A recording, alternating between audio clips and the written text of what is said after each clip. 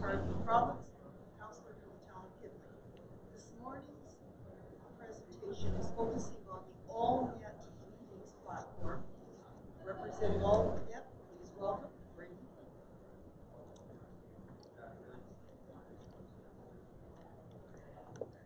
Hello, good morning everyone, and to anyone who might be watching online. Can you just pull the mic a little bit closer to your mouth? Not quite. Is that better? Yep. There we go. Good morning to everyone and anyone who may be at home watching online. My name is Regina, and this morning I'm here to talk a little bit about AllNet meetings. AllNet Municipal Solutions is a municipal software company based out of Winnipeg, Manitoba. We started in 1999 with municipal websites, and over the years we've grown to develop a whole suite of municipal programs. AllNet Meetings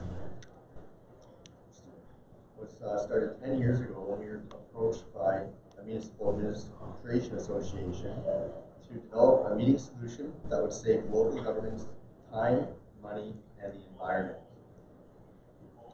AllNet Meetings provides the ability for municipal office to cut down on paper by switching to a paperless meeting solution, as well as save plenty of time for the organization with save the administrator time on preparing meetings, running through the meeting, and then creating the minutes. Jumping into the program. AllNet Meetings is a cloud-based meeting management system. You can log in with a simple username and password. And once logged in, an elected official will be able to see all the most recent meetings they've been granted access to. An elected official can click on the most recent meeting and have a look at the agenda that's been prepared for them. From the screen, the elected official can click on any item on the agenda. They can view a draft resolution. They can view any attachments along with that resolution.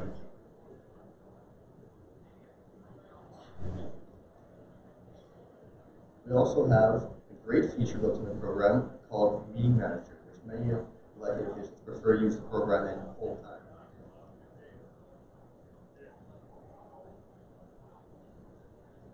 In the Meeting Manager view, the elected official can view the agenda in its entirety on the left, and any items that they click on will populate on the right-hand screen.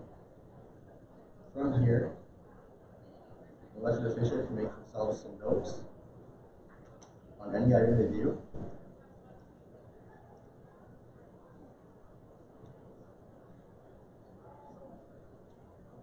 They again can view that PDF attachment. It is here on the right-hand screen here.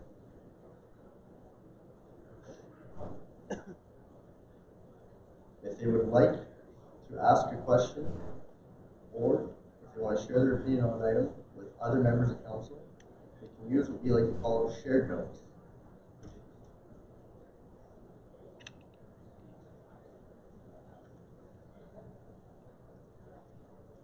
And shared notes can be viewed by anyone who has access to that agenda.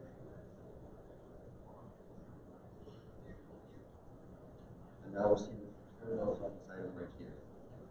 For an elected official, this is as complicated as the program gets. It's very easy to use. The AllNet Meetings is a two-sided program where your permissions can be tailored for each individual user for them to use the parts of the program that they need. For an administrator, they have complete administrative access to create their agenda.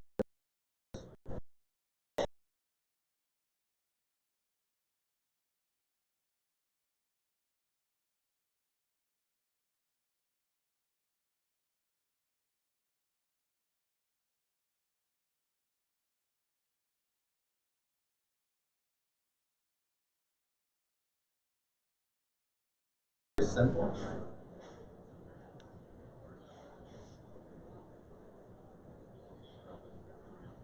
And just using the drop-down menu, we're able to do many different items, many different tasks on our agenda. I'm going to add a sub-item.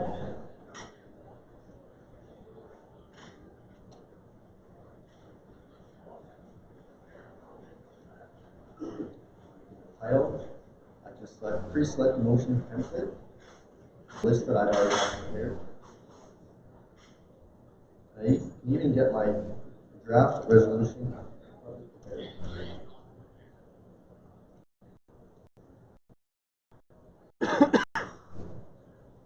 And just like that, I've added an item to the agenda, and that took me very little time.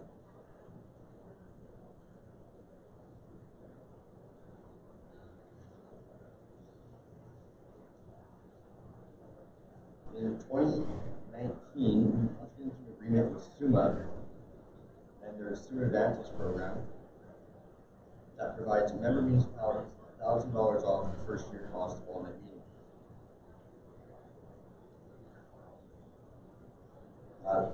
This all-night meeting is very affordable, and it takes your cost down from 5,495 to 4,000.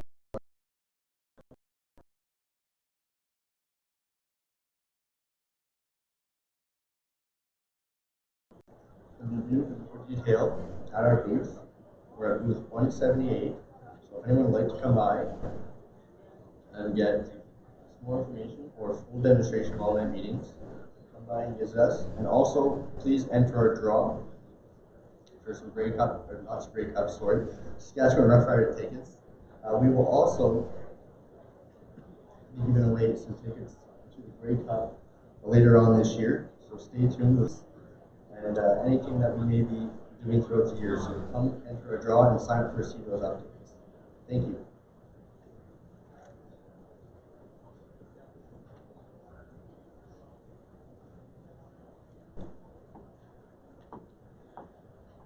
Thank you, Braden, for the presentation. I've got to tell you, I learned something. So I picked up one of the things that I need to learn for our board meetings. Now, breakfast is still available for those of you who may not have had a chance to grab anything.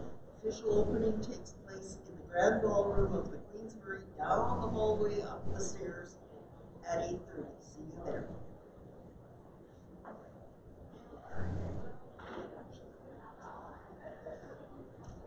Well, I didn't know.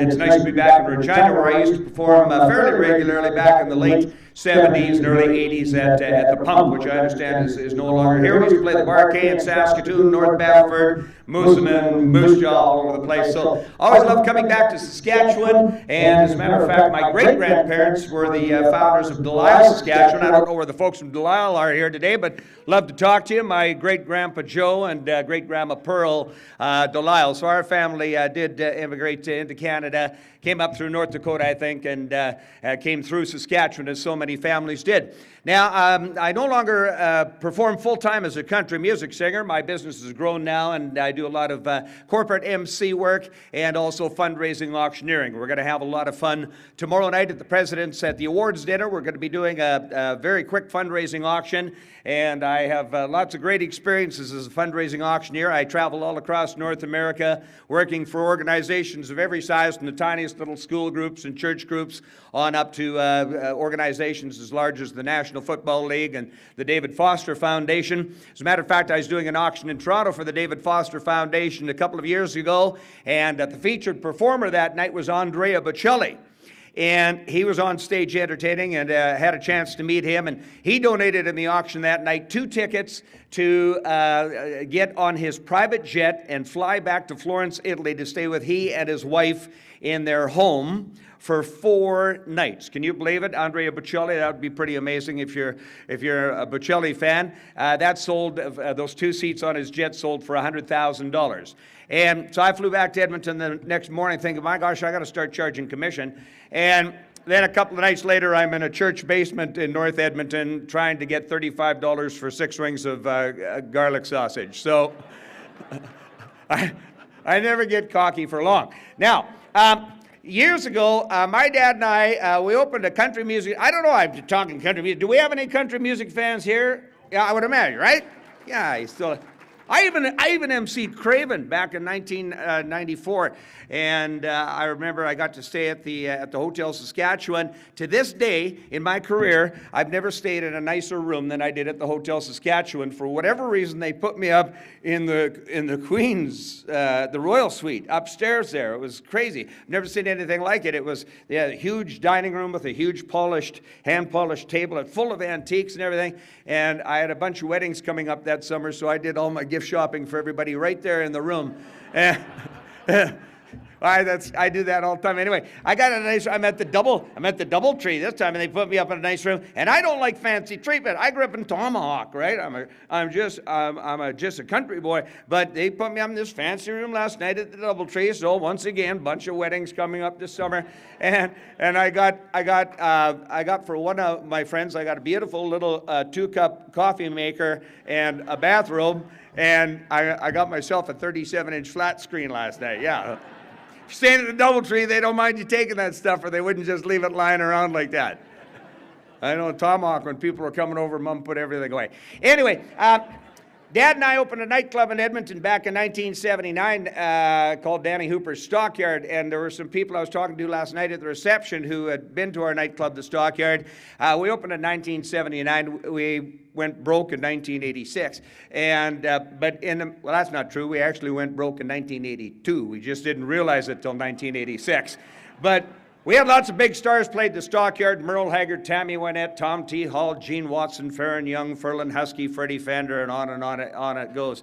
So had lots of fun. But somebody asked me last night, they said, hey, are you going to sing a couple of songs for us? And I had actually, when they booked me for this event many, many months ago, I had honestly thought I would bring my guitar and open with a couple of songs. But my ego took a bit of a hit last Sunday. I was playing in Stony Plain, Alberta, at the Seniors Lodge. They asked me to come out and entertain the seniors for about a half an hour. And I played Tumblin' Tumbleweeds, and I played El Paso, and I played this Make the World Go Away by Eddie Arnold, songs that I thought the seniors would enjoy. And for the most part, they did. But sitting right in the front was this poor elderly lady, and she was 90-some years old. Her name was Gloria, and she fell down before Christmas time and broke her hip, the poor thing, and she's still in half a body cast, and it looked like she was in a lot of pain. And she sat there through the whole performance, and everybody else seemed to be enjoying it. She's just kind of frowning. And I went over afterwards. I took her hand. I knelt down beside her wheelchair, and I said, Gloria, I said, I hope you get better real soon. She said, I hope you do too. So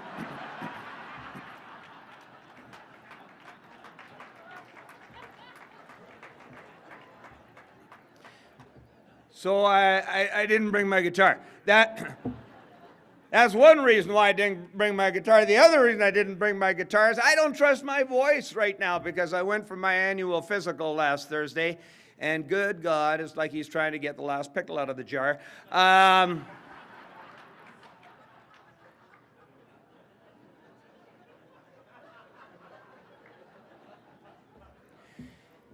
All right, let's get on with it.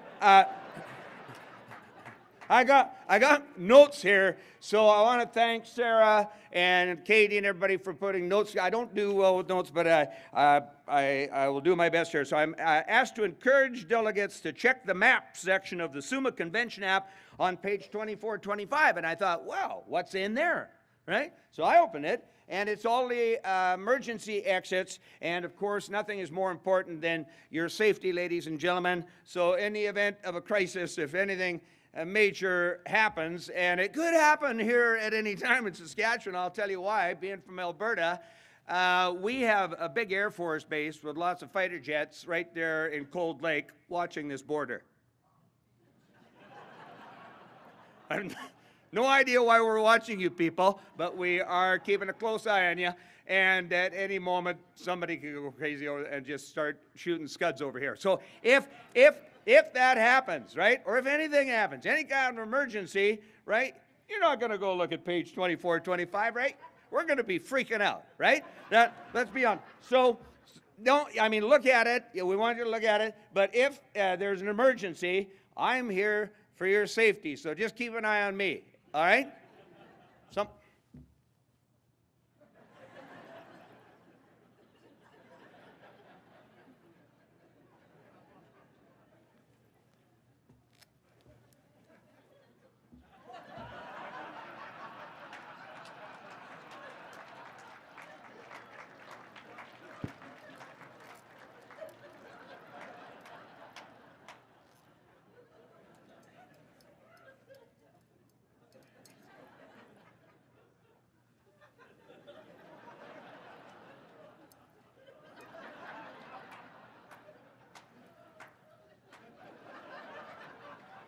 Okay, I'll look after you. Don't worry. We'll be okay.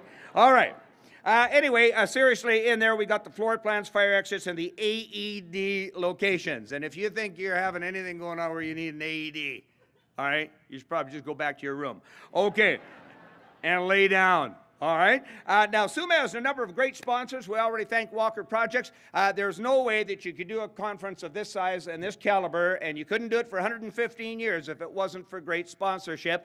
And all of our sponsors are listed in the back of the program here. Now, I know they're really working hard to cut back on paper, so many people here do not have the program. Nonetheless, we have the sponsors here on page 60 and 61, I think it is, and then they are in your app. And we ask you and encourage you, please, to support the great companies and organizations that support your organization, your association here. So keep the sponsors in mind. Our theme is building sustainable hometowns. SUMA is working to reduce paper. I already mentioned that. Make sure that you get the app and use that. Delegates are also encouraged to use reusable cups for beverages and put recyclables in clearly marked bins, sponsored by Loris.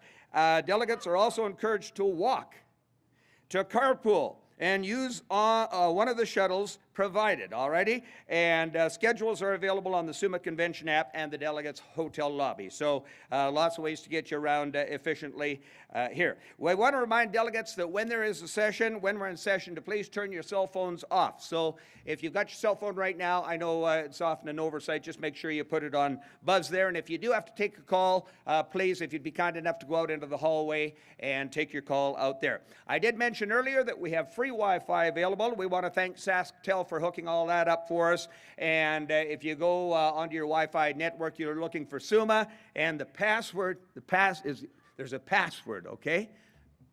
And it's a secret password, okay? It's just for our little group here, okay? So it's SUMA 2020. All right, SUMA 2020. And don't tell that to anybody. Like if somebody comes up and says, hey, did you get the password? Don't tell them, because chances are they are a spy. Okay? Some delegates, I don't understand this. It says some delegates. I don't know which ones, but some of you have an extra card. You're part of the secret society, I guess. But I looked, I didn't have one, but some of you have an extra card behind their name tag, and if you want to get important updates and information on what's happening in urban Saskatchewan and what SUMA is doing, they can check the box to show they want to receive emails, and you can drop that box at the registration desk, and this makes sure that SUMA is compliant with anti-spam laws. So I'm guessing then, if you're one of the people who has one of these secret cards, you are one of those highly sensitive people about spam. Okay, so anyway, that's enough about that. Now, we're going to explain. This is something very big is about to happen here in just a couple of minutes. We are going to introduce our dignitaries and board of members, followed by His Honor, the Honorable Russ Morasti, Lieutenant Governor of Saskatchewan, and Her Honor Donna Morasti. Now this is very important, folks. Following the entrance, please remain standing for the Vice-Regal Salute. The salute includes portions of God Save the Queen and O Canada. And we ask you not to sing along with that. They will be instrumental versions of those songs. And I'll ask you to join in the singing then of the national anthem right afterwards. And that'll be performed for us today by two very, very special and talented young guests that we have with us, Madison Burns and Jade Russell. They're two students from the School of Rock House Band. And now, ladies and gentlemen, it's 8:35, this is supposed to happen. We're already late. I think they've been here already and gone.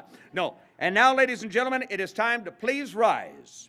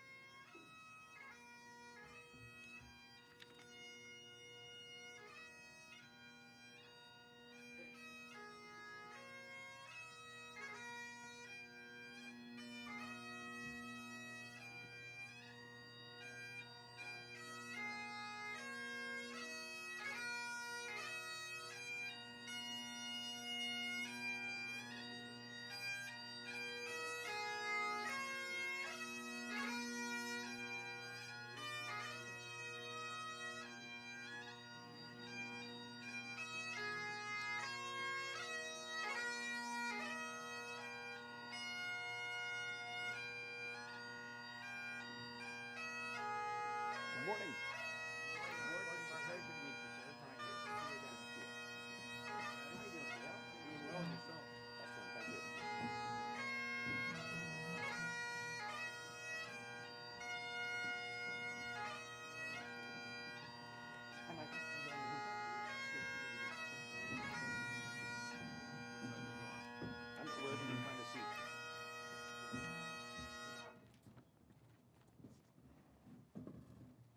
One of the gentlemen just asked me, what side do we sit on? I said, wherever you can find a chair. Ladies and gentlemen, for the singing of our national anthem. Oh, in a moment.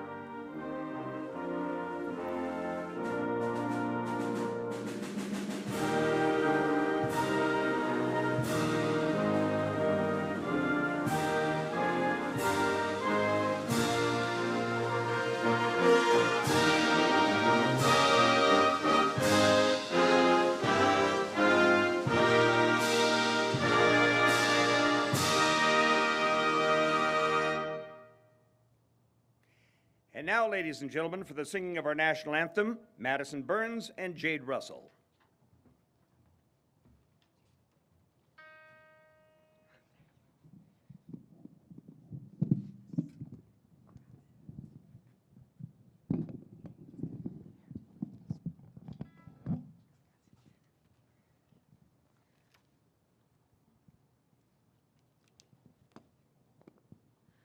Oh, Canada, our home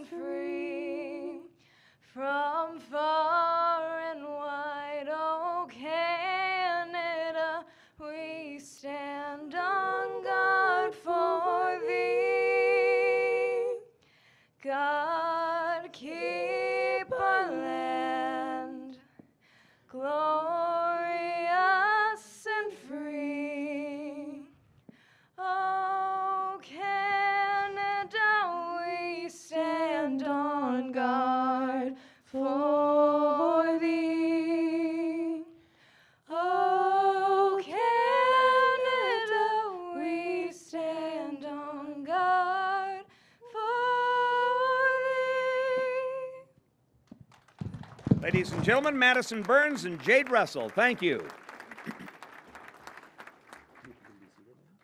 And now please be seated. Ladies and gentlemen, it's my honor to welcome Lieutenant Governor, His Honor, the Honorable Russ Morasti, to the microphone.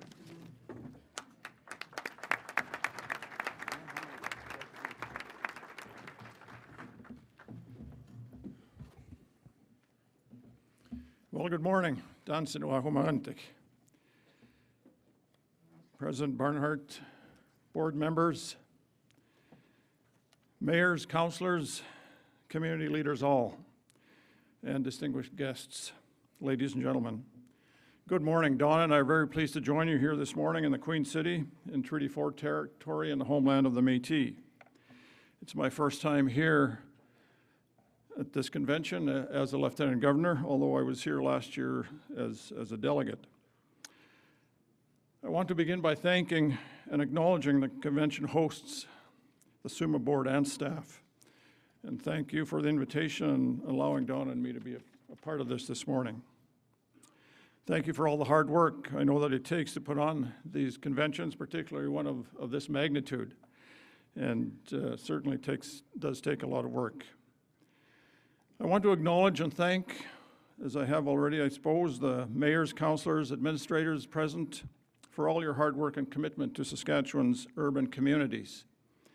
I do admire and commend all those who step forward to lead communities or whatever organization you might choose to. We know that leadership is never easy.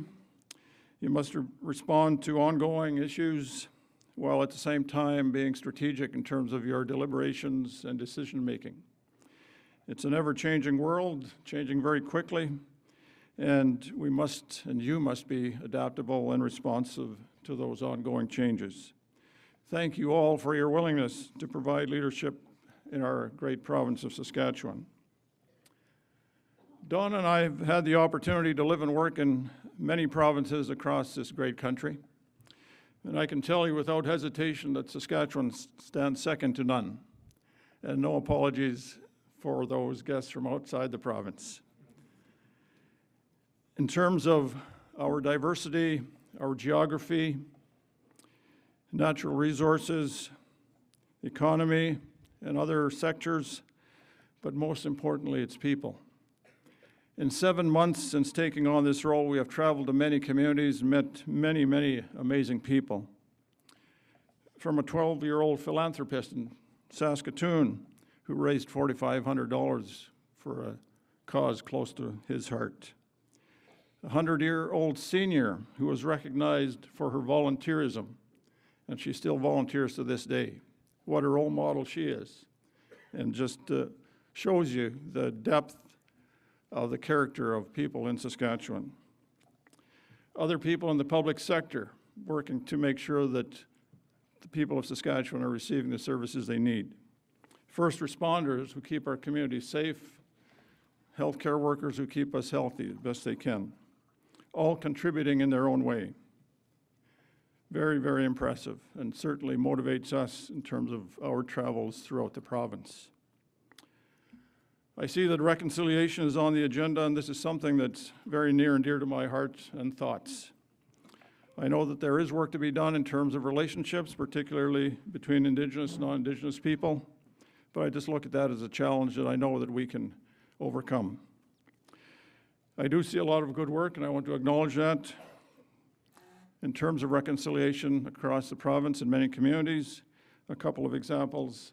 The heart of Treaty 6 reconciliation in the Northwest, where Lloydminster, Onion Lake, Poundmaker, and other communities are coming together. The Prairie Rivers in the Northeast, which is where we're attending an event actually this week in One Arrow. Reconciliation, Saskatoon, and Regina.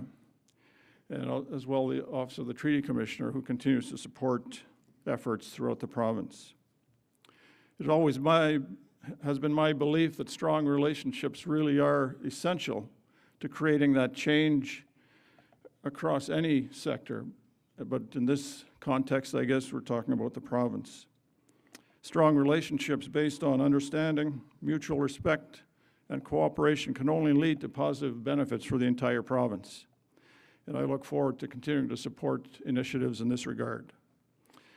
As an elder once said to me, very recently actually, we, meaning all of us, collectively, are not going anywhere. Certainly there'll be some people that go back and forth, but his message was we need to find a way to come together and build that future that we all desire. So please accept my best wishes for a productive convention, and once again, thank you to all for your service for the people of Saskatchewan. In closing, it is my pleasure to bring you greetings on behalf of Her Majesty Queen Elizabeth II, Queen of Canada. And in the spirit of reconciliation, I would like to share that greeting with you in my own language of Woodland Cree. Elizabeth II.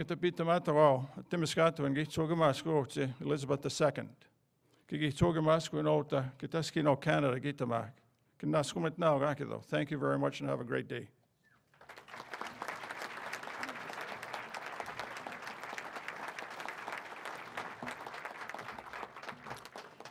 Your Honors, thank you both very much for being here, and Your Honor, thank you for your remarks this morning. We are very honored to have you both here with us for the opening of the convention, not only because you bring greetings and because you also represent Her Majesty the Queen, and it's a constant reminder to us that we live in a constitutional monarchy, a system that I support very strongly. I think it's something we can be proud of, and it provides to us a good system of government. So thank you for your remarks, and thank you for reminding us that we do live in a constitutional monarchy. We wish you all the best. Thank you. Thank you, President Barnhart. And now, ladies and gentlemen, it's my great pleasure to welcome our convention chair, Dale Dome, to the stage to give the chair's address for our 115th annual SUMA convention. Ladies and gentlemen, Dale Dome.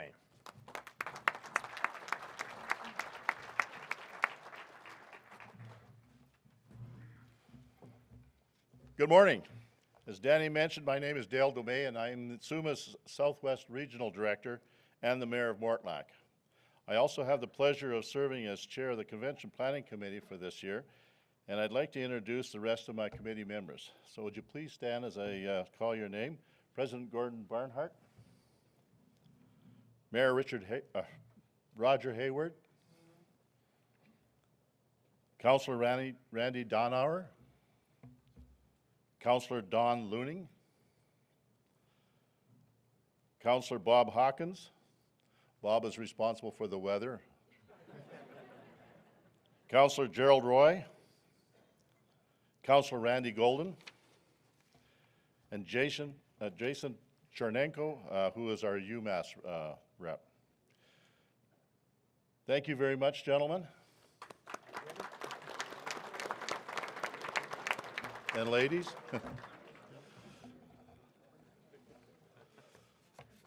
Not used to speaking to a large crowd like this, so you're going to have to bear with me here. So if you have the handbook, you'll notice that on page 3 of that handbook, there's boxes around all the pictures of the Convention Planning Committee. And so if you see them wandering around and you're enjoying the convention, please let them know. So on behalf of the Convention Planning Committee, welcome to the 115th Annual SUMA Convention. I would also like to apologize for the technical issues we experienced during yesterday's education sessions. We've worked hard to ensure that today runs far more smoothly. As we gather for Convention 2020, I would like to acknowledge that we gather on Treaty 4 territory and the homeland of the Métis.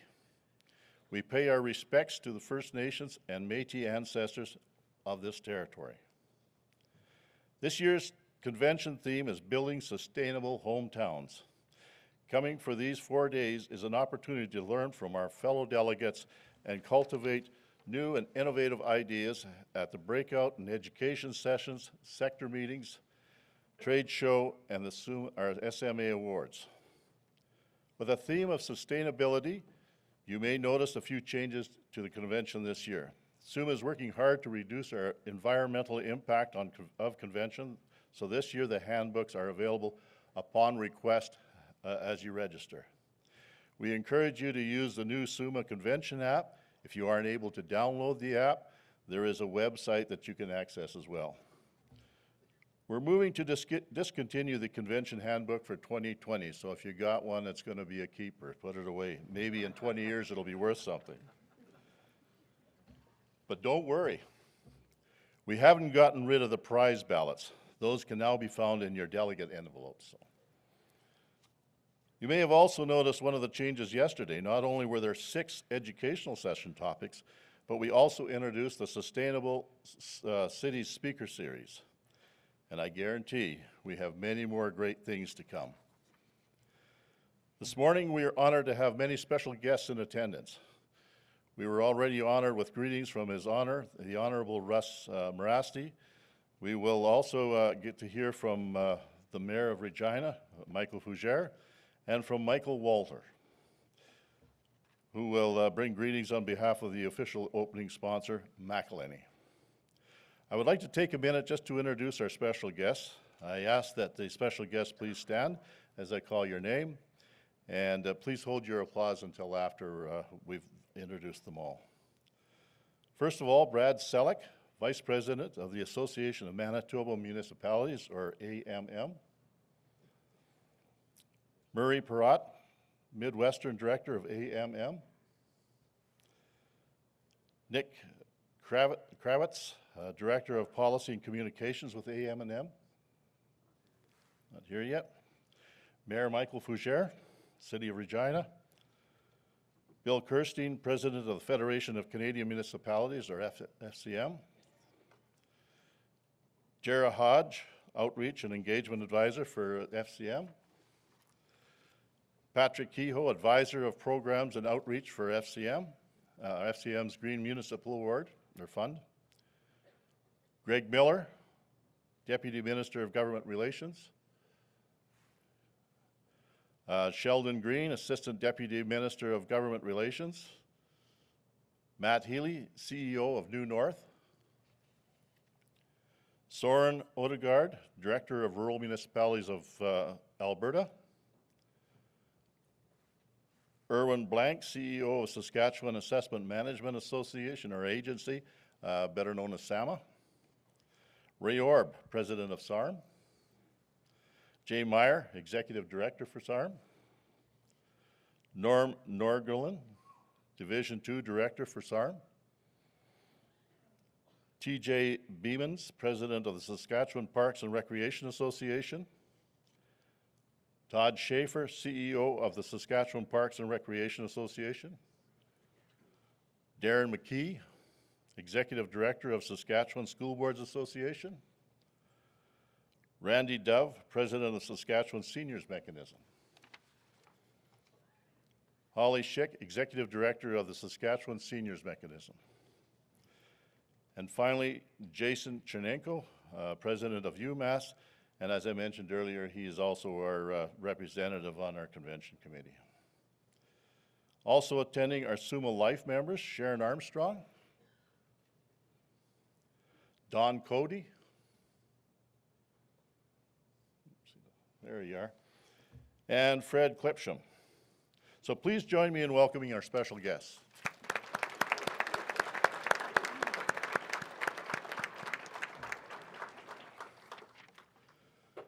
So thank you all for being with us for this convention. During our time together on the 115th SUMA Convention, I encourage you to embrace every opportunity available and take what you learn back to your municipality so that we can help build the communities of tomorrow.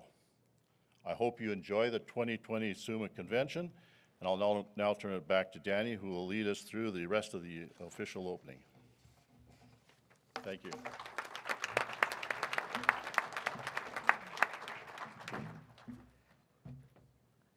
Chair Doby, thank you very much. I don't know, maybe it's just me, but I do so many events that I see a lot of these speakers, and I saw on the Discovery Channel it said most people would rather have a heart attack and die than get up and speak in front of a big crowd like this. I thought our chair did an excellent job, and I felt that you people didn't show adequate response.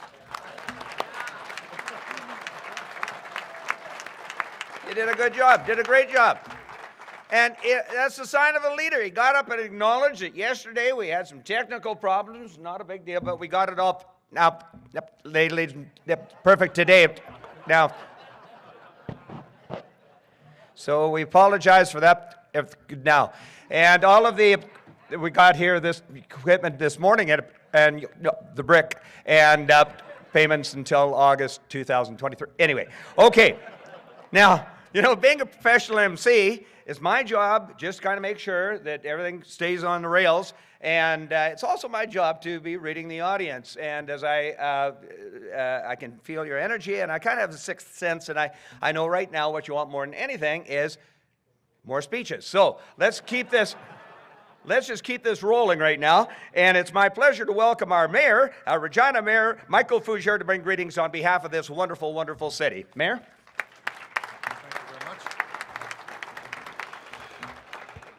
Great introduction. Thank you very much, everyone.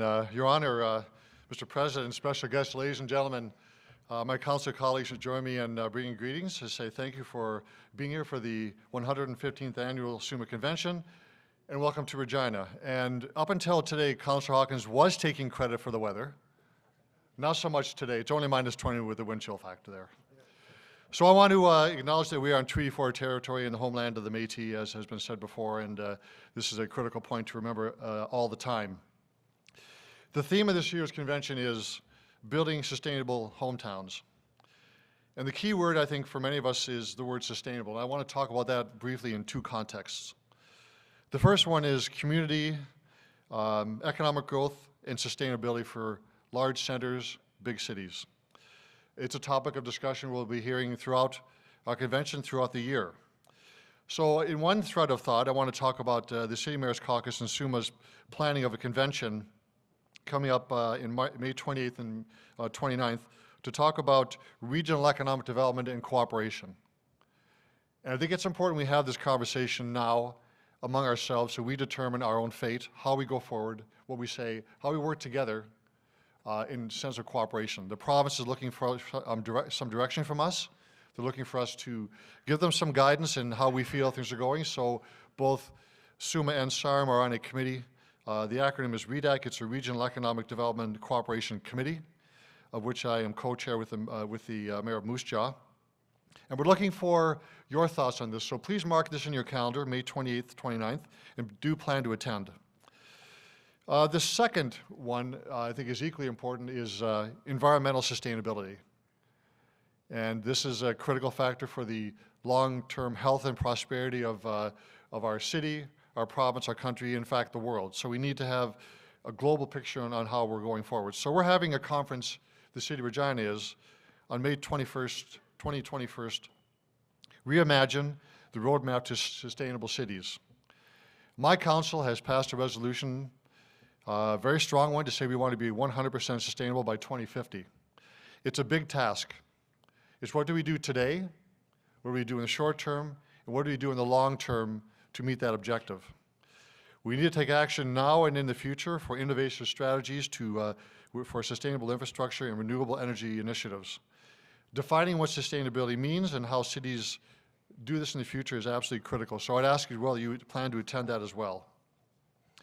The rest of the agenda you have in front of you is a well thought out agenda, and I'm hoping you'll enjoy what things will be happening over the next couple of days. Finally, I want to ask you to give a big round of applause to SUMA staff. I mean, we come here every second year in Regina. We do the same in Saskatoon, of course. But we see a really wonderful convention put on very, very well organized, runs very smoothly. So let's give the staff a great round of applause and show their appreciation to it.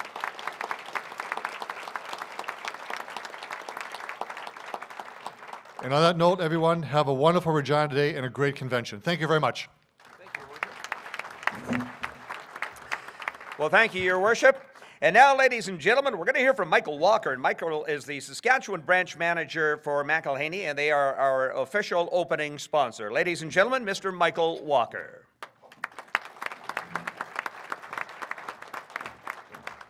Thank you. Good morning, everyone.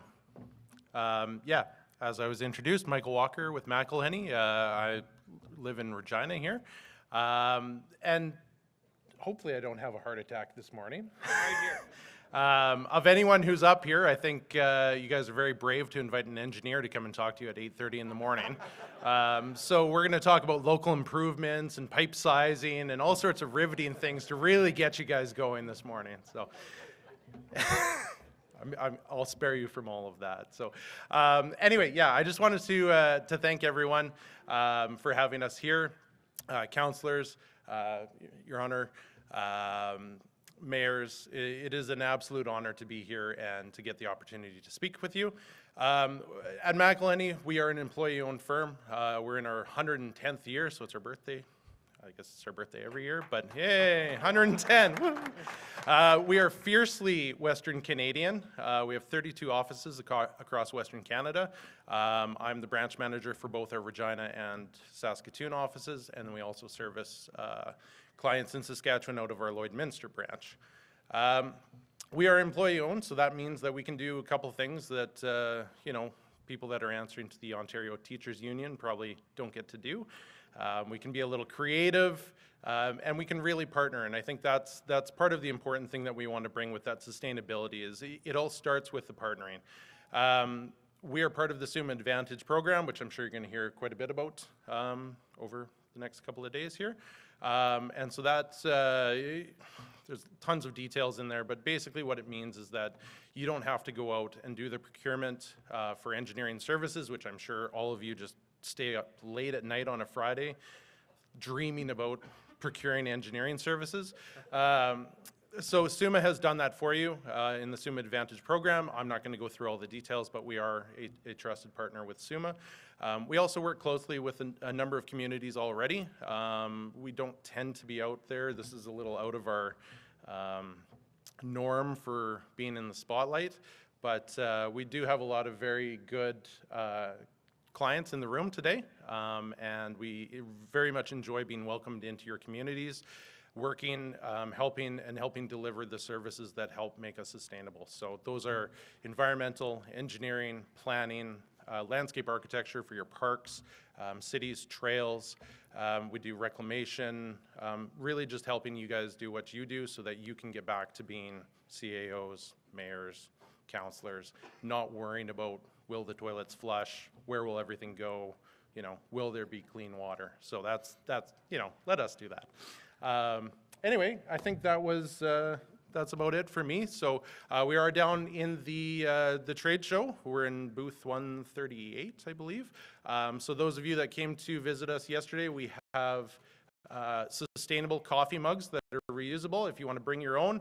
The guys from Lumsden brought their own from his daughter's coffee shop in Lumsden, which is awesome. That's where my kids go get hot chocolates there. But anyway, we'd love to get you a nice coffee, chat with you about your community and how your community can be our passion. So thank you very much, and have a great conference. Hey, Michael. Thank you.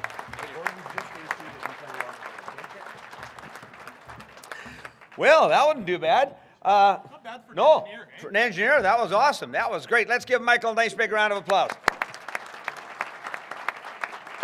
Wow, we're doing real well here this morning, ladies and gentlemen. Another one of my jobs as Master of Ceremonies is to keep things on schedule, and I'm proud to say we're going to be hearing from our President, Gordon Barnhart, but we are 3 minutes ahead of schedule. He doesn't speak till 9:15.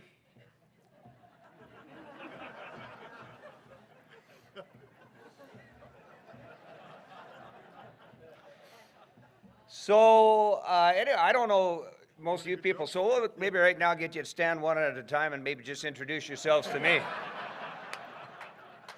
No, we got a couple of minutes. So I'll tell the story about a father wanted to teach his son a lesson in honesty, so Dad went out and he bought a lie-detecting robot, and he brought this robot home and set it at the kitchen table. The family's having dinner that first night, and father asks his son, he says, "So son, how was school today?" And the kid didn't skip a beat. The kid said, "Dad, thanks for asking. School was really awesome today." And whack, that lie-detecting robot smacked the kid on the back of the head. And Dad said, "You might want to answer that question again. How was school today?" The kid went, "Gee." He said, "Dad, I didn't go to school today." Dad said, "Well, I'm not surprised. Where were you?" "Well, a bunch of us got together and we went over to Robbie's house for the day." Isn't that nice, Dad said. You're supposed to be in school. You go to Robbie's house. Do you mind me asking what you were doing at Robbie's house all day when you're supposed to be at school? Kid said, we were having a study group, Dad. That's what we were doing. We're having a study group. And whack, that lie detecting robot smacked the kid on the back of the head again. Dad said, tell the truth. What were you doing at Robbie's house? The kid kind of told the truth. He said, Dad, he said, we were watching movies. Isn't that nice? Great. I'm happy to hear that. What kind of movies were you watching? Kid said,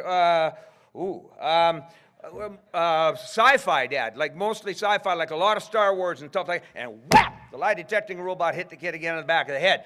Dad said, what kind of movies were you watching? The kid finally told the truth. He said, Dad, he said, we were watching porn. Dad said, porn? I didn't even know what porn was when I was your age. And whap, that lie detecting robot.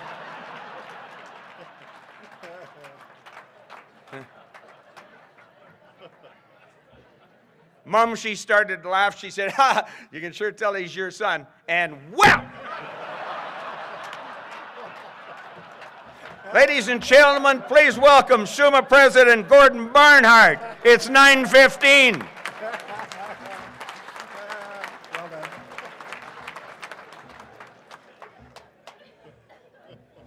How do you follow something like that, right?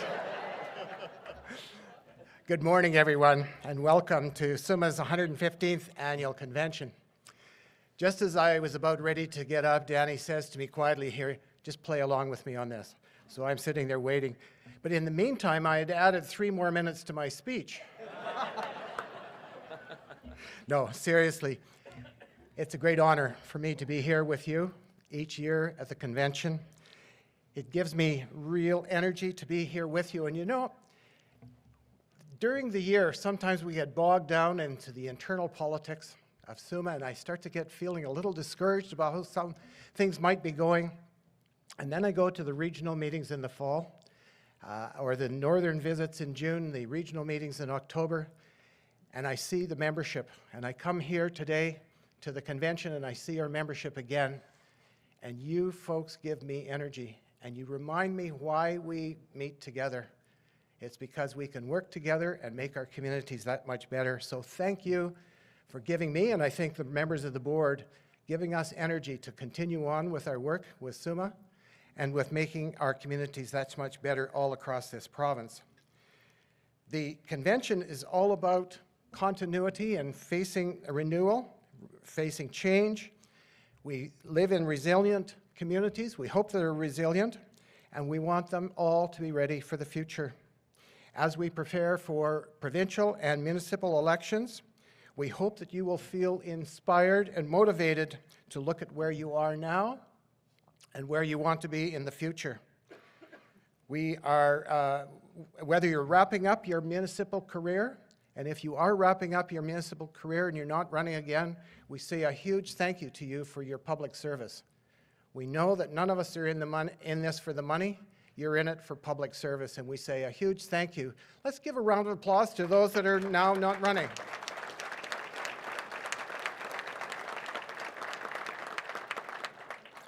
And for those of you that are excited about getting ready for another election and another term in office, we say congratulations to you. We hope that we'll, for all of those that are running, we'll see you here again next year. And we hope that this convention will give you renewed energy to make your community that much better. The theme for this year is Building Sustainable Hometowns. And this convention is a chance to gain strength and knowledge from our peers, from our colleagues. It's a chance for you to network and to share your problems, share your concerns, share your successes, and to learn from others. We can therefore learn on what the future may hold for us and to make our communities that much better. When we first chose this theme for the convention, we had various ideas. I was promoting the idea of, since it's the year 2020, that means good eyesight, doesn't it? And we have a good eyesight towards the future. But that one didn't sell. Instead, it's sustaining communities. And so we hope that this will give you good eyesight into the future to be able to sustain your community and make it that much better. And so what does the word sustainability mean? It means, in my mind, I think, that we are going to try and make our communities as best as possible with the amount of money that we have available, within our tax base and with the grants that are available to us. And by having economic vitality, that will encourage people to visit our communities and hopefully reside in our towns all across this province. Towns and cities, villages, resort villages, and in the north, the northern communities. As we approach municipal elections, I've been reflecting more and more on what inspired me to get involved with municipal politics. I think you know from my career background that I've worked with politicians, elected officials, and appointed officials for my entire career. And I was offered on many occasions, would I please run for one political party or another? And I said, never will I run for political office. And the motto there is, never say never, I guess, because I did change my mind because I wanted to make my hometown of Saltcoats the best it possibly can be. As SUMA president, I've had the opportunity to travel to many Saskatchewan cities, towns, villages, resort villages, and northern communities, and to just learn from you the situations that you're facing, the problems that you're tackling, and how you're tackling it. And many communities have some very creative ideas on how you're meeting those challenges. In October, we had the 7 regional meetings, and I hope that you take an opportunity to attend your regional meetings. I love them thoroughly. I've now, in the 3 years, attended all 21 of them all across this province, and it's a chance to do like this on a smaller basis and to learn from each other. And in June of this last year, Jean-Marc Nadeau, our CEO, and Mike Strachan, our Vice President of Villages, Resort Communities, and Northern Communities, and we traveled throughout the north. The first year we did it, we went to La Ronge and through the center. Last year, we went up the west side of the province. And Bruce Fiddler, the president of New North, is already planning our trip for this coming year in May, and we will go on the east side of northern Saskatchewan. In all of this, I have witnessed in your communities great strength, a resolve to build your hometowns, to make it as good as is possible. That's not without some struggles. We know that there are some major challenges there, but we are also finding solutions, and we are all doing it together. Innovation of Saskatchewan's hometowns is evident in the Saskatchewan Municipal Awards that we'll be handing out tomorrow. And there will be 17 nominations, or there were 17 nominations submitted on behalf of 51 municipalities. And for those of you who attended the education sessions yesterday, you had the chance to learn more about some of these projects. The Saskatchewan-Way-Sick project, which is an agreement between the City of North Battleford, the Town of Battleford, Lucky Man Cree Nation, Moosomin, Sweetgrass, Soto, and Little Pine First Nations. This is an agreement where the local governments developed an agreement to provide municipal and Indigenous governments in a way that will work together in a spirit of reconciliation and collaboration, building government-to-government relationships. On Tuesday, we have another session focusing on inter-municipal and regional cooperation. The breakout session is called Bolstering Partnerships for Growth in Towns and Villages. And this was inspired by the regional meeting this last fall in Shaunavon, whereby we had a panel of representatives from the town of East End and the 2 surrounding rural municipalities, and learned how these RMs and the town, and Shaunavon as well, are working together on some major projects and working together well. And so I think that is the key to building a sustainable hometown, is to be working together with your surrounding communities. And that's not easy because we all know that there are rivalries.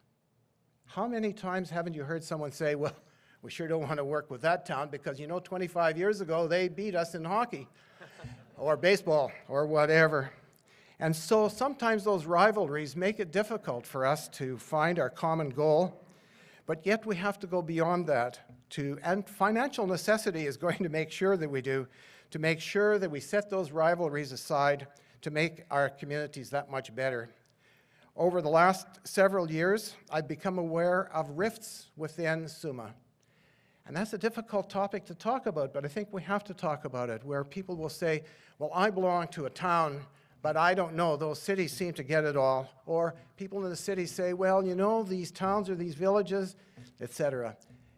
those rifts really have to stop, because you know what? Everybody in this room here, we're all together.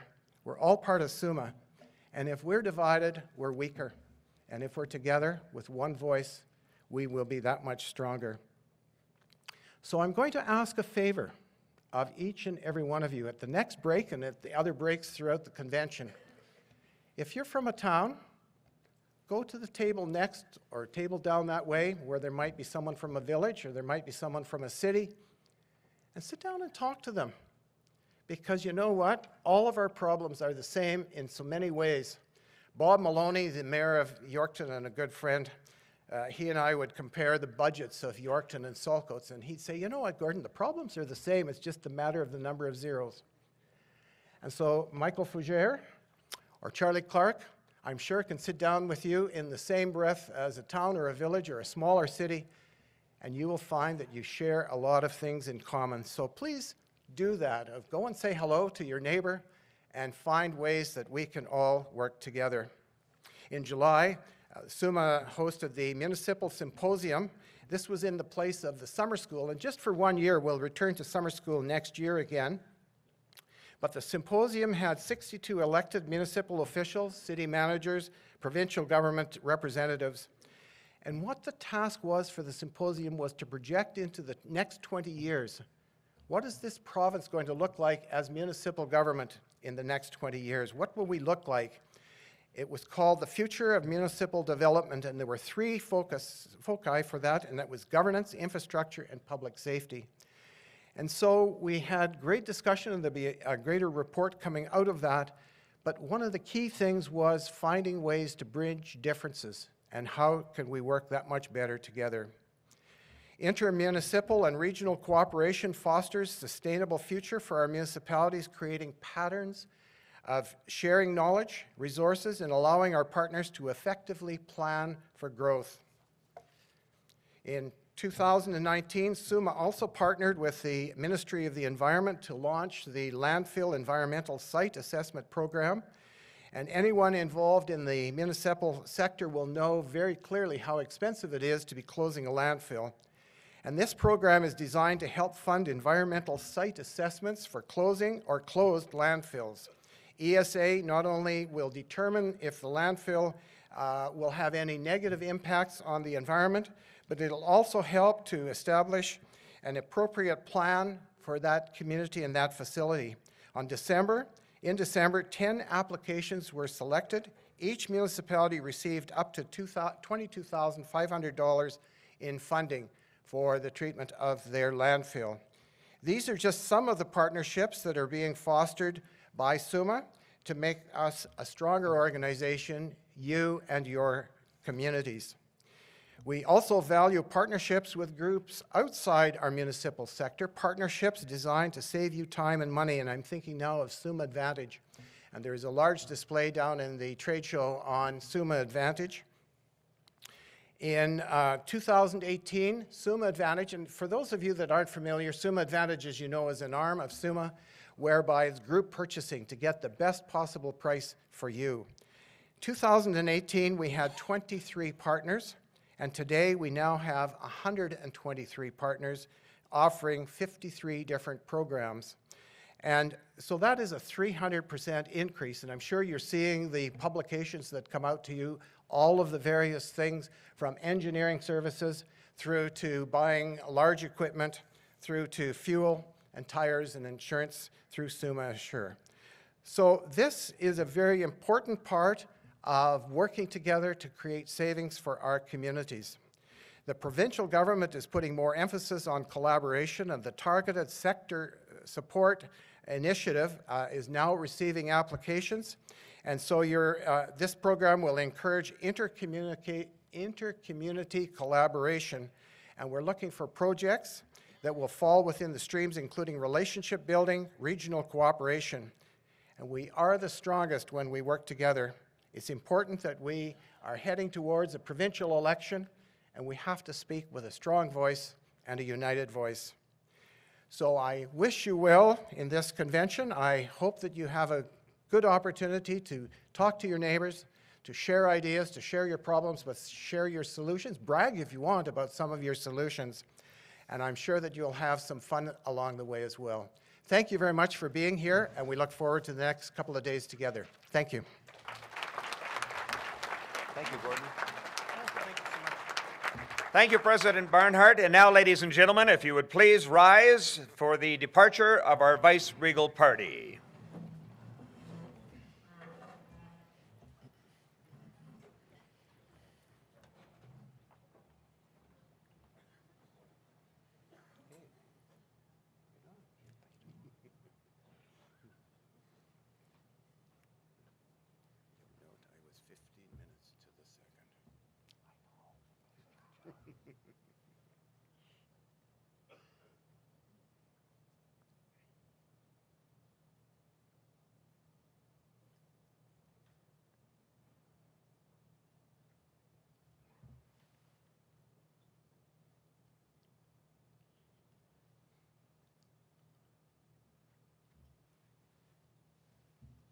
They're going to the casino. Okay, please be seated.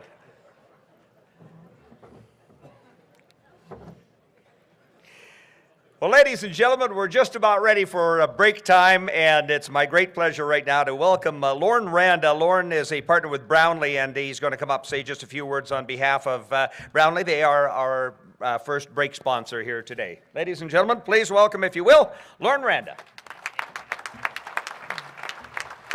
Thank you, Danny. Hi, my name is Lorne Randa. I'm a partner with Brownlee LLP, and we're proud to be a sponsor of the SUMA convention once again. Brownlee is one of the largest municipal legal teams in Western Canada, and we've had the privilege of working both with SUMA and with a number of SUMA members providing strategic legal advice throughout the years. Our unparalleled experience, we've been in the legal business for almost 90 years, largely in part working with municipalities and public institutions. And this experience has given us the advantage to not only better understand our municipal clients, but also understand the challenges and issues that you have faced. And one of those reasons, or one of those challenges that you face today are your economic times. Obviously, building sustainable communities, the theme of your conference, is very important, but it's also in a very trying and economic time. And for that reason, and because we understand those needs of our municipality clients, we've actually taken the step of freezing our rates this upcoming year to recognize that there still is an importance of obtaining good legal advice without breaking the bank or adding to those financial challenges that you are facing today. We are proud, as I said, to be a partner here and to be a sponsor with SUMA. We do have a trade booth, and we hope that you will have a chance to come by, say hi, speak with us, and find out how Brownlee can help you and your municipality today deal with these trying times and the challenges that you face ahead. Thank you. All right, excellent. Thank you, Lorne. And down at their trade booth, they're not giving sustainable coffee cups. They're giving coupons for 15 over the posted limit. So you can get down there and see Lorne and his great team. Well, ladies and gentlemen, we want to make sure that everybody gets down to the SUMA trade show. It is amazing. I just poked my head in this morning. It's like enormous. We must have hundreds of people there down at the trade show, hundreds of vendors, so plenty to see and keep you entertained. The vendor showcase session will start here at 9:45, and we want to remind you to please be back here in the Grand Ballroom at 11 a.m. I'm sure we're set up to make announcements down there. I'll look into that, but we'll try and direct you back up here for 11 a.m., and we'll have an opportunity to hear from the Premier of Saskatchewan, Premier Moe. Ladies and gentlemen, I'm Danny Hooper. It's an honor to be with you here today. Thank you very much.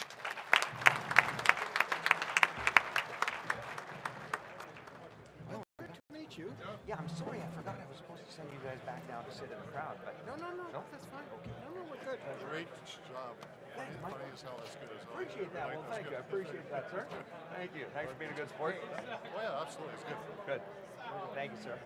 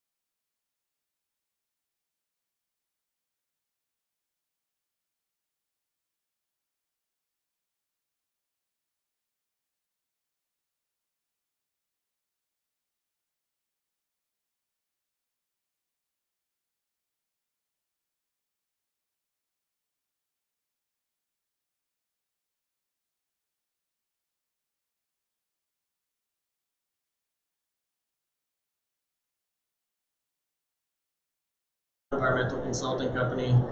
We work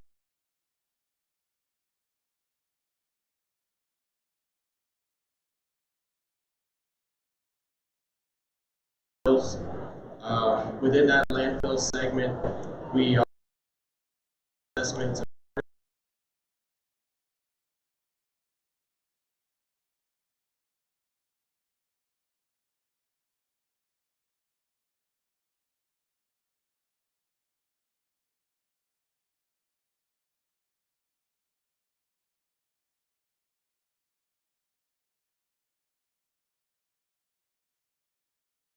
the other partners of concentric geoscience, landfill specialists.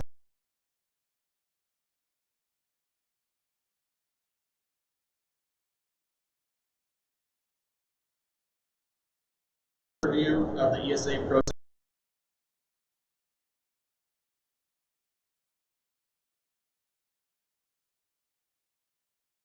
Closure plan and ultimately site closure and monitoring.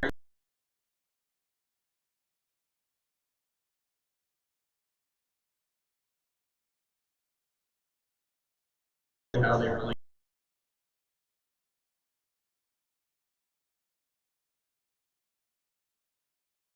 Of evaluating the environmental condition of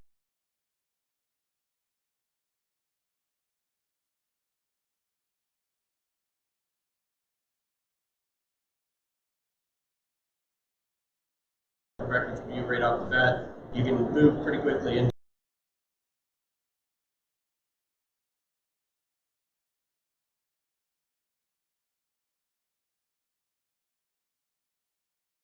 remediate the site, including what you're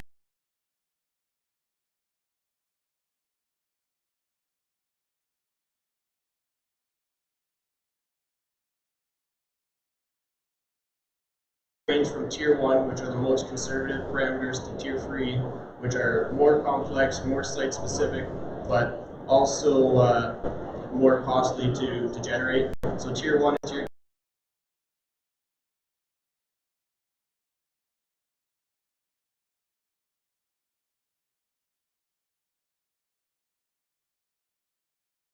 qualified person, that's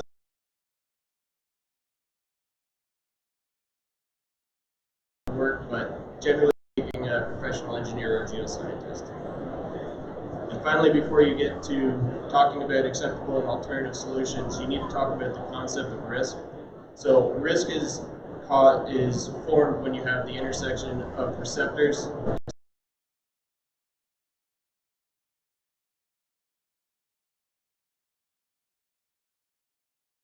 there's no risk. If there is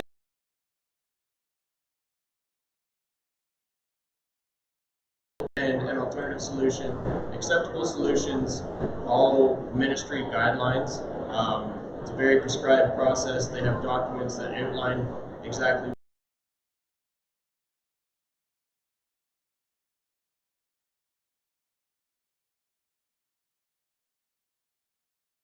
so myself or another engineer or geoscientist to come up with a way to properly assess and manage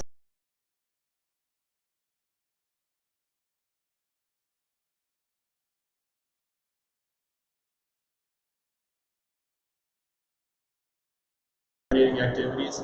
You're also going to identify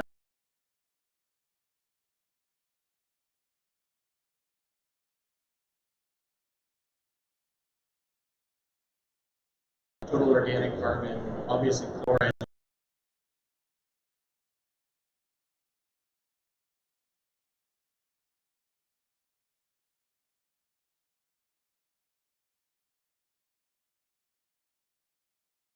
To tier 1, so the more stringent standards, and it's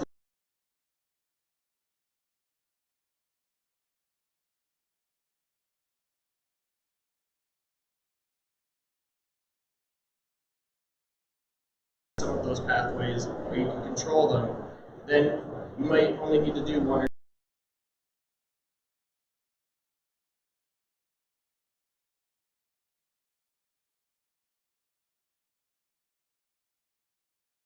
and ongoing monitoring.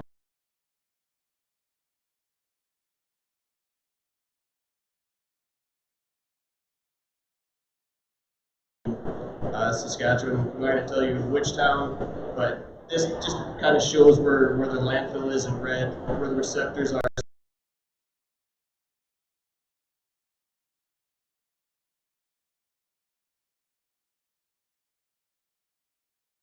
So again, remember the concept of risk. You need a receptor, you need contaminant, you need exposure pathway. Thinking of the surface water body, 1.6 kilometers, 1,600 meters. Oftentimes, reference a document such as this Federal Contaminated Sites Action Plan and say, our contaminants aren't going to move that far. We don't think we need.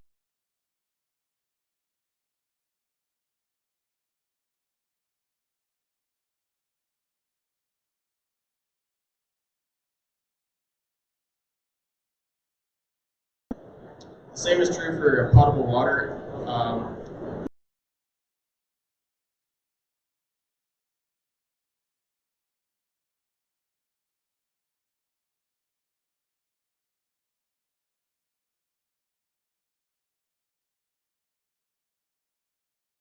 Good for drinking. Let's say it's saline, or it's got naturally occurring high uranium or arsenic concentrations. Then you can make an argument.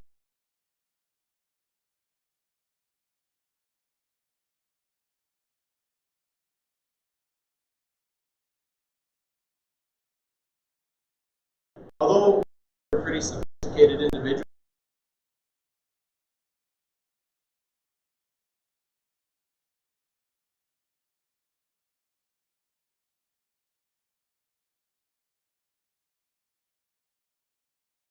you can show that there's enough protection there that you don't need to worry about it. So that can be naturally occurring overburden that's 1.5 meters thick, or it could be an engineered control, like say a cap on a landfill.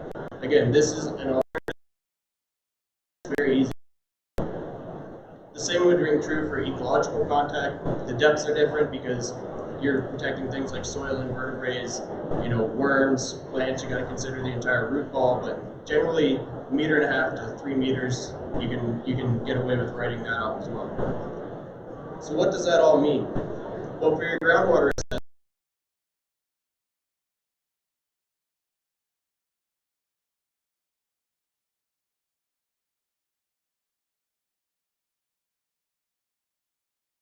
kilometers away, well then all of a sudden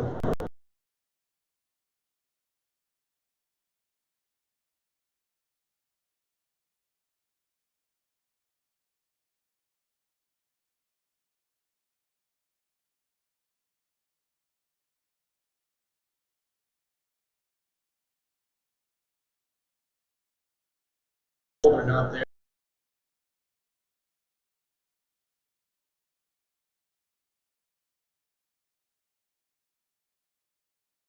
And just one final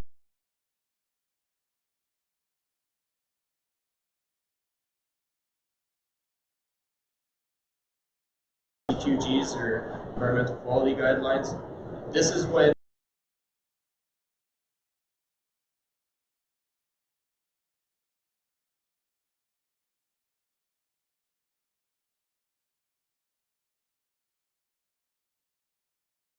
it would be 250 meters away. You can do things like that to really show that your site is going to be okay. It costs more money, but maybe it's worth it in the long run. That's really a case-by-case basis. Okay, thank you.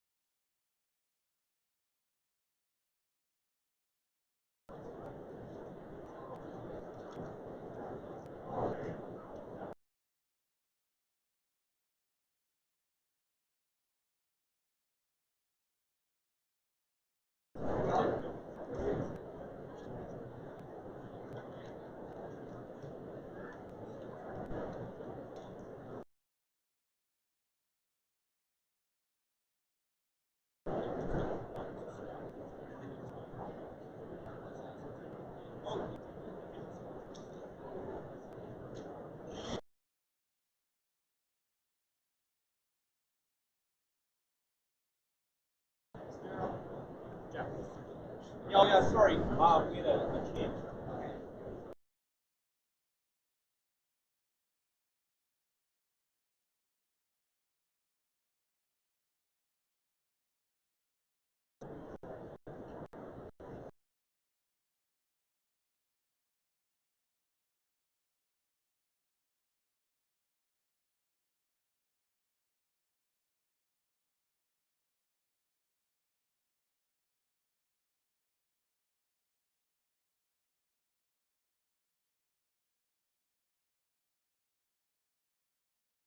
Pick up the PowerPoint, the screen's too bright. It just the exposure, it doesn't like that.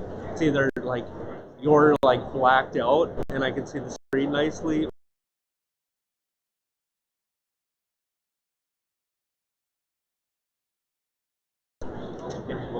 Just the presenters.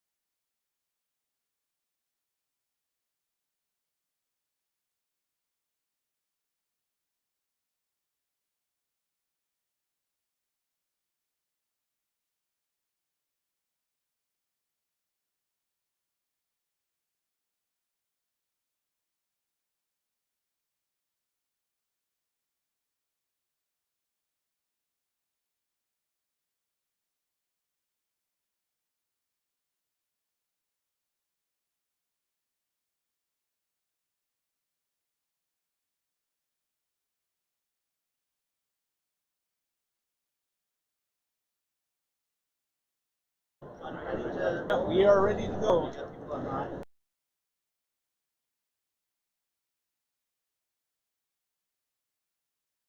Again, and we are now here for the vendor showcase of consideration of climate change in the design of public infrastructure. That's one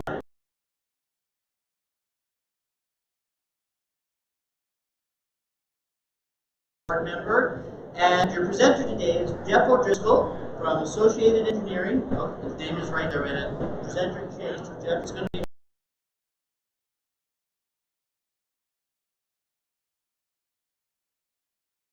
if you have questions so that we can get clear.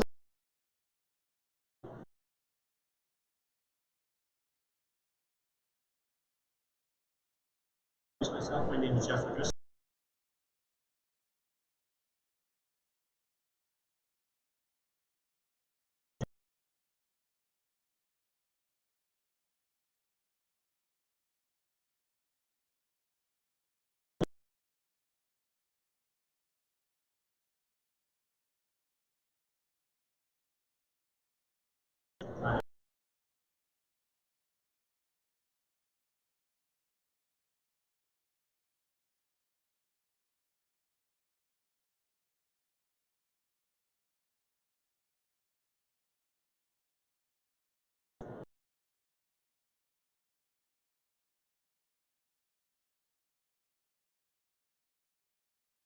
Examples.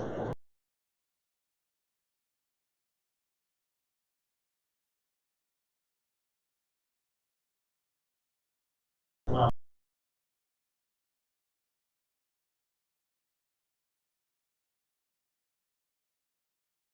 carbon tax.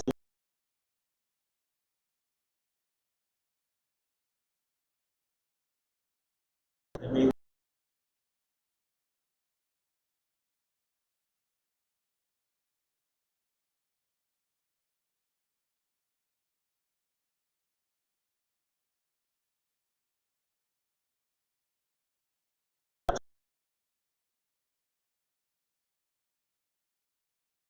climate. So for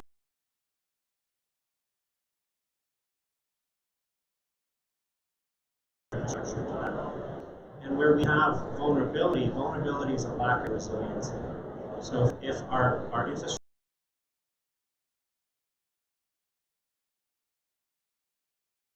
the converse is resiliency where we lack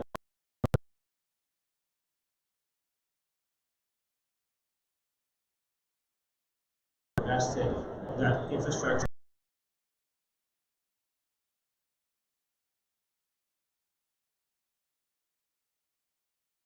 under change.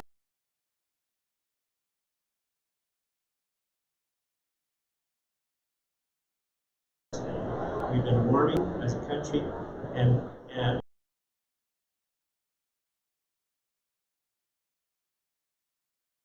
so we've seen very much of that in the prairies. We've seen a lot of abnormally high temperatures. We've seen our winters seem different than when I went to school when I grew up.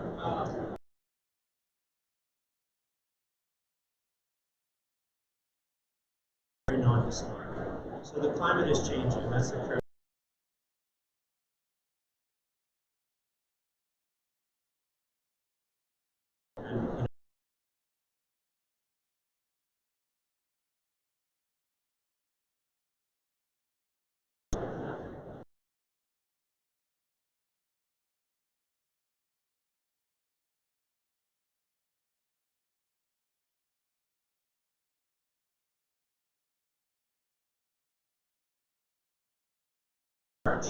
into water.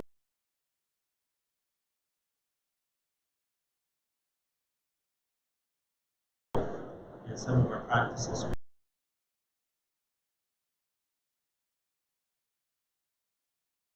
Winter attributes. So we've had snowstorms in Manitoba.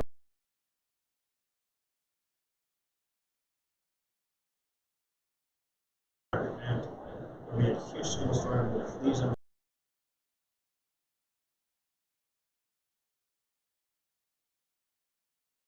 Why does that matter? And it matters because when we talk about infrastructure and climate,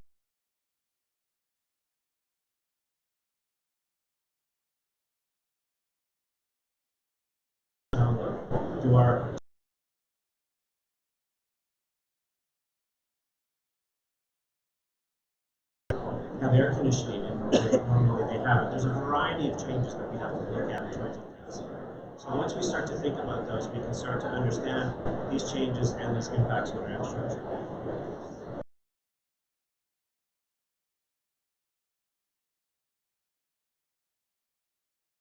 Has a certain operational capacity. This is your facilities, your management, the level of investment, the level of response in those communities.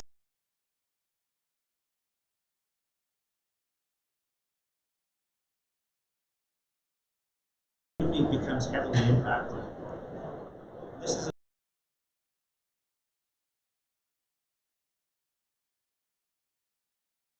the recovery is slow and costly.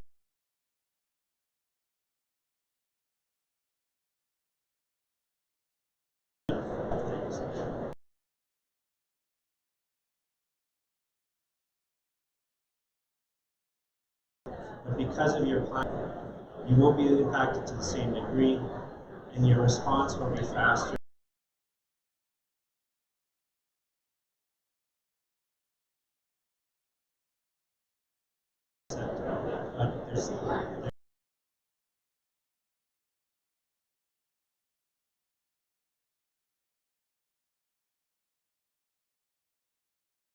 A lot of it comes down to just trying to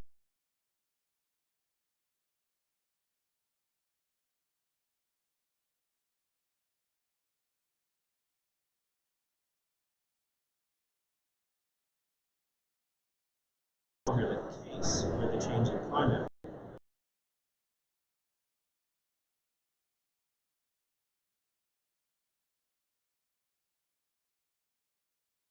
Seeing that temperatures are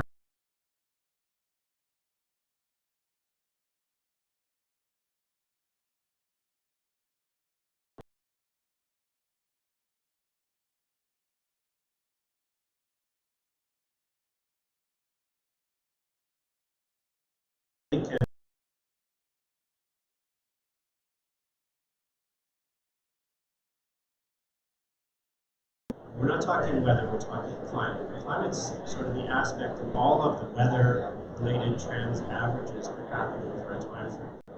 What we're seeing is these things shift, including temperature.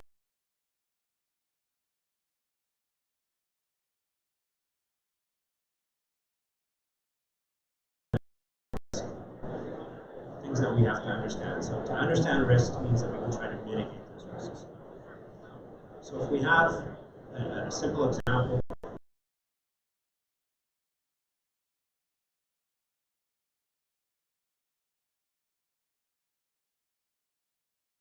high consequence, or likely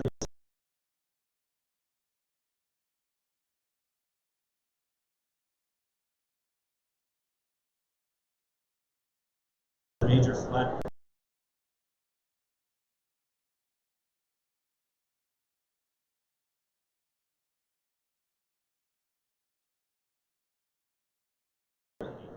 The magnitude of the event hasn't changed, but the frequency of the event has changed.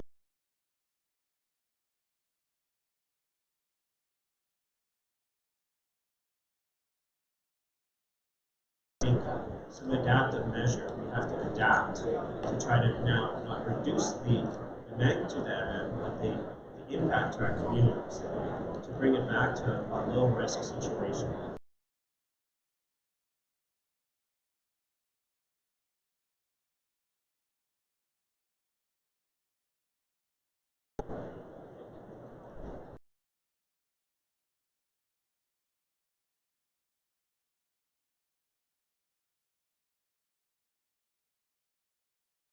Far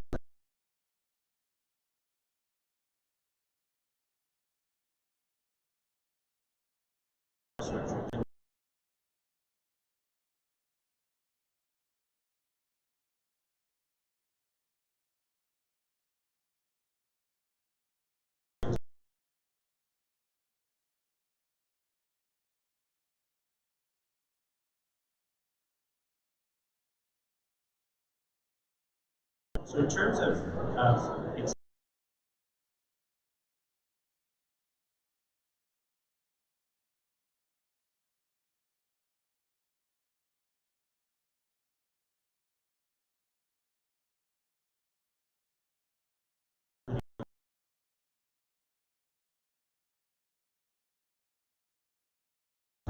as a community in terms of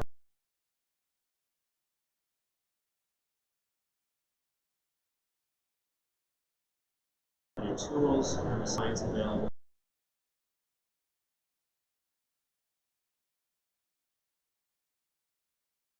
Understand, but ultimately,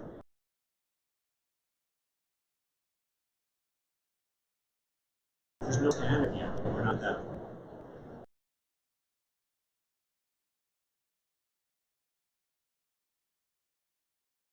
But we need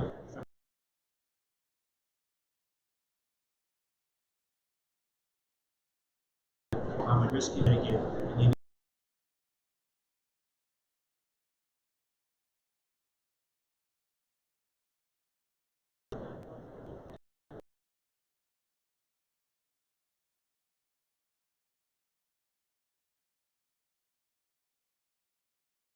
Government Canada released, if you've checked Canada Climate Lens, it's basically for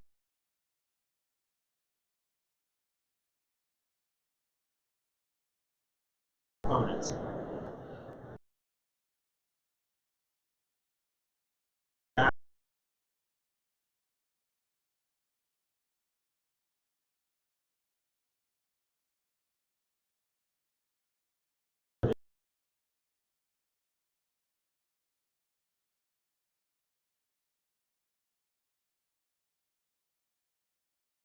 And try to dig into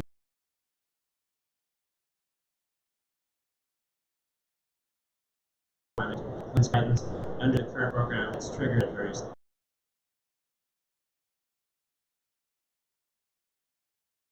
What it tries to do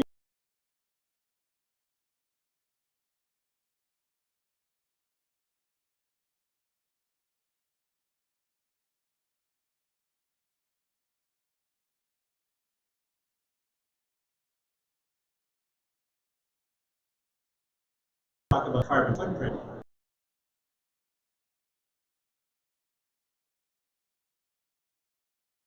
Things like methane and gases, largely carbon out.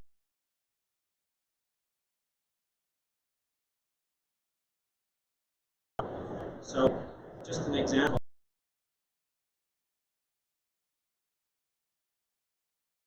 Reduce.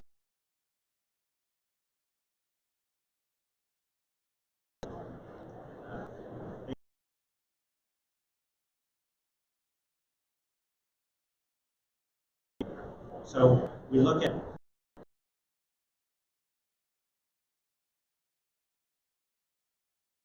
3,500 kilograms of CO2. Where we've done this in projects, we've looked at whole projects, the whole wastewater treatment plant. We've gone through a heavy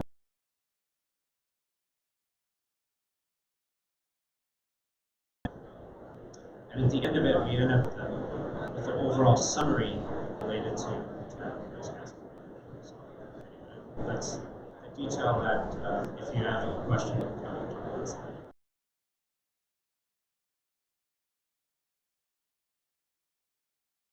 We're using the guidance. Now, this is risk-based climate assessment.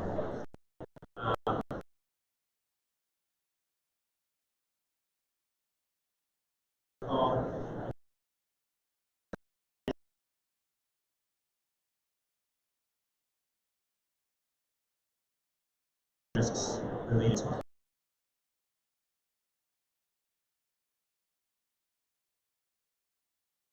ice storms, things that affect our infrastructure. So we identify those, and then we go through a series of risk analysis and risk evaluation to see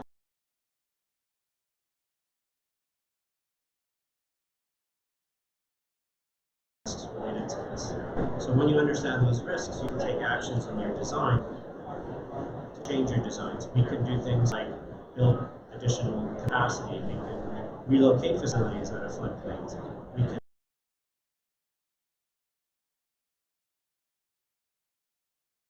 evaluations, this risk-based review, which is very much like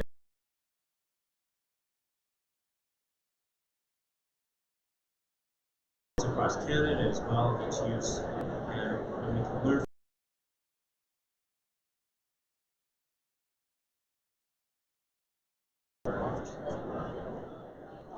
So a couple of out, I'll have a couple of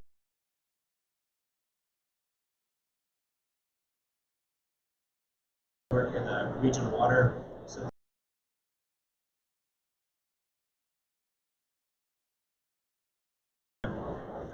their area is very much laden by risk of flood and risk of drought, which is not dissimilar to many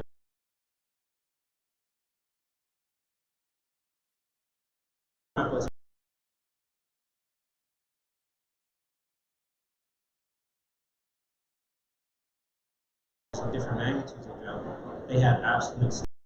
This also included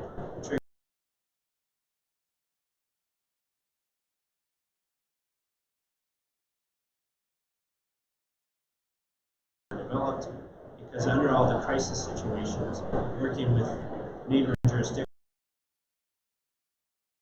efforts in that emotional situation and your resources are somewhere else. So these preparedness plans are very important in terms of that. We've also studied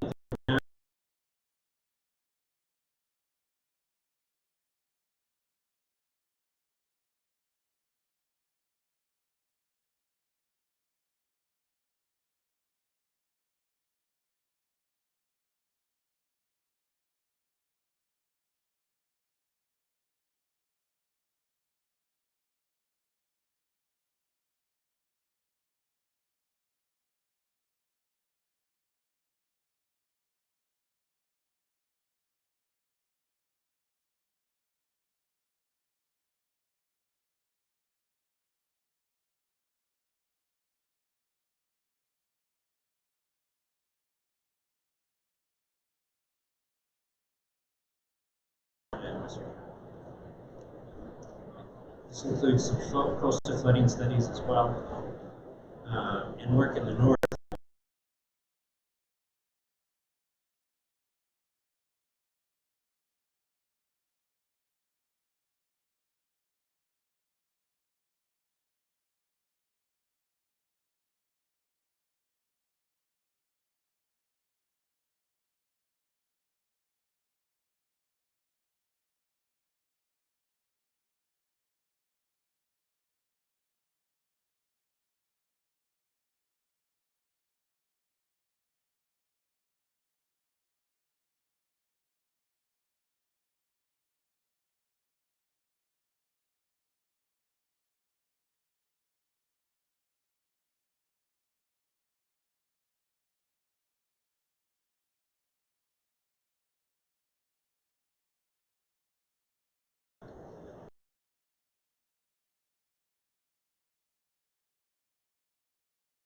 Up mic. And while you're coming up to the mic, I'm going to remind you that Vendor Showcase resumes again at 2:30 this afternoon.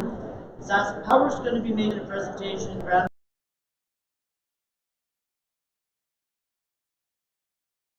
ahead, sir. Identify yourself and your disability.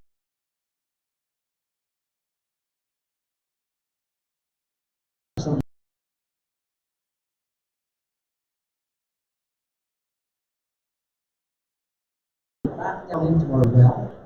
Save it for later. In the summer, is that a feasible thing? That was right.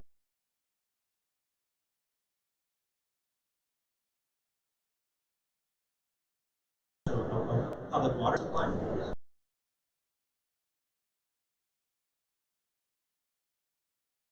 And reservoir recharge and storage.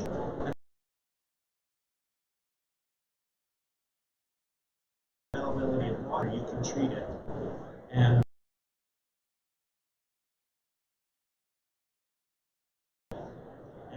when we need it, we pull it back up. So basically using natural.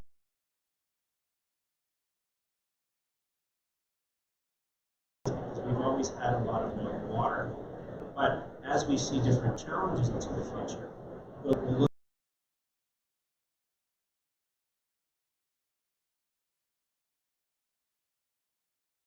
very good question.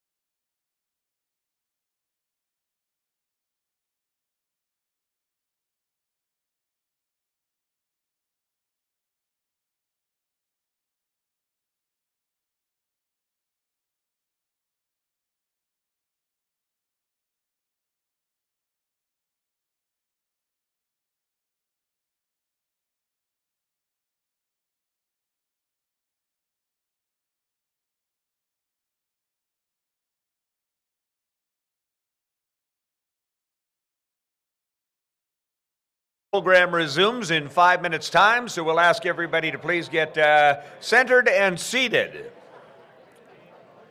Once again, the program gets underway in just 5 minutes.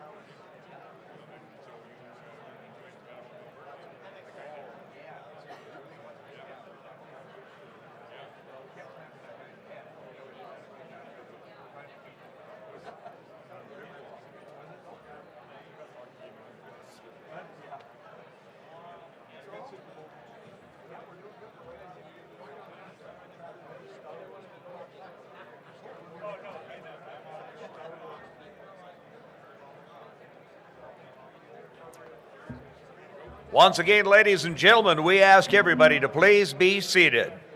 Ladies and gentlemen, for your own safety, please be seated.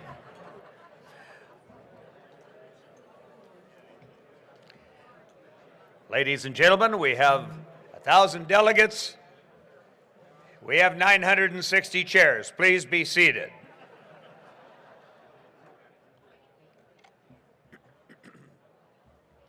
And we'll get underway here in 1 minute.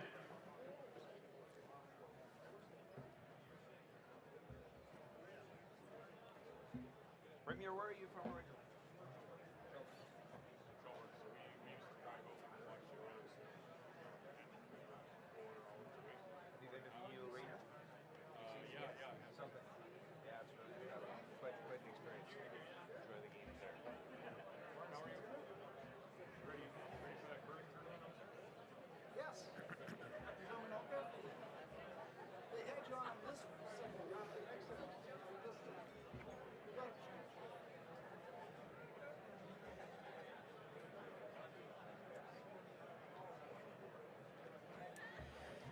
Well, ladies and gentlemen, it's time to get underway. We hope everybody enjoyed the break, and thank you so very much for getting down to the trade show to have a look at our vendor showcase and support those all-important vendors who have made the time and investment to come be part of our SUMA conference. I don't know whose idea it was to put the breakfast, which used to be here, I understand, to put it over in ITC.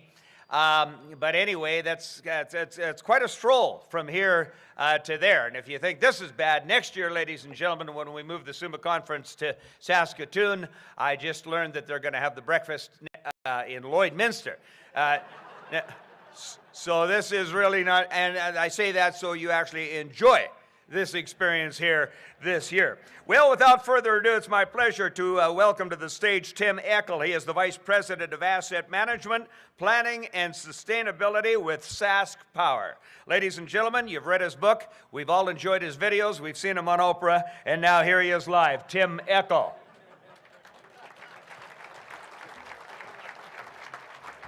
Thank you. Wow. Didn't remember being on Oprah, but it's great. Thanks.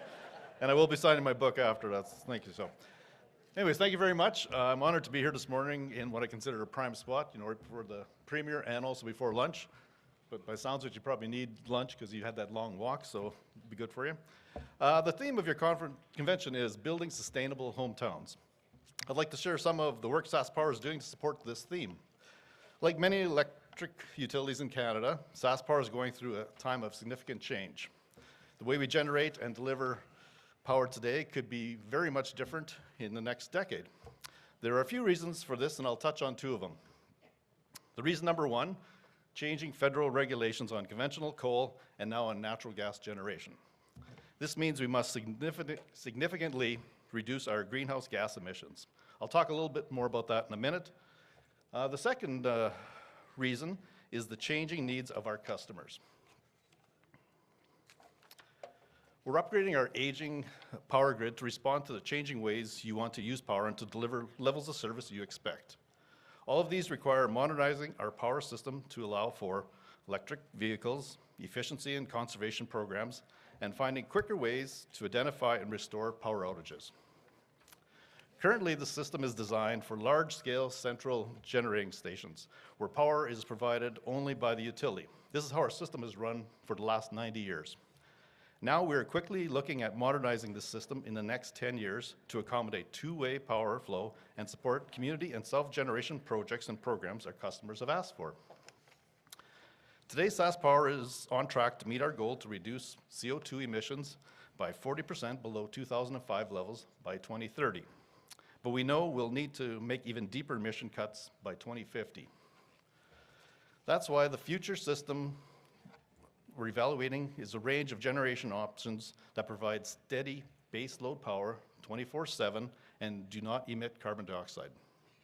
This means exploring the feasibility of carbon capture and storage on coal and gas plants, new power lines to bring in potential hydro from Manitoba, storage technologies to support wind and solar projects, and other generation options like biomass and geothermal, and nuclear power from small modular reactors. Small modular reactors are very different from the types of nuclear generators in service today.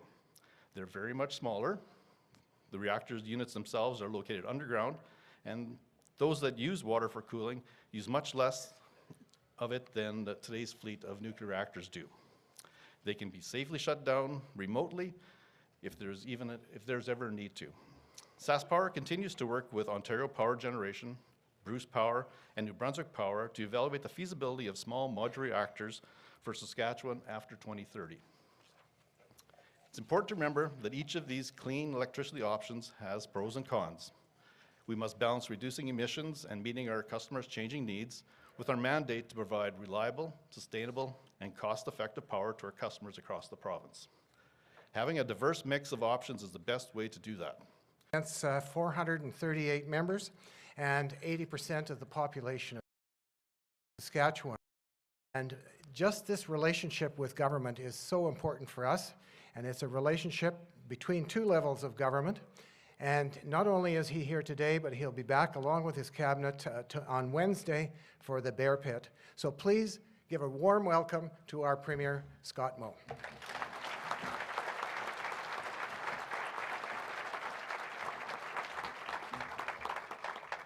Well, thank you very much, Gordon. And yeah, you're right. 2 years ago, we were busy, and it seems to have gotten busier since then for some reason. Well, welcome everyone. Thank you for the invitation to be here.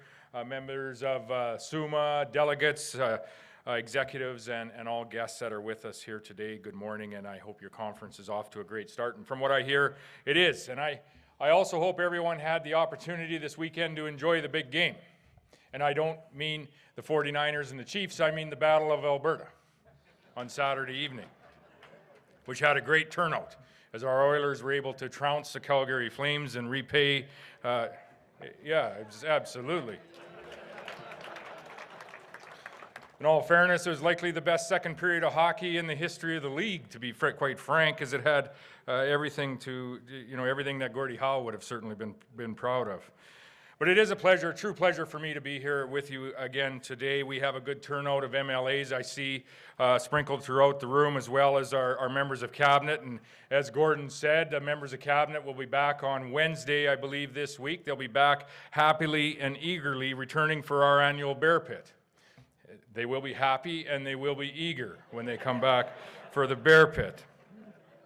But in all seriousness, I do hope the Bear Pit is beneficial. I hope you find it beneficial for you, not just this year, but over the years, and gives you the opportunity to raise issues that are pertinent to the people, the families that you represent, and important to your community directly and unfettered with the cabinet of the province. Because from our perspective, it is extremely beneficial, and it provides us with just a great opportunity in a very short period of time to gain some insight into what are the priorities and what is important in communities right across this province. So it's tremendously beneficial for us. We're looking forward to that discussion. I say that in all seriousness, and I want to thank you in advance for your participation in that Bear Pit later this week.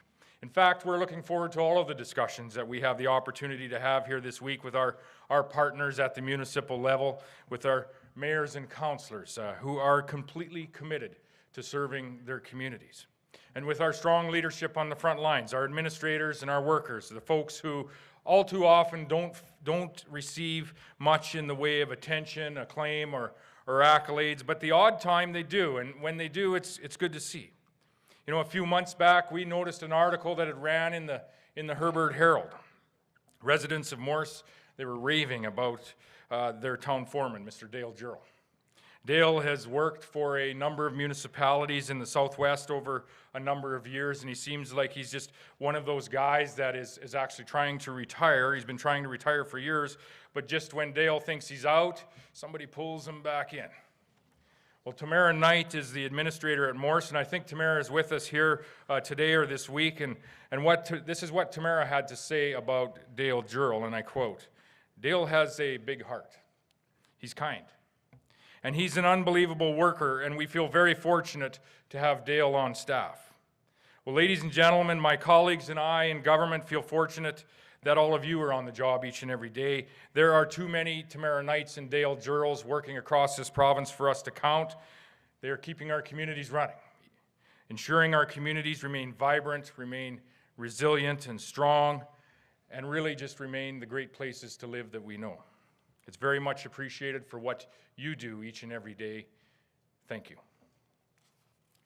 Delegates, this morning I want to take some time to take stock of where things stand in our province as we begin a new decade, the decade out to 2030. And this is the first year of a new decade, and it's going to be a busy year, and it's going to be a very exciting year. Very shortly, the Scotties are coming up in the community of Moose Jaw. Be followed by the Juno Awards that are scheduled for March in Saskatoon. And of course, the Grey Cup is set for Regina in November, and it's going to be a whale of a party on these very grounds. And I want to announce first and foremost that our beloved Rough Riders are the heavy favorites to be successful in that game. Announce that to all of my colleagues across the nation. And of course, we have elections coming this fall, both at the provincial and the municipal level. Now, those aren't quite as much it won't bring quite as much fanfare as the Grey Cup, but it's important nonetheless for our province. The people of Saskatchewan, I would say, over the course of the next months have some critical decisions to make, and for that reason, there may be a few times this morning where my comments are a little more pointed than they normally might be. Last November, as you know, our government released our plan for growth for this province, the growth plan for the next decade. And it's a plan to create 100,000 jobs and grow our population to 1.4 million people by the year 2030. These are bold goals, we know. But it's important for us to remember that we don't pursue growth just simply for growth's sake. And we've said that so many times, but we pursue growth because of what it means for Saskatchewan and what it more importantly means for Saskatchewan people. A strong economy, strong communities, strong families. And that collectively means a stronger Saskatchewan for each and every one of us. And that is what I want to focus on here today, how a growing Saskatchewan is a strong Saskatchewan, and how our government plans to keep Saskatchewan growing over the course of the next decade, and how this very opportunity, the opportunity to grow our investment, to grow our community, and to grow our province, will be the choice in the upcoming provincial election. The question coming to all of the people in Saskatchewan this fall is who will make Saskatchewan, who will keep Saskatchewan growing, and who will keep our province strong. So let's start with a quick look back at what growth has meant for us and our province and our community over the past decade or so. Well, ladies and gentlemen, Saskatchewan has changed, and I would put forward that it has changed for the better. Today, there are 1,180,000 people that live in this province. That's an increase of more than 170,000 people since 2007. Our population has not grown at that sustained rate for more than 80 years, 8 decades. This is the largest amount of growth in 8 decades. And what's most encouraging with that growth, and what's most encouraging over the course of the last decade, is that more of our young people have stayed in Saskatchewan because they see a future here. They can picture themselves building a career here and starting and raising their family here. Now, admittedly, and I'll be the first to admit this, that a growing population and a growing province, it does bring some challenges. But we've seen the alternative in this province, and I'll take the challenges of growth over the ravages of decline each and every time. Saskatchewan's population has grown. It has grown because our economy has grown. Nearly 80,000 jobs created since 2007. More than $180 billion has been invested in this province in capital in that same time period. And while there are some headwinds that are affecting our economy today, there is an undeniable momentum that has been established in our province and in all of our major industries, whether it's agriculture, energy, the mining industry, our manufacturing industry, and increasingly the technology industry here in Saskatchewan. Production and exports have and they continue to climb to new heights.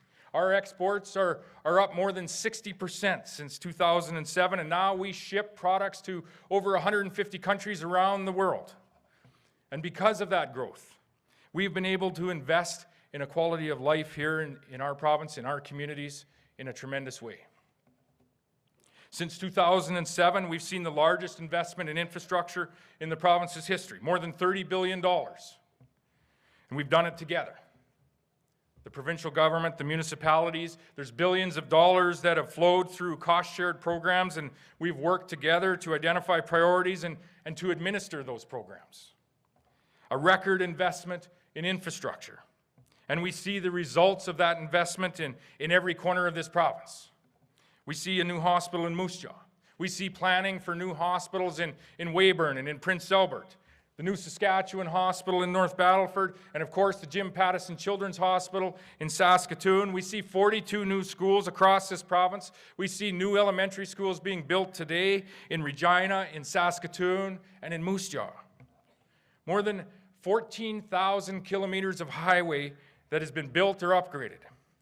The completion of major road projects that are focused on safety of our passengers, such as the Regina bypass. Hundreds of millions of dollars have been invested in water and wastewater projects in community after community, treatment plants, in lagoon expansions, in reservoir expansions, in lift stations, in your community and mine. We have undertaken this effort collectively. The most significant upgrade of water and wastewater infrastructure in the province's history, and we have more work to do on that file, together. In fact, just recently, Saskatchewan was one of only 2 provinces in Canada to receive an A grade for wastewater treatment in a conference board. It was released, I think, a couple of years ago. We got top marks in this province because the municipalities in the province prioritized the investment into our water and wastewater projects.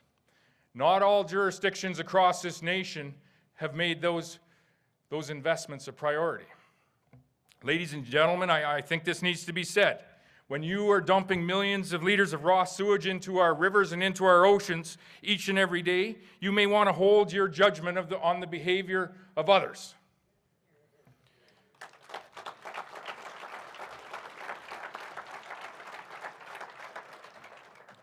There are many that would be well advised to heed the wisdom of a great American philosopher, Hank Williams Jr. Well, Hank once said, and I quote, "If you mind your own business, you'll stay busy all of the time," end quote. There's a lot of truth to that. Well, my friends, our government, your government, understands that significant capital investment is absolutely crucial if we are going to continue to build strong communities. And that's why in next month's budget, you will see one of the largest investments in provincial infrastructure in the history of Saskatchewan.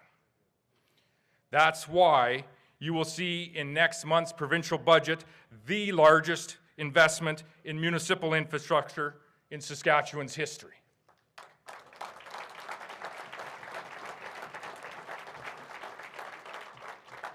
And today, I am very pleased to announce that revenue sharing in the upcoming provincial budget will total $278 million. That's the highest amount that has ever flowed under this program.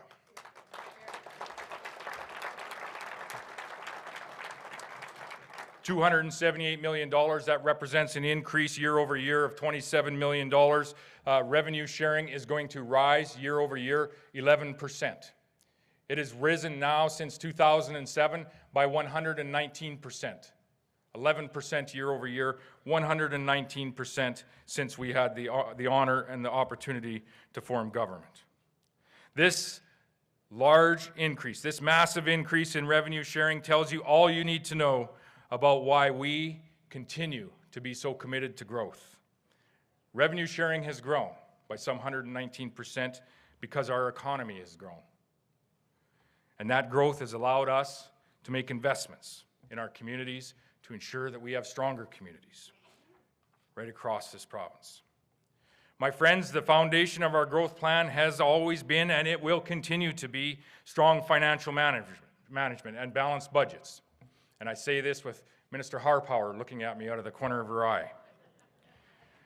As you all know, balancing budgets are not easy. You know that at your municipal table. We know that at the provincial table. As it turns out, budgets don't balance themselves. They just don't.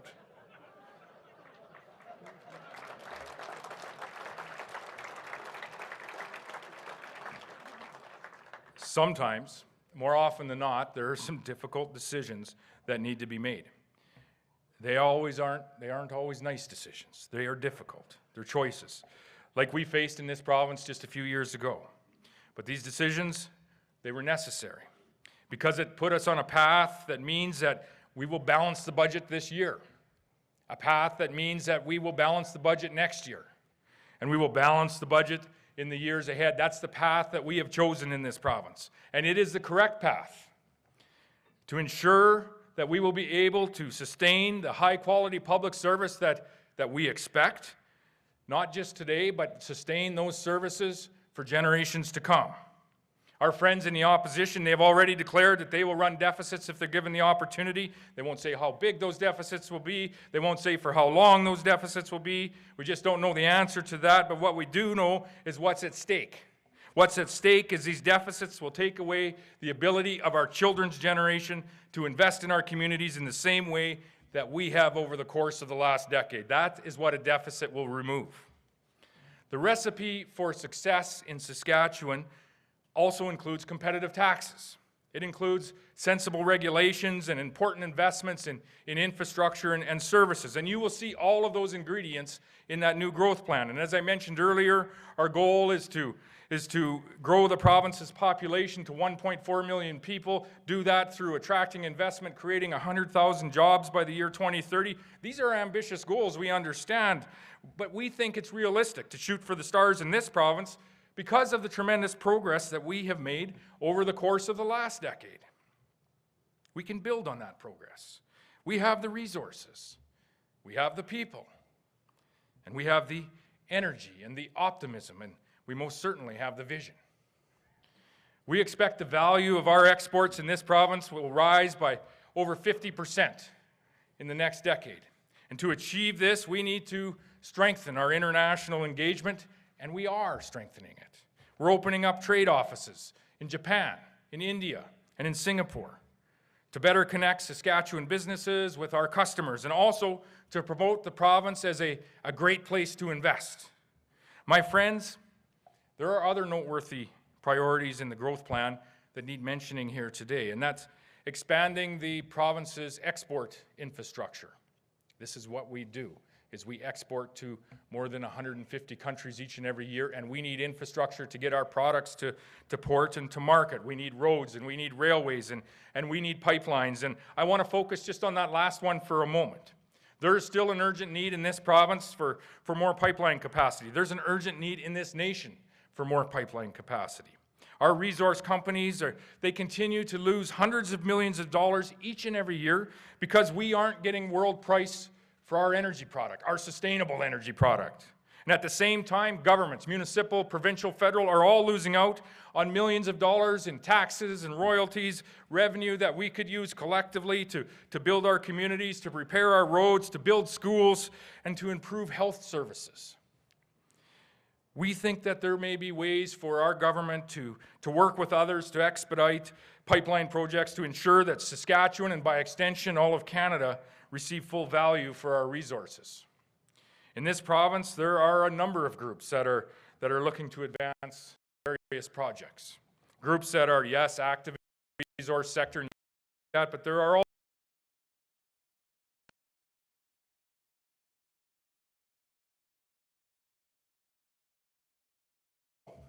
you can expect an announcement that will ensure that this province is doing absolutely everything that we can do to support these projects.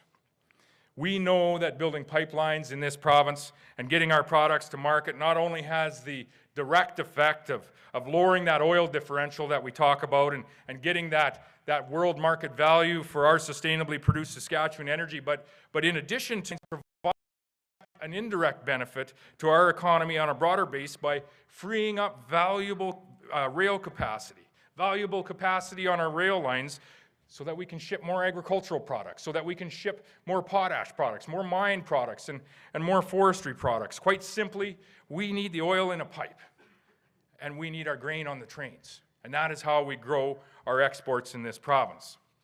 Finally, my friends, there is a key action in the growth plan that needs to be bolded, and it needs to be underlined, quite frankly, and that's that our government will always stand up for Saskatchewan people. We want a reasonable conversation with the federal government and about the various challenges that we collectively face in this province, the challenges that we face across the nation, and at times the challenges that we face around the world. And I'll be in Washington later this week with Chrystia Freeland and other premiers working on some of those global challenges, those trade-related challenges. And I would say in the aftermath of last fall's October election that the federal government does seem more willing to engage in just those conversations. As chair of Council of Federation, or Canada's Premier's Table, I know that the provinces and the territories are working very closely, and we're working together to ensure that our nation is in a position to take advantage of the opportunities that lie before us as Canadians. The premiers have called, for example, just recently, for the quick ratification of the USMCA or the United States-Canada-Mexico Trade Agreement. All premiers representing all provinces, collectively representing all Canadians, have asked all federal parties and all federal parliamentarians to expedite the ratification of this trade deal. It is with our largest trading partner in Saskatchewan and virtually every other province and territory. We need certainty when it comes to trade. We need certainty when it comes to trade with the U.S. This is important across our nation, but it's especially significant for us in Saskatchewan. So delegates will continue to work with all federal parties in this minority administration, and what we're looking for coming out of our federal government more than anything else is for fairness. Fairness for the working people of this province and consistency across the nation in the regulations that are being passed. And there are examples where there is, quite frankly, a lack of this fairness and most certainly a lack of consistency. And I would point no sooner to the federal government that the federal government allows tankers to continue to deliver oil from Saudi Arabia, from Nigeria to refineries on Canada's east coast. And with recently passed federal legislation, Bill C-48, which you have heard about, there's a tanker ban off Canada's west coast on the northern British Columbia coast. That prevents the shipments of sustainable Saskatchewan and Alberta energy to the world. Bill C-48 is a bill that immediately killed the Northern Gateway project, a potential corridor to transport our sustainable projects out there. Canada, if you can imagine, a country with one of the strongest environmental protection regimes in the world, producing some of the most sustainable energy available in the world, we are not allowing ourselves to ship oil off the northern BC coast. While we continue to allow countries with some of the worst environmental record, with some of the worst human rights records, we continue to allow them to deliver oil into Canada's east coast. This policy isn't fair, it isn't consistent, it certainly isn't fair to energy workers in Saskatchewan and Alberta, and by extension of how we share our wealth in this nation is not fair to all Canadians. And it's not fair to the families that we represent collectively in this room.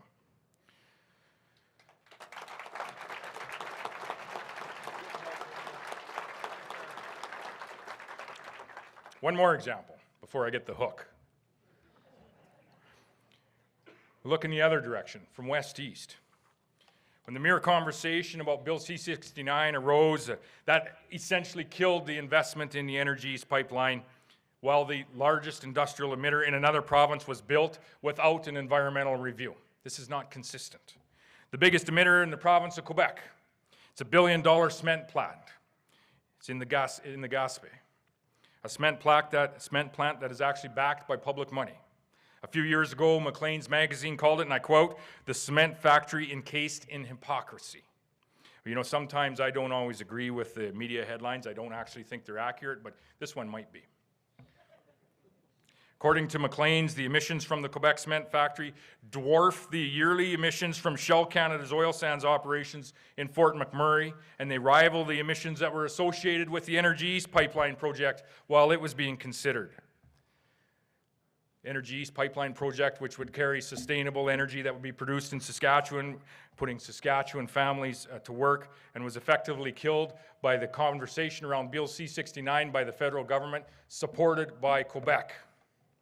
Ladies and gentlemen, can you imagine if there is an oil sands project that was built without an environmental review? Any day now, the federal government, they are going to decide whether to approve the Frontier Oil Sands project in northern Alberta. And can you imagine the response to a request from the proponent of that project if they were able to proceed without an environmental review? Can you imagine any pipeline project proposal in this nation that asked to be built without an environmental review? Well, it wouldn't happen, nor should it happen, quite frankly. Except that it did, for all intents and purposes, it did in the province of Quebec without a word from the federal government. My friends, we need fair and consistent and competitive and effective economic and environmental policies in this country, and we need policies that consider the unique strengths that we have in every province, territory, and region in this nation, and that is how we will be stronger from coast to coast to coast. The case that we have been making and will continue to make with our federal government in each and every discussion is we will continue to advocate for policies that are reasonable, they are sensible, and we will be forceful in our manner from time to time. Your government, you should know this, your government will continue to stand up for the hardworking families, the hardworking workers in this province. While I'm here today, ladies and gentlemen, I'd like to discuss something that is top of mind for many families and many workers across Saskatchewan. It's certainly top of mind for workers and the manager of the refinery right here in Regina. Over the past number of weeks, we have seen a lawful labor dispute that has now degenerated to the point where people are flagrantly breaking the law. We have seen an unwillingness on both sides to come back to the bargaining table in good faith. And when both parties resumed bargaining last Friday, this provided a glimmer of hope for all of us in this room and all of us across this province, but unfortunately, we saw a return to the same tactics that have gotten us to where we are today. Court orders have been imposed, but they have been largely ignored. There's been little regard for the law throughout this labor dispute, and there's been a reluctance to bargain in good faith. This is not the Saskatchewan way. This is not how the interests of workers or the company is best represented. Friends, I am well aware of the calls coming from Unifor 594 for myself as Premier to step in. And I've given a lot of thought to the options available to our government under the Saskatchewan labor laws. And today I have an offer to assist in resolving this labor dispute. As Premier, I will act on the options available under the labor laws of the province of Saskatchewan, starting with the conditional appointment of a special mediator. This appointment will be made on the condition that the members of Unifor 594 follow the law and abide by the court orders that have been put in front of them. This means that Unifor must cease all illegal activities immediately. This includes removing unlawful barricades that are erected at the refinery. To put it plainly, I will appoint a special mediator today, if and only if Unifor follows the law.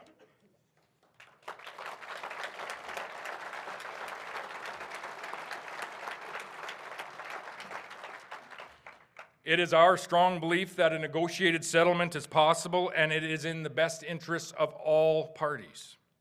By removing the barricades and accepting the assistance of a special mediator in these negotiations, I believe both parties will be well served. But if this offer is not accepted, the dispute will continue. But what will not continue are the illegal activities that are occurring out at the Co-op refinery.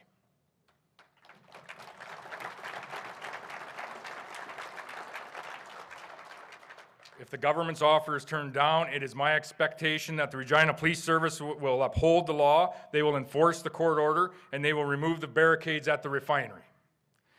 Ladies and gentlemen, these illegal barricades are impeding the shipment of crucially important fuel across this province and across Western Canada, for that matter.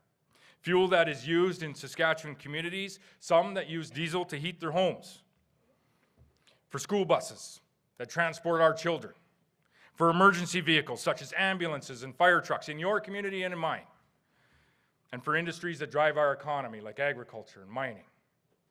And it's my true hope that a special mediator is accepted, that the condition is met, and that Co-op and Unifor put aside their differences and we are able to reach an agreement. Doing so would be a true demonstration of the value that we have in this province, a true demonstration of Saskatchewan values that we know all involved hold. The value of hard work, the value of collaboration, and the value of perseverance. Friends, let me close with this, something a little bit more positive. A few weeks ago, CBC, they ran a beautiful viewpoint, and some of you may have seen it. It was on a young woman named Krista Broda. Krista grew up on Vancouver Island, and when she thought about Saskatchewan, she thought about it, quite frankly, as a place that she should avoid. She wrote, and I quote, "I had seen all of the provinces that needed to be seen. As anybody not from Saskatchewan would tell you, I wasn't missing that much," end quote. But then Krista attended a Rider home game in Calgary.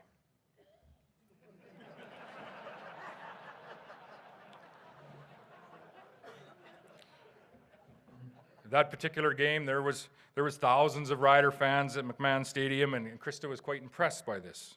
They were loud, they were green, and they made sure that everyone knew exactly where they came from, and I had never seen anything quite like it, she said.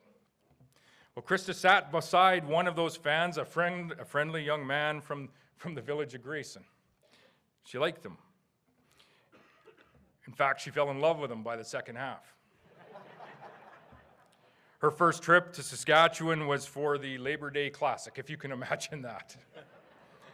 And she writes, and again I quote, "I remember thinking to myself several times throughout the game that people are really lucky to live here.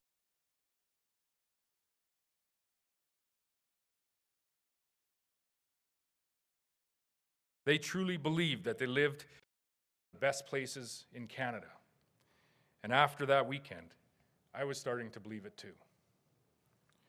Well, Krista moved to Regina in November of 2009, and she went on to marry that young man from Grayson, and she and her husband are now raising their 2 boys. And there's no place that they would rather be.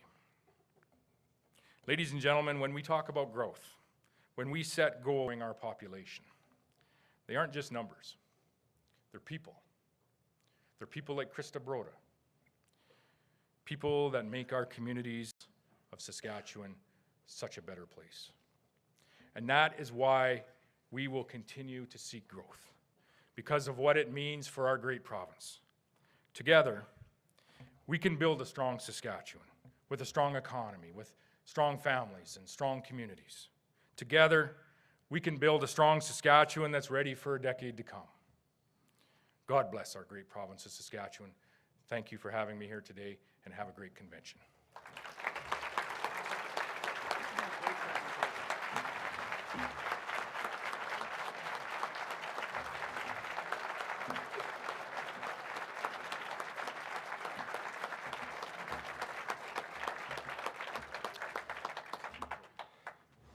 Thank you very much, Premier. We are honored, we are very pleased, we are very thankful that you've come today and made some announcements.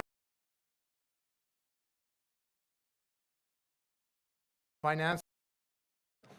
She didn't blanch, she didn't go, so we can count it, the money's in the bank. I want to echo what you've said too in terms of the priority and giving thanks to all of the employees who work across this province in the municipalities. And I want to add to that in terms of saying thank you to all of the volunteers who are really councillors and mayors, because we know that they're not in this for the money. And so that goes to all of those people. Thank you.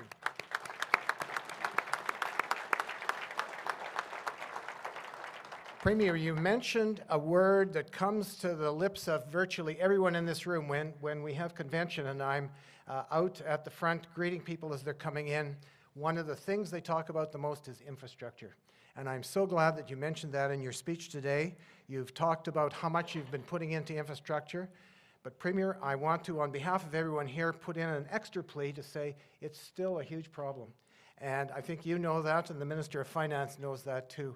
And I put in another plea to say we need to just keep going in that direction for infrastructure for all of our communities. Many of these sewer and water treatment plants, from the cities to the smallest of villages, went in about 50 years ago.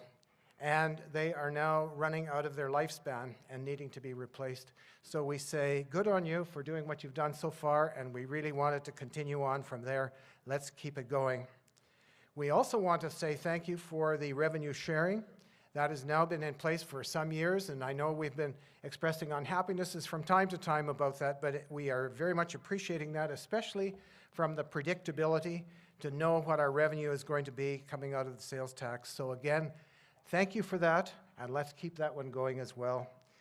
Our theme for this convention is sustainable hometowns, and I think what you've outlined is ways that we can keep working together, 2 levels of government, to make our hometowns sustainable. So thank you very much, Premier, for being here, and we look forward to further communication and consultation over the months ahead. Thank you.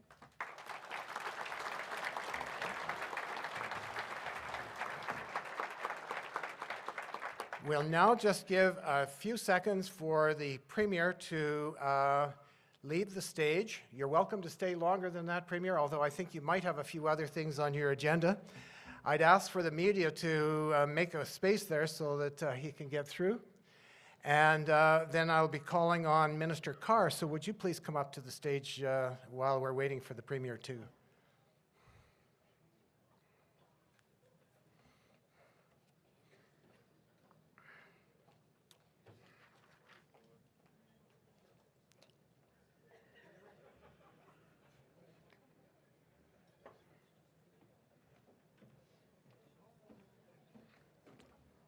Do you want to just sit? I'll do an introduction.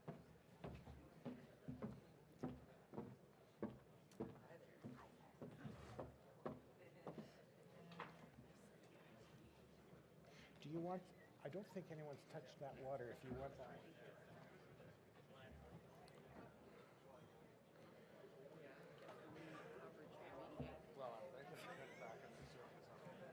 Well, ladies and gentlemen, I think we can now resume, if I can have your attention.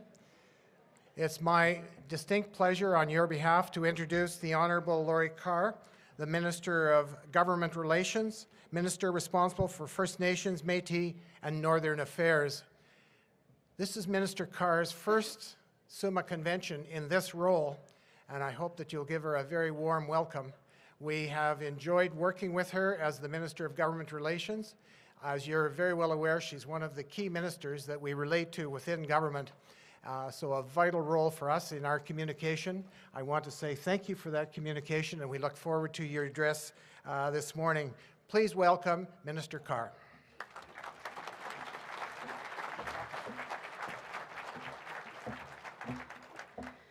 Well, thank you for that introduction. To begin with, I would like to acknowledge that the land on which we gather is Treaty 4 territory and home of the Métis. On behalf of Premier Scott Moe and the Government of Saskatchewan. Well, that actually seems a little redundant since he was just here bringing his own greetings. So I'd really like to know who is in charge of the speaking schedule and who thought it was a good idea to put me up after the Premier. That's almost like having Don Morgan speak after the Pope.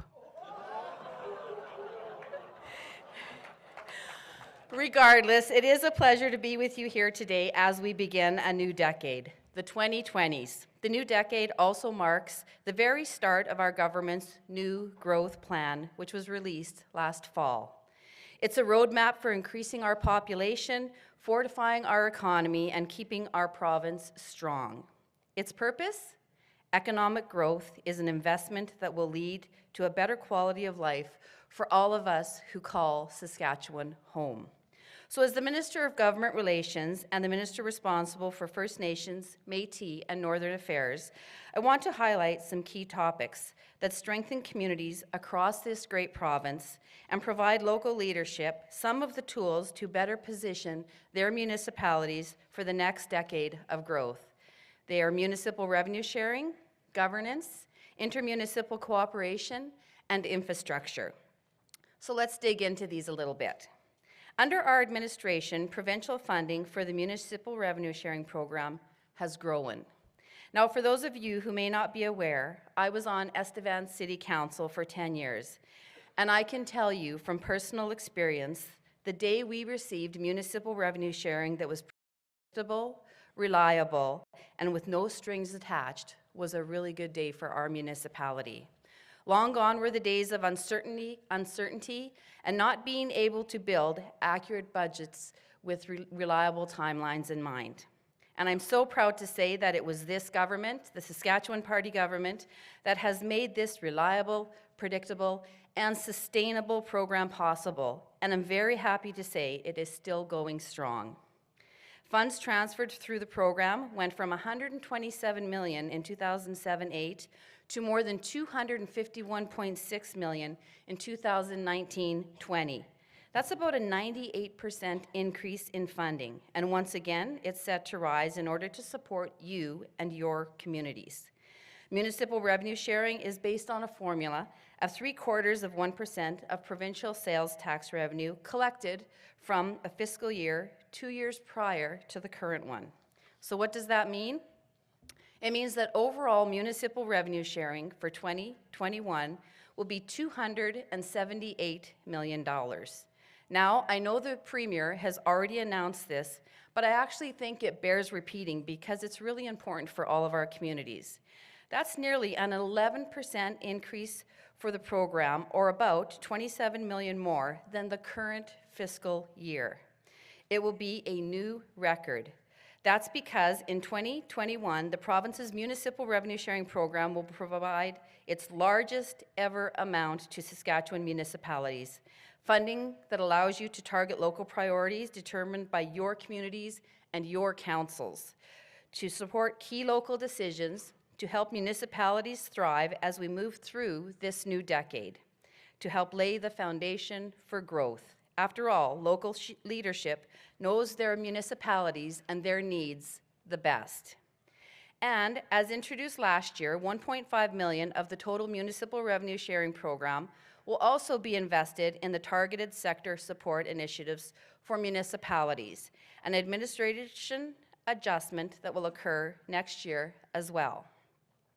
So you may recall that in the fall of 2019, the Ministry of Government Relations tested an online process for municipalities to declare their eligibility for their municipal revenue sharing program grants. In 2021, this will move to full implementation. That means if municipalities do not meet their eligibility requirements or do not complete their declaration in time, their grant may be withheld until they can meet this criteria.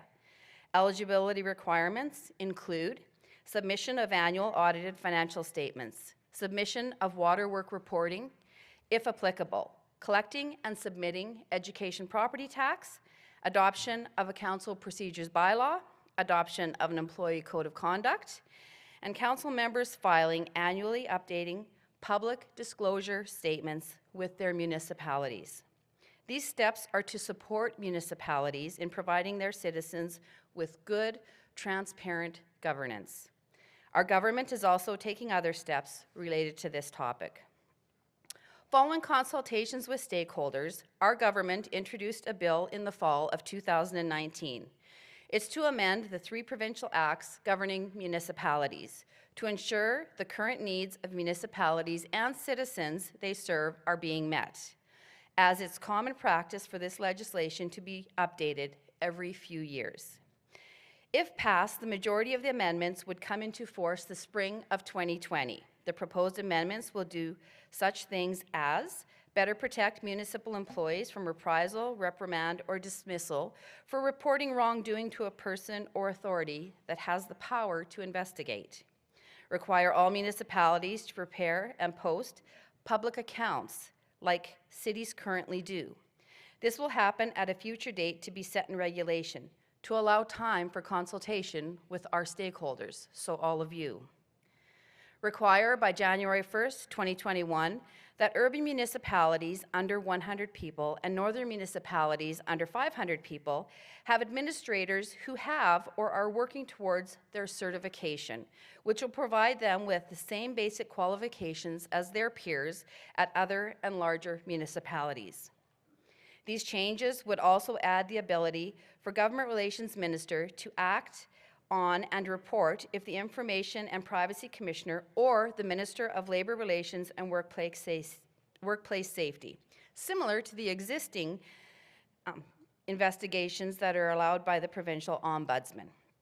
I want to thank SUMA, SARM, New North, and all of the stakeholders for their collaboration and input, which helped us develop these amendments, as well as their work with our government on the Targeted Sector Support Initiative, which I mentioned earlier. Targeted Sector Support is currently accepting applications and will continue to do so until Friday, March the 6th, for the $1.5 million in available grant funding. The funding is to support innovative ideas for municipalities that advance priority areas such as good governance and inter-community collaboration.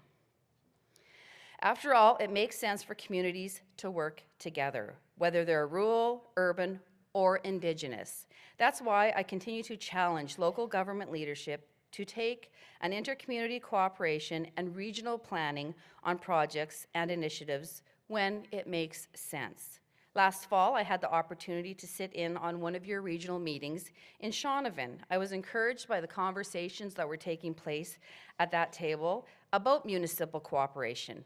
In fact, that region is working on a regional water project that will provide potable water to the communities of Cabri, Lancer, Abbey, Pennant, Success, and Hazlet.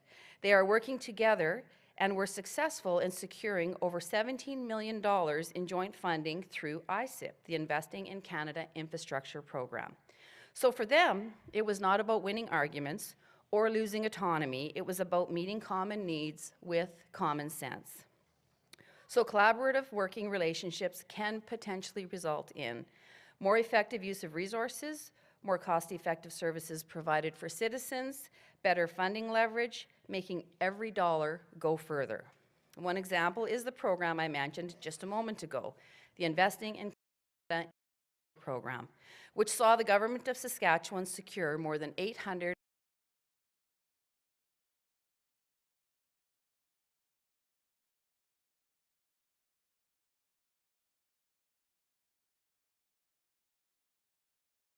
project I just mentioned is one example of projects eligible program. Our last project application intake for ISIP program opened in December. And as part of that submission process, community leaders are encouraged to work together to consider submitting projects that can serve citizens of a region to maximize available infrastructure investments from other levels of government. For more details, you can submit your applications on .ca. Remember, this intake deadline is March 31st.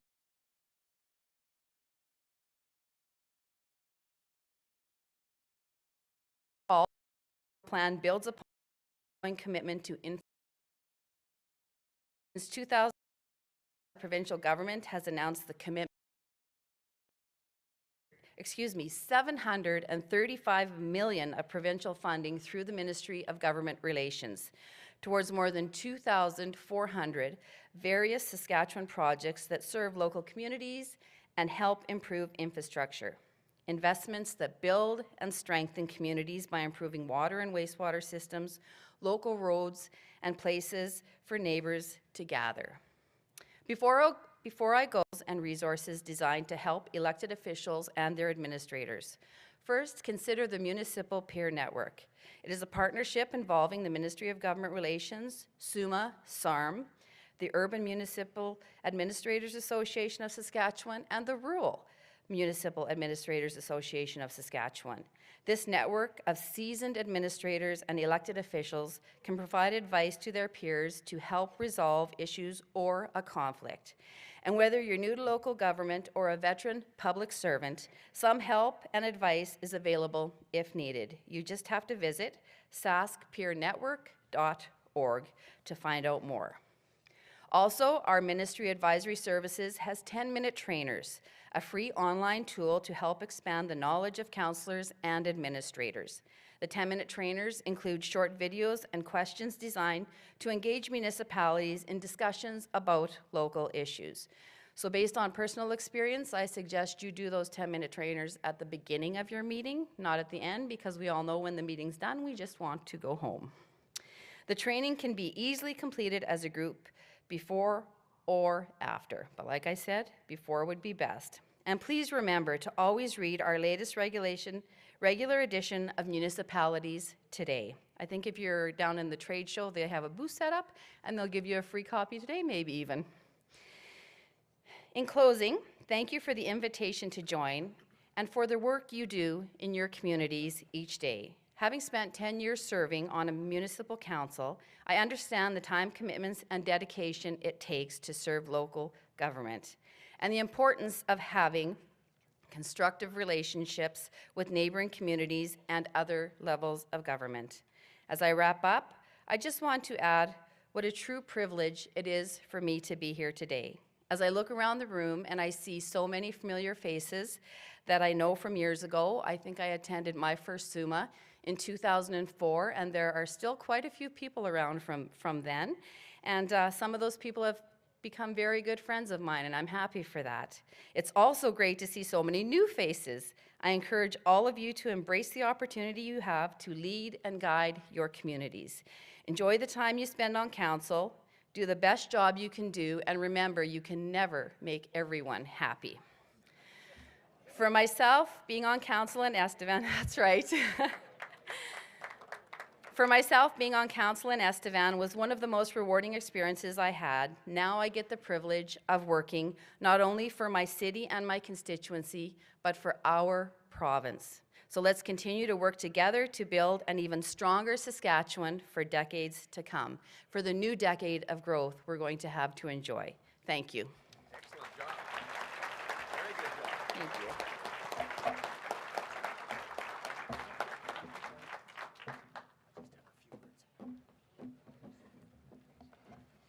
Thank you very much, Minister Carr. On behalf of everyone here, we want to say a warm welcome and a warm thank you for your address. You mentioned about the speaking schedule, and I want everyone to know that this was in cooperation with Cabinet because you're in budget finalization at this point, I believe, and thus this was the only time that it would permit. But you shone anyway, even though you were following the Premier. So thank you for your understanding, and we appreciate you being here. You mentioned some of the new requirements that are going to be enforced with regard to the eligibility requirements.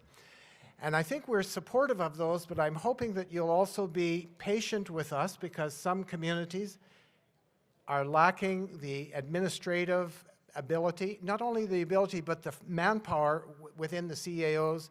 Many communities don't have them or they're looking for them or whatever.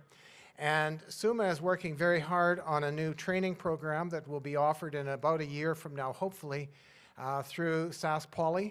And that will hopefully be able to educate more chief administrative officers. And that, I think, will go hand in hand with that new eligibility requirements. So we hope that we have your support on that as well.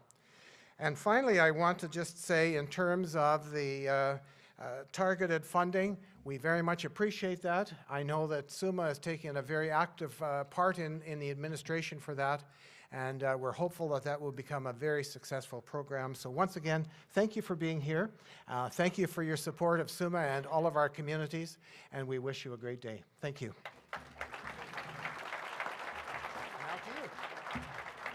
Are you serious? Really? All right. Wonderful. I'm a little bit surprised, ladies and gentlemen. Once again, as a professional MC, I do a lot of events that we had the Premier here, and we have the Honorable Minister, and we have no speaker gifts. Thanks for nothing.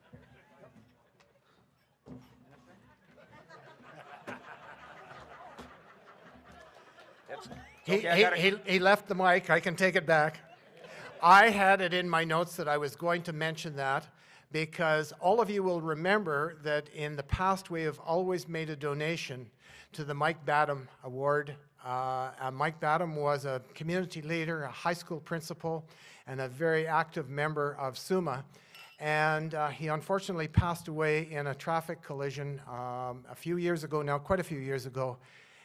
The fund is up to a level now where it is fully supporting all of the scholarships. So for this year, we decided we would not add to it, but we are creating a new scholarship fund that will go along with the SaskPower training program that will come up hopefully within a year. So, Minister, we will be making that donation on your behalf once that new fund has been established. So there, Danny, we did do it after all. Okay. Nonetheless, I still think they should have a little something. So if you would please, next time you see him. Thank you. And there's one for you, too. Thank you very much. Let's give the Minister a nice round of applause. I enjoyed both presentations. Personally, I felt that that the Premier was seemed a little amped up, and right, and which is good. You want that kind of passion and you want that kind of leader, but nonetheless, I think he forgot to mention some very important things, some announcements coming out in the forthcoming budget. And one, he talked about we got to get the population up to 1.4 million by 2030. How are we going to do that? He didn't really deep dive on that. So they're coming out with a new breeding program, and you can, and they're giving out they're giving out grants, and you got to apply before Valentine's, and you can get a grant for a bottle of tequila and a bouquet of roses and a 6-pack of Viagra. All right, so let's get out there and do what we can. Right? And then he went on and on about the pipeline, right? I'm sitting there, I'm saying, I just want to help. I just want to do in my own, and I speak on behalf of our premier and our province, your neighbor. I have no idea why we have Cold Lake Air Force Base guarding the Saskatchewan border. Like, you people, I love you people. You're peaceful. Look, we've got no problem. We haven't had a problem with you people since last time you won the Grey Cup. And and then we got Camp Wainwright. We have some of the best trained military personnel in Canada at Camp Wainwright. Again, watching you, the Saskatchewan people. No need. So I have an idea, and I didn't get a chance to speak to the premier about it because he took off. But anyway, my idea is, why don't we take that Air Force Base in Cold Lake, move it, say, to Rocky Mountain House? Why don't we take Camp Wainwright with all that heavy artillery and well-trained military personnel, put them down like in Canmore, then, middle of the night one night, bomb BC and build the pipeline.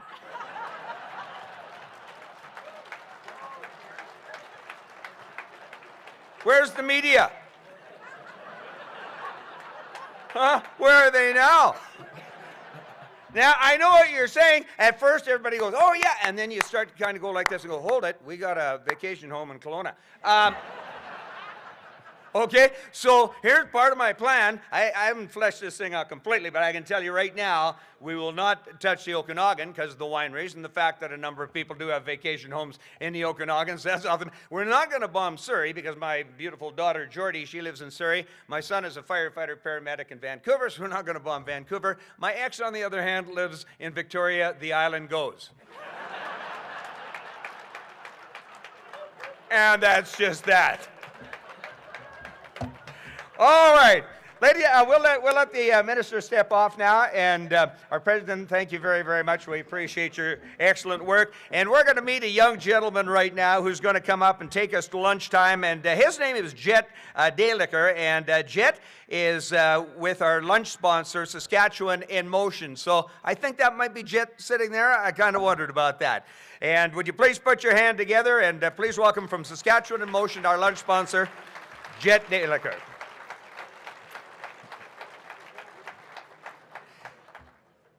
And while Jet's coming up, ladies and gentlemen, I'll just mention that the Queensbury staff will be coming and calling the tables to the buffet line at lunchtime, all right? Jet, it's good to have you with us. How are you doing? Good, how about you? Good, buddy. Good. We're anxious to hear your words. Okay.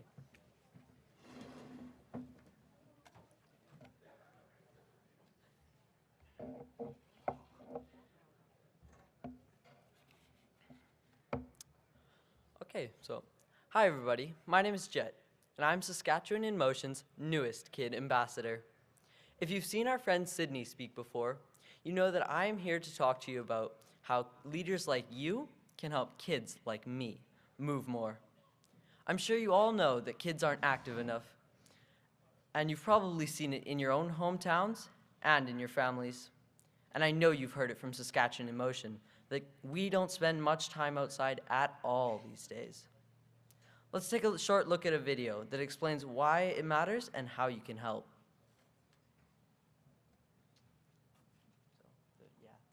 When you were a kid, I'll bet you spent most of your time here and here and here. You walked to school and rode your bike to your friend's house and played outside until the streetlights came on. My generation doesn't do much of that. Most Canadian kids spend only 15 minutes a day out here.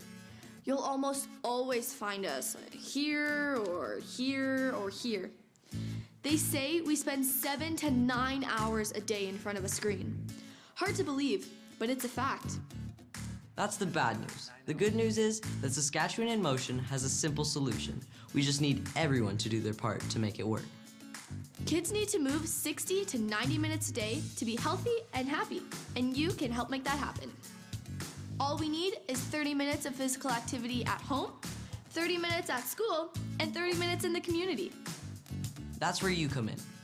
Kids like me need leaders like you to build communities and neighborhoods where we can move and play, to make it easy and safe for us to walk and bike places, to think about physical activity when creating community plans, I know you have a tough job, with lots of people counting on you for lots of things. Just remember that the kids are counting on you too, and you're not alone. Saskatchewan in Motion can help. They've already helped lots of communities work together to make it easier for kids to be active. They can help you too. The Go Out and Play Challenge, powered by Saskatchewan Blue Cross, is a great place to start. Each year, Saskatchewan communities compete for the chance to win $10,000 towards a project that helps kids and families play outdoors. Past challenge winners have built play spaces, trails, and active school grounds. All it took was a great idea and rallying people to log their physical activity minutes online. The community that moves the most wins. But whether they win or not, every community that enters benefits by raising awareness, boosting community spirit, and getting more kids more active more often. This year, as an added bonus, Saskatchewan in Motion will work with every community that enters the challenge to help make their dreams a reality. So what are you waiting for? You've got all this to gain and nothing to lose. Visit SaskatchewanInMotion.ca to find out more. I know you got this. Very good.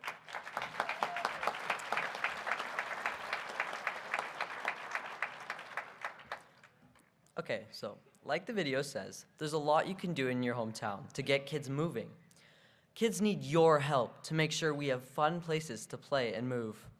Places exciting enough to pull us off the couch and away from these places that inspire us to have some real-life fun and adventure. We enlisted the help of over 800 students from across the province to show that we too care, even if we don't always show it. And on your table, there's a gift for each of you. It contains a rock decorated by a Saskatchewan student from across the province, along with a note of encouragement like this one.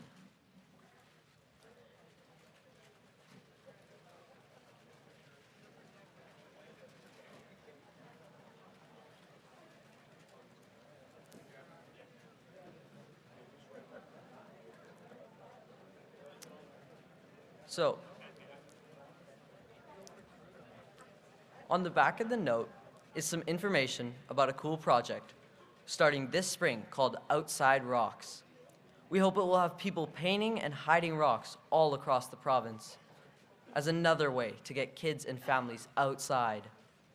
The students and I hope you will take your gift home and set it right on your desk where, as a reminder that kids like us are counting on you to do your part and help us move more. If you're sharing awesome rocks on social media, be sure to tag Saskatchewan in Motion and use the tags Outside Rocks and hashtag I got this. Thanks for listening. I know you got this. And remember, you're not alone. Saskatchewan in Motion can help. Don't forget to stop by booth 160 to learn more about the challenge and find out how Saskatchewan in Motion can help kids in your community get moving.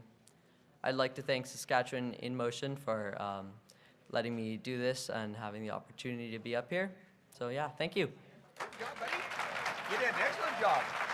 Boy, good. You want to take your stuff there? Yeah, sure. Perfect, no problem. What a great idea and what a fine young gentleman. Give him a nice round of applause donating his time to work with Saskatchewan in Motion. Thank you, Jet. Great message and an important message that you shared with all of us. Well, ladies and gentlemen, I did mention the Queensbury staff will now call tables to eat. The buffet lines are set up just outside the doors and look like they had a lot of lines, so it should serve a crowd like this fairly quickly. I want to remind you that after lunch is the sector meetings and the towns meeting. You'll have to pay attention to this. The town's meeting is in the Grand Ballroom, this room right here. The city's meeting is in meeting room 3. And villages, resort villages, and northern municipalities are in meeting rooms 1 and 2. We hope you enjoy your lunch. I'm Danny Hooper, and I'll be back with you later on this afternoon after the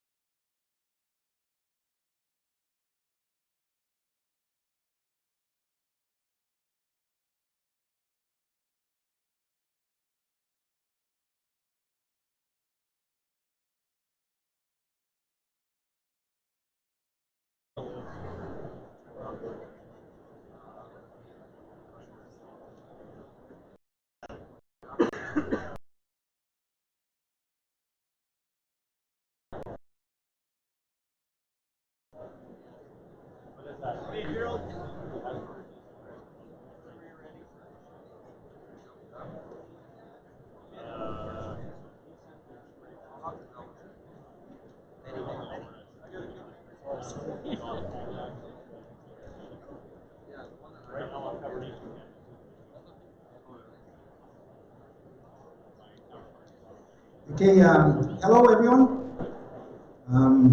I'm Gerald Roy, SUMA's North Region Director and Councillor for the Northern Village of Isle Cross. This is the final presentation in the SUMA Vendors Showcase, and it focuses on purchasing equipment.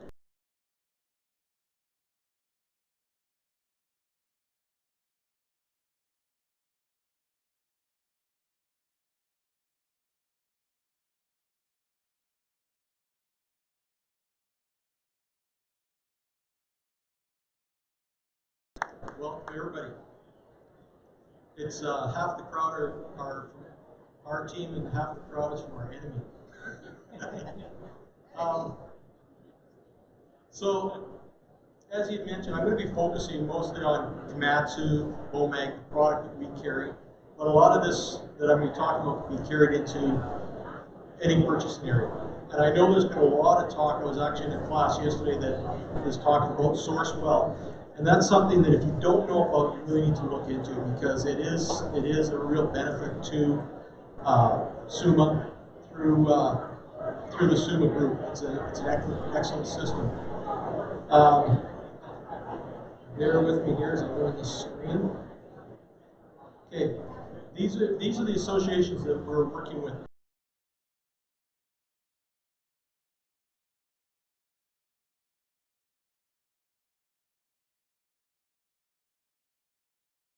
Familiar with NGPA. It used to be called NGPA. It's now Sourcewell. It's a cooperative purchasing program. I'll try not to read the screen exactly as is, but basically, in a nutshell, it's an organization that came together for purchasing power. I heard I'll use a gentleman that I know. His comment today was, our purchasers don't like using it because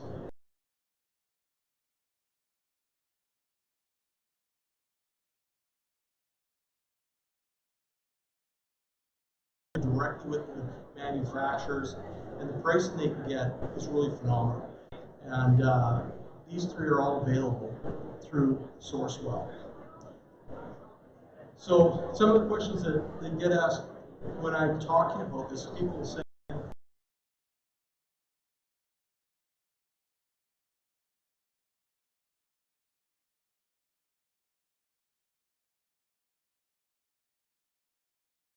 contact ourselves, and then we talk about the price, what we have to offer, and what you want for warranty, for add-ons. So you're not going to lose the local input. You're still going to be part of it. Another one within this is, okay, but you guys give us no charge travel, you got the extended warranty, there's a lot of perks that go with it. That's still available through Sourcewell. You don't lose that because you're going. It's the whole thing where the supplier is saying, now reach out to the local guys, and they know what ceiling is. So it's a ceiling-based pricing. So you're not going to go up above, and that's where your protection is. Well, another one is like on our new machines. Now this is Komatsu I'm talking about. Bomag is different, but Komatsu, you get a 3-year 2,000. It's not something we sell to you. It's not something that you have to pay for. It's on the machine. And that was asked me also, are we going to lose that because we're going through Sourcewell? No, it's still there. You're still getting 3 years 2,000. So all the things that I've talked to the customers about is all still going to be available. So, question. How can SMS equipment benefit you working side by side with the Sourcewell system? National pricing discounts. And I don't like to use the phrase, heard that yesterday, the national pricing discount isn't something you should use. Because really it is a ceiling based. So it's a guarantee. not have to pay over that. There we have the maximum ceiling price. Your local options are included in purchasing. You get exactly what you want, customized to the job you're doing. So it's not like you go in there and say, okay, I want, let's use a wheel loader. I want a wheel loader. Okay, you have to buy this one for 2 yard bucket. Here's your price. No. We go in there, we still tailor make what you're looking for. You want a 2.5 yard bucket, you want this type of tire, you want this type of warranty. We price it out, and we pass that ceiling price onto you guys. And you reap the benefit.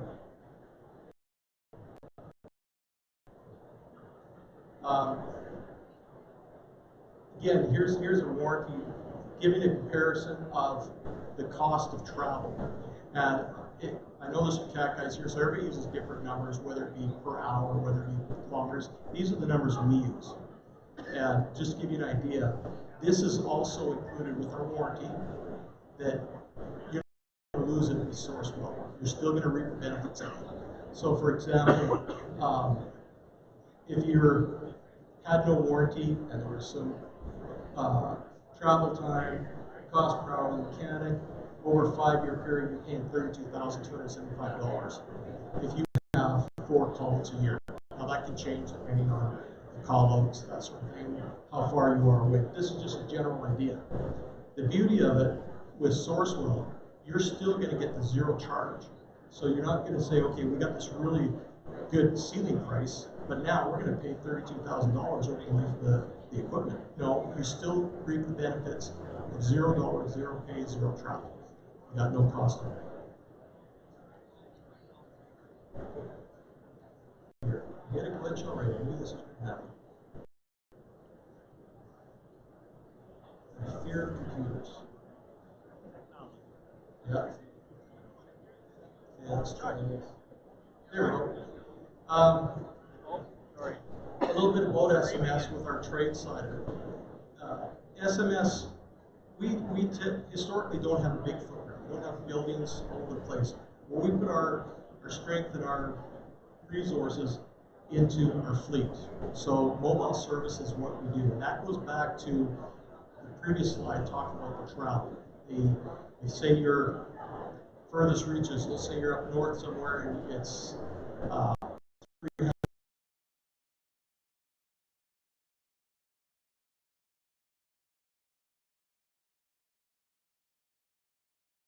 130 mobile service trucks. So we can get anywhere at any time. Our service trucks don't belong to Saskatoon or Regina, they belong to SMS. So if, say up in Meadow Lake, there's an issue that Saskatoon guys are swamped, you might get an Alberta truck come out from Edmonton. They're mobile, and that's one of our real strengths. And again, this is not going to be affected by Sourcewell purchasing. The whole thing with Sourcewell, we're not taking away anything, we're giving to it. And then any cost of us to be a part of that is covered by the manufacturer. It's not even really covered by us as a company, SMS. It's in Komatsu, their fees for being a part of that. So you guys aren't going to lose, because again, that's another question that came up. Well, the example that was given to me was an engineering company. They said, well, this is the price we're going to charge, but to go through Sourcewell, we're going to tack a little bit on, and so how does that work? Well, with us, SMS, we sell for the price that we get from Komatsu. Komatsu pays a fee per machine for being part of Sourcewell. We don't pay it, you don't pay it. That's Komatsu's marketing money to get involved in. So it's not going to affect you that way.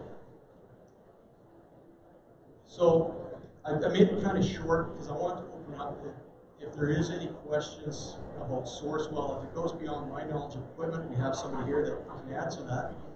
But is there any questions about Sourcewell, about OMAG, Komatsu, anything like that?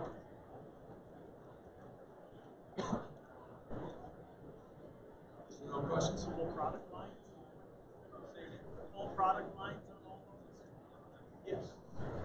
Yes, he was asking full product lines on the lines we carry. Yes. Are they included in the contract? Correct. Yeah. I know for sure with Komatsu, BOMAG, we're fairly new to BOMAG. We've had them since December 1st. There's a bit of learning curve for all of us getting into bringing the equipment into Canada, our parts, service training. So I haven't had a good chance to look at the homemade side of it, but Command's what I'm familiar with. Right. Yes, my apologies. I get slapped for that, Canada. Sourcewell is the buying group. SUMA Advantage is the umbrella of SUMA that really supports that. And SUMA has their own group of people that really stand behind you guys. They've got the answers, and that's the SUMA Advantage, where they're working through Sourcewell to bring it to you guys. Any other questions?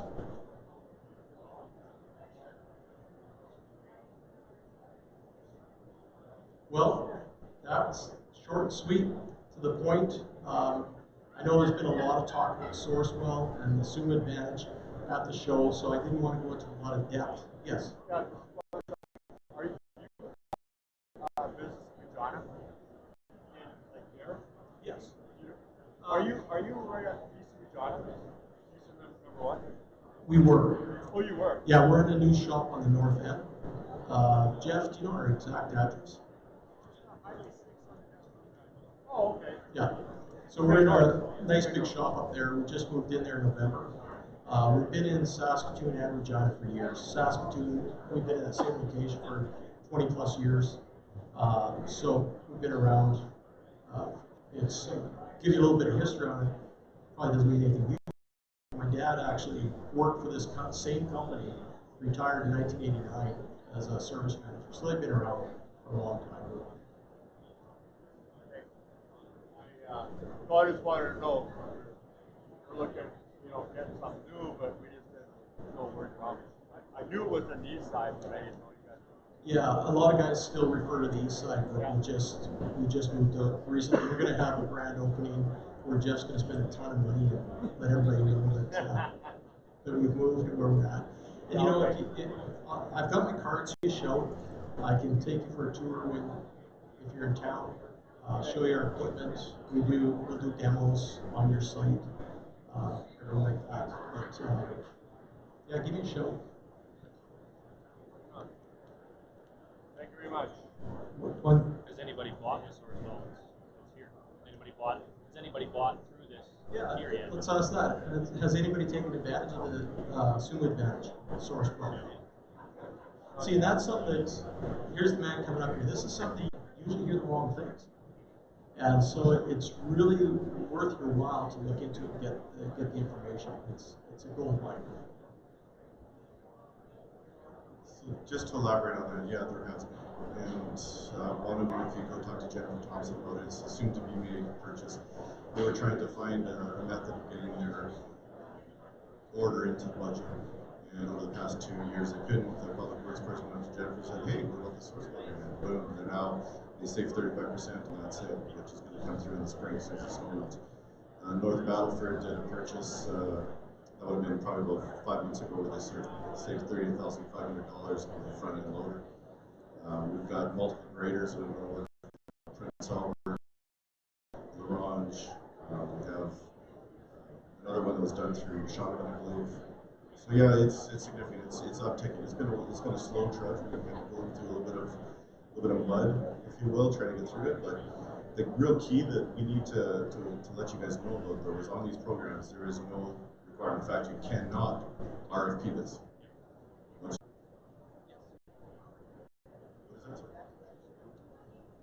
Yeah, you have to talk to the dealer on that, and each contract is set up differently within the Sourcewell agreement. But yeah, normally used equipment is a part of that as well. Yes. In line with what Carl just said, I actually ran into a situation where we were talking about pricing, and they were asking me about Sourcewell, and so I was talking about it. Well, I found out that they'd gone out to tender. So as soon as I looked into it, I got my hands slapped and said, no, they're out to tender, you can't use this.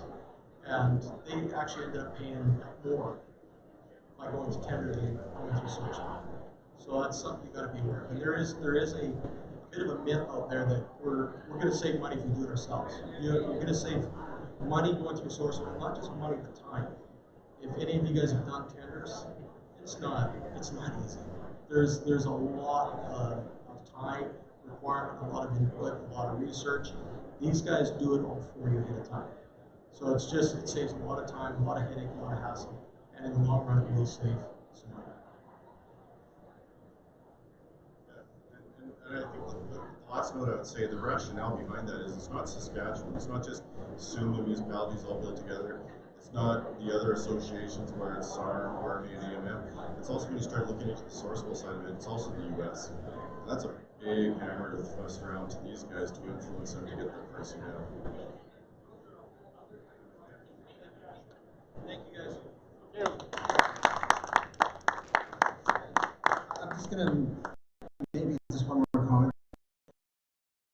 I'm not sure if Carl can answer it. In northern Saskatchewan, if we're going through capital purchase, we have to go through an RFP process because if you're going at 8% more, I think that's how it works. Anyway, we have to go through that process because of the new West Street partnership. No? Okay, so I'm not sure how this works.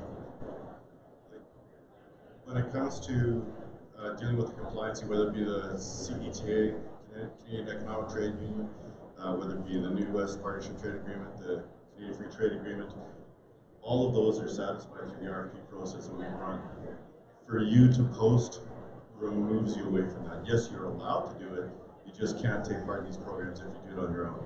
You do not need to, and I say you do not need to, I really should be saying you must not post an RFP if you want to take advantage of these programs. That's very good to know. So thank you, Larry, for your presentation. We all need heavy equipment in our municipalities, so thanks for your presentation, it's valuable. So thank you all for attending SUMA's vendor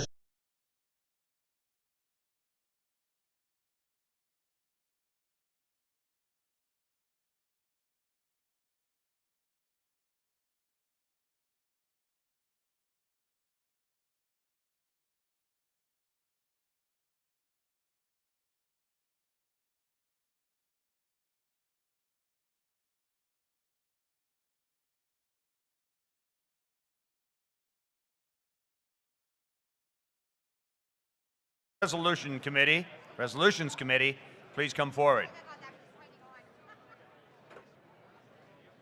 You're probably the people with the secret tag behind your name. Maybe, I don't know.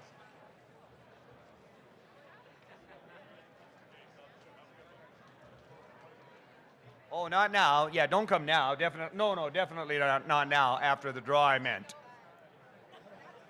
You should have known that. How did you get on the Resolutions Committee? People. And furthermore, ladies and gentlemen, please do not make direct eye contact with me yet. We haven't started. Thank you. Start in 2 minutes. Right? Resolutions Committee, they're kind of keeners, those people.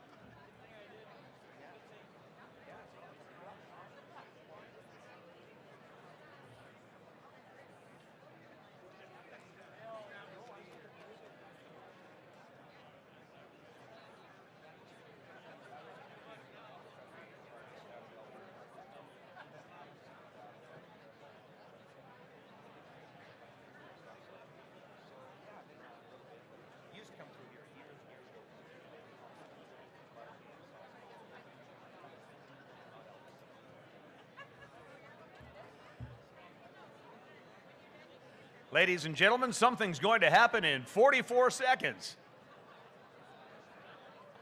I don't know.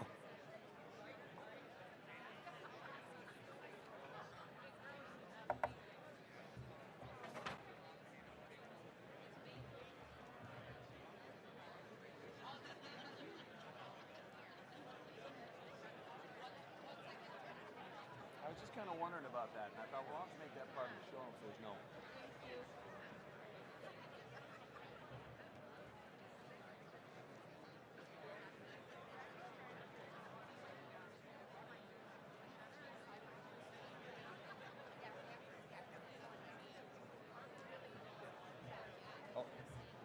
Okay. All right, ladies and gentlemen. Good afternoon and welcome back. How's everybody enjoying the day so far? Are you enjoying the proceedings and all the meetings? I noticed. I'm like you. I can't get enough like bagpipes, one thing, and I can't get enough meetings. I thought the bagpiper was very excellent this morning that brought the Lieutenant Governor in, and I thought, I don't know, is it not a tradition to give the piper always a dram of whiskey, I thought, but maybe you don't do that here anymore, but that's probably a good thing. I would like to make a resolution that tomorrow morning for the, I'm not on any committee or anything, like a resolutions committee, I'm just going to throw this in there. I would like to make a resolution that tomorrow morning we have Caesars.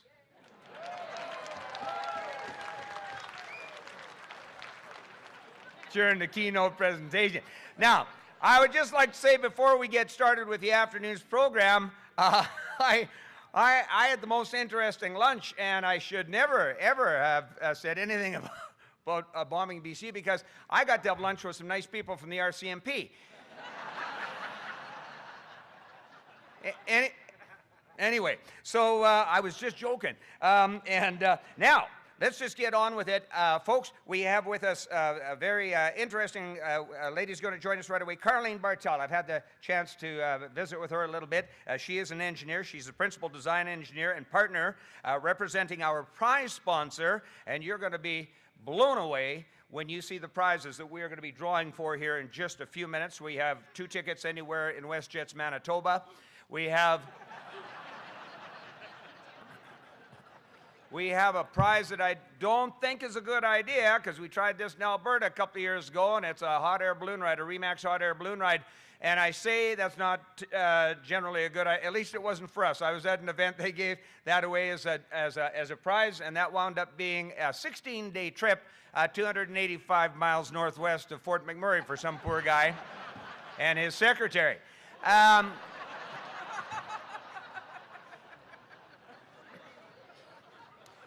But we have some wonderful prizes to give away, and here to tell you a little bit about our prize sponsor from Catterall and Wright Consulting Engineers. Please welcome Carleen Bartel.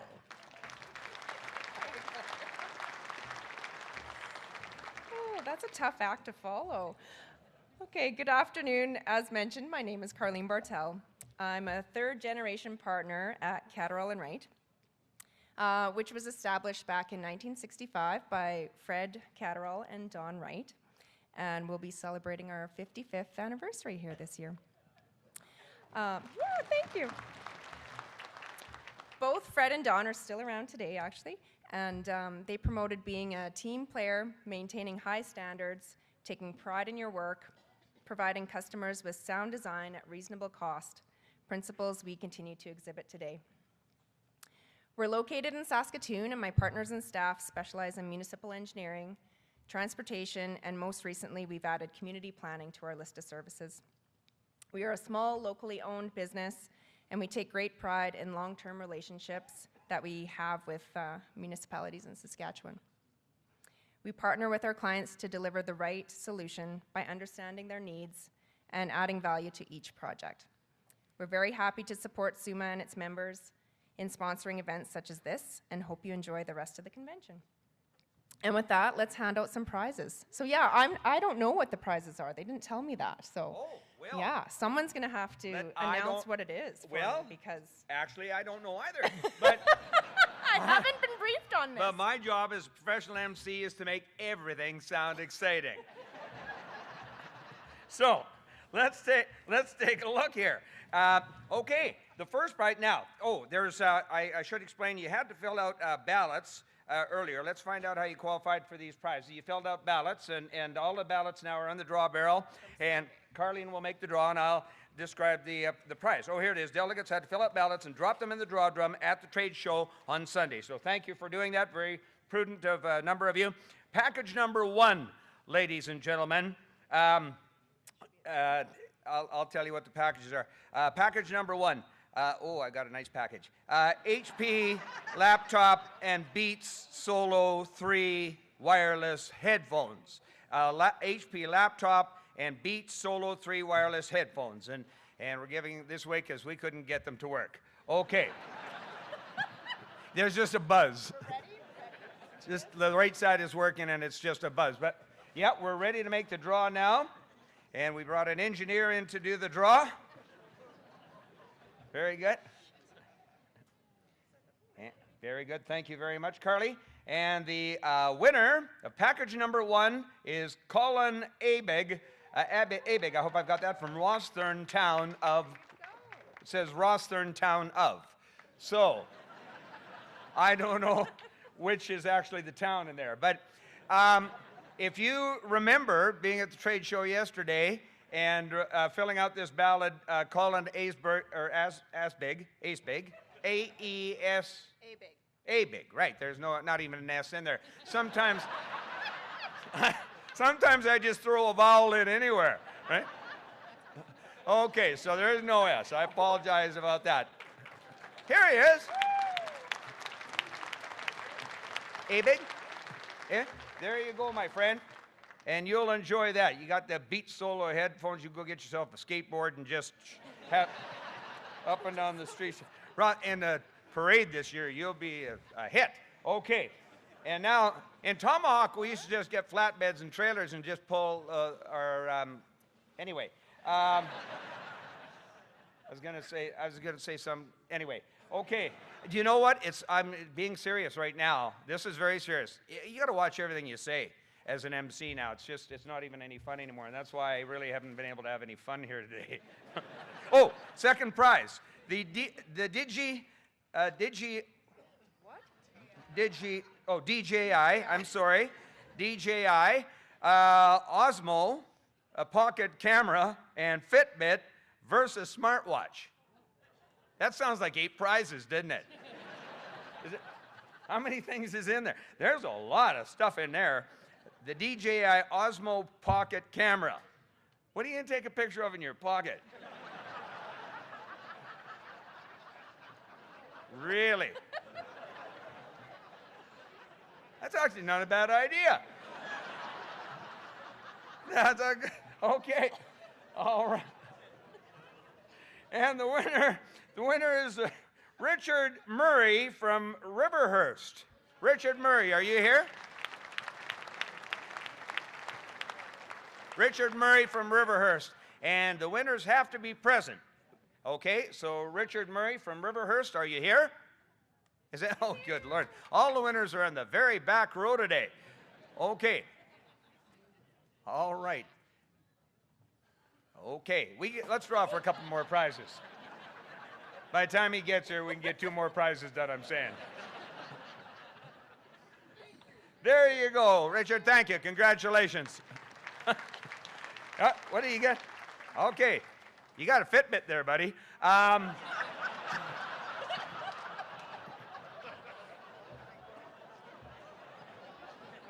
Just saying.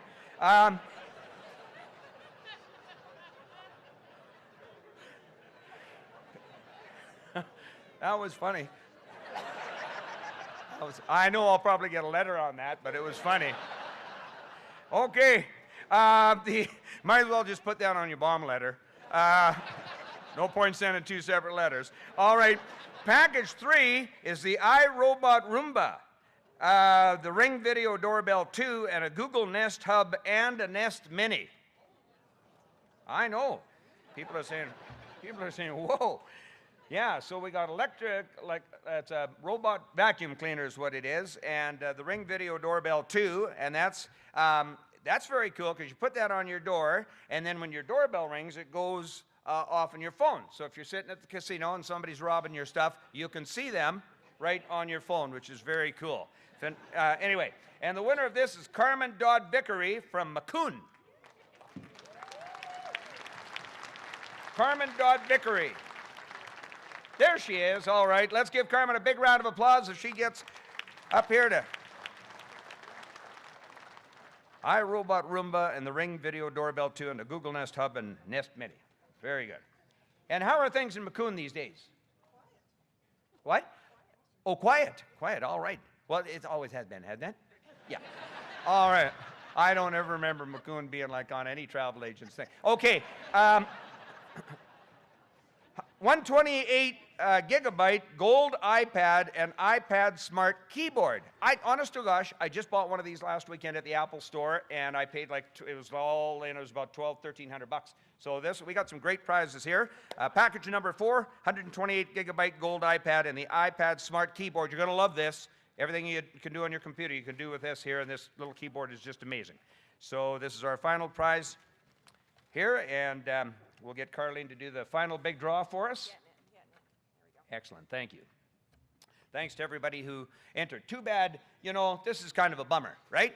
Going with these kind of entry forms. They should just give away those little yellow like raffle tickets for next year's a good. No, I'll tell you why. Because if you don't win a prize, you can just hang on to that little yellow ticket, and someday, like you're going to be at a wedding, where the bar's taking yellow drink tickets, right? Makes no sense. Okay. Lou Steubens. Lou Steubens. I think that's it, from the town of Birstall.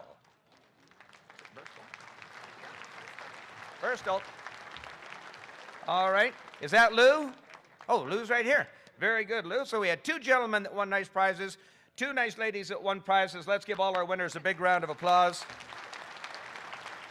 And Carlene Bartel, we thank you very much for donating all the prizes. That's Catterall and Wright Consulting Engineers. Be sure to give them a call if you're looking for engineering services. And now, ladies and gentlemen, it's my pleasure to invite Mike O'Donnell, our Director and Councillor for the City of Regina, to the mic, and he's going to lead us in our resolutions session. And at this time, I'd like to ask everybody who's on the Resolutions Committee to come up again, maybe. All right.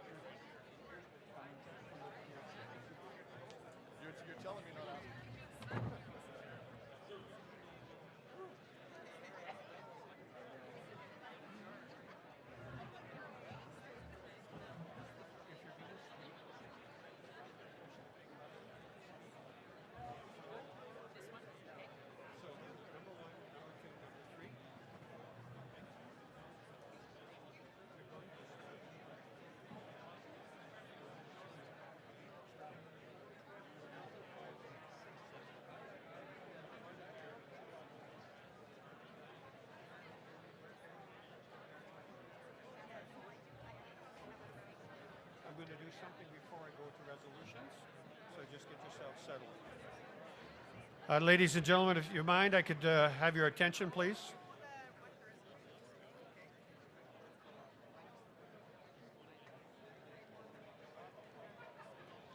Ladies and gentlemen, if you don't mind, I'd like your attention. Thanks for that. So while my folks are getting settled up here, I want to just have you look at your table and have a pencil that's there, and I just want to make a couple of comments about the pencil. A little bit of background. A few months ago, the City of Regina made a resolution at Council. We wanted to become a sustainable city by 2050. What we also made a decision was, well, we're going to create a roadmap for what we're going to do as a city. We didn't want to do it alone. We have some resources that we have access to. We wanted to make sure that we reached out and put a welcome on the table for all communities that are a little bit smaller. And so, first of all, this is an invitation. What we want to try and do is make sure that you have access to information, kind of like we did yesterday afternoon, but probably on a little different scale. Much of what I'm going to tell you is going to be done by smaller communities, at least because I'm talking to you. And some of it is very much such that it can be sized differently. So just so that you understand, the first goal is going to be on day 1 of our conference is going to be to do things that we can do in the short term or in the next little while. The second day is more aspirational, and I'll explain that in a minute. I want to give you some of the samples of what you're going to see. Biogas from BC. I believe that one of the actual presentations, or one of the companies that will be doing the presentation, actually works this as small as on a dairy farm. We're going to bring in the city of Raymond, Alberta. It's actually a community of 4,000. They are now net zero. Every one of their municipal buildings is on solar power, and they're going to explain to you how they did that. We're going to bring in Cranbrook, BC. And what they did is they looked at this valuable commodity they had called treated effluent. And what they said, we got to make use of it, and they're not only making use of it, but they're making money from making use of it. You know, in Saskatchewan, we do some things with geothermal. You know that we do some things with methane gas capture. And City of Saskatoon has a sustainability plan we want to present to you. There is a interesting community that we're bringing in from Ontario who were showing how to develop their new area of their little community in a totally different way. They went right back to 1890 to look at what the City of London did. I think you'll find that real interesting. Long before the province of Saskatchewan talked about small-scale nuclear, we signed up some of the very top people in Canada who are going to come and speak about small-scale nuclear. And further to that, we have a First Nations component. I'll finish by just telling you this. The dates are May 20th and 21st. We're engaging our community on this who are telling us, and I want you to listen very closely to this, they are telling us already that they want to see this happen, and they are willing to put dollars toward it. Dollars toward it. We're also engaging some young people, and we have a very exciting notion on how to engage some folks who work in the IT sector to give you some real quick solutions to how you can do that. And by the way, after you use your pencil, you can put it in the ground and grow basil. So next year, I'd like to find out how many of you do that. You're invited, May 20th, 21st, City of Regina, Reimagine. Thanks very much for listening.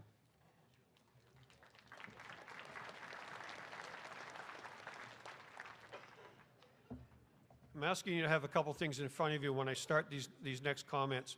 First one is this card. So when I call for a vote, you're going to show this card. Actually, what I'm going to ask you to do is a really close vote, where I can't see from you raising your cards. I will ask you to stand with the card as well. I also want you to note on the card, it says Annual General Meeting. That means we're going to use this again tomorrow. And this, because this happened in the past, some folks who perhaps lost or didn't bring their card or wanted to share with a friend, ripped them in half and gave them to someone else. Those votes don't count. Have your card out, please. Can I get you? Oh, there you go, right there. And then, of course, whether it's on your app or your book or so on, can you have all the resolutions? So let me make a few comments before I get started. And I'm going to start, first of all, by introducing the folks that are up here with me. I have Councillor Ted Zierakowski from the City of Prince Albert. I have Councillor Don Looning from the City of Moose Jaw. Councillor Richard Beck from the City of Warman.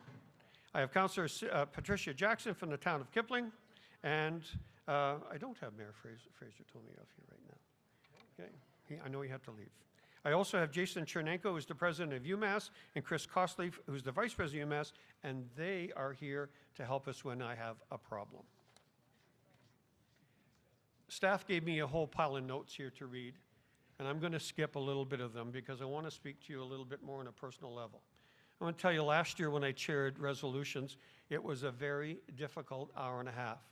You were extremely animated, and you were extremely critical of some of the things that were happening during this session. And so I want to describe to you a little bit about how we reacted, both as a committee. I stand with these people at all times, and how we dealt with this repeatedly over the course of the year, and with staff, in particular with Sean. And then we took this to the board to make sure that they understood. So we heard concerns, and they focused around three things. One was late resolutions, one was a divide between our sectors, and one was the information given to members about how each resolution is progressing. So one of the things I heard very clearly is what you wanted was you wanted the resolutions out and to you, and as a community, as a council, you wanted to talk about them ahead of time. That we took seriously. So there are, you'll note, no late resolutions here today. We were very hard on that. That includes to the board. So there is still the possibility of urgent and emergent, but it has to follow the criteria. That's what you told us. It has to be very urgent and very emergent. You'll also note when you look through the resolutions that it reads a little bit differently. In other words, there's no community name attached to that resolution. How come? We found that people were saying and told us that if it came from a particular sector or a particular town, they either supported or didn't support on that basis. This is about policy. This is about our policy, about public policy that drives us as an organization. We took the names out. And you will not hear me reference that nor ask for that when I ask people to come forward. So that was a little bit about that voting along sectoral lines. I also want to point this out. I don't keep track of who votes and who doesn't vote. It may be such that something that is before you doesn't affect your community, but it affects others. Maybe give some consideration to not voting and letting the others settle that issue. I think this one is really, really important. Not the others weren't, but I think really important. So over the years, all of you, many of you have put forward resolutions. Some passed, some failed. What happened to them? So what we were going to do now, as the new website comes forward with our organization, is you're going to be able to, one, see it and see what's being done and see it progress. So you'll be able to click on in the coming weeks, see where the priorities and what's been done. So I think that's really important that we are responding back to you on that. I hope that those things, first of all, make sense, that you understand that we tried to respond, and that we will continue to do that in the future. And of course, always look forward to your feedback. One of the other things that I think happens or doesn't happen is we sometimes are critical. So I put that resolution forward 3 years ago. Whatever happened to that? And we never come back often and tell you what some of the successes were. So I'm going to tell you about a couple of successes. And by the way, these are as a direct result of resolutions. You wanted engineering services because you had a tough time finding that. Well, there's 24 firms now that are part of that partnership program. The development of land gas environmental site assessment grant program provided $225,000 to municipalities to assist with the cost of landfill decommissioning. And we've talked about this a few times, fire departments and that call-out cost, $1.2 million as a direct result of that lobbying effort and so on. So I think there's been some real successes. So, again, I'm not going anywhere after this session. And if I didn't address, and these people didn't address, and we didn't meet what you were asking us to do last time, I'm going to be standing here waiting to hear from you. I'd like to go over a little bit about procedures, please. All speakers must be both elected and SUMA delegates, and we'll have people by the microphones to address that if we need to. I will move each resolution. I will move it, not the mover, not the community that brought him forward, but I as chair. And then I'll ask for anyone who wants to speak for or against. You can just come up and speak. All speakers will be given 2 minutes. You know how that works up there. Amendments from the floor will be considered by separate debate and vote. If no one wishes to speak to a resolution or once debate has concluded, I'll call the question. Resolutions need 50 plus 1. Voting will be shown by the cards. Unless someone comes forward, and there's 25 people willing to support that, and ask for a vote by ballot. We're prepared to do that. But you must come forward, identify that before I make the call, and you have to have 25 people to support you. In case of a ballot vote, the ballots from delegates from the cities of Regina and Saskatoon, I think you know this by now, count 7.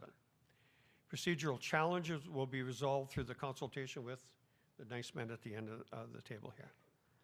And again, you know, I don't think I have to say that. In fact, all I have to do is look at you right now.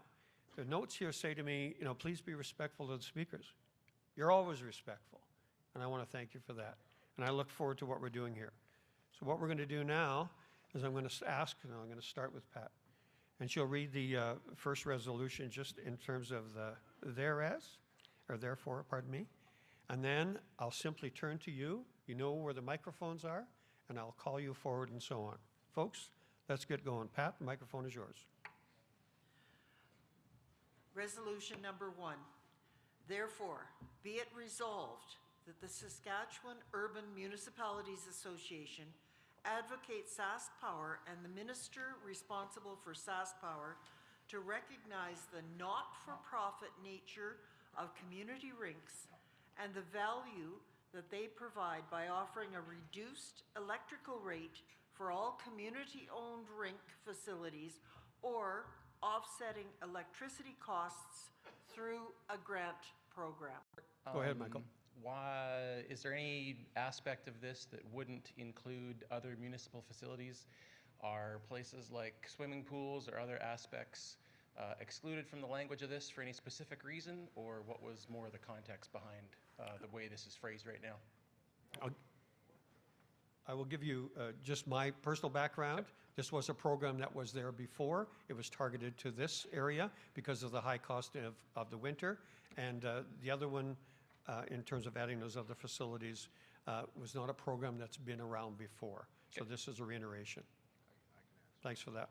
Sir, did you want to go ahead and speak as well? Go ahead and identify yourself. My name is Kyle Bennett from the town of Shaunavon. We are the town that brought this resolution forward. And to answer that, yes, we wanted to keep it simple and keep it directed towards rinks. Rinks do affect a lot of small communities where, you know, we share a lot of rinks. We figured it'd be an easy win. Focus on one, then we could expand from there if we found success with this. So, and we just wanted to, we know, I think there's about 10 different rates that SaskPower has in the province for different industries.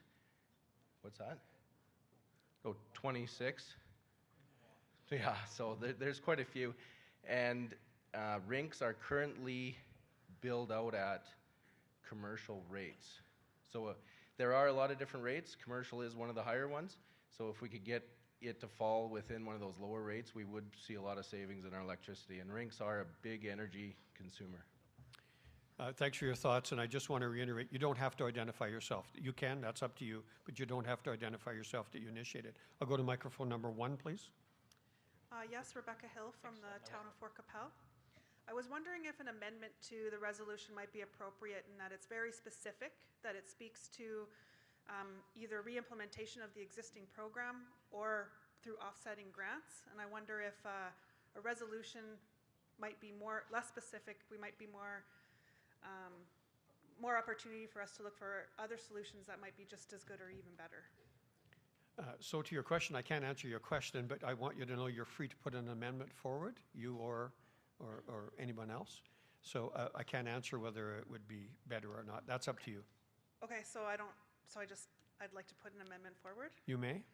That the resolution be made less specific and that it speaks more to rather than speaking specifically to providing by offering a reduced electrical rate or by offsetting electrical costs through a grant program, that we advocate with SaskPower to look for alternative solutions rather than being so specific. I don't know how exactly to word it. Okay, so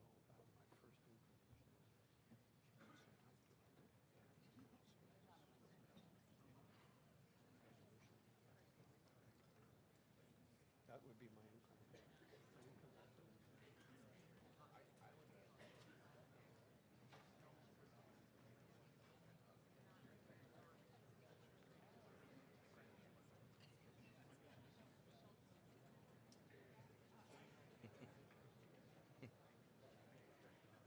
Can I speak to that again?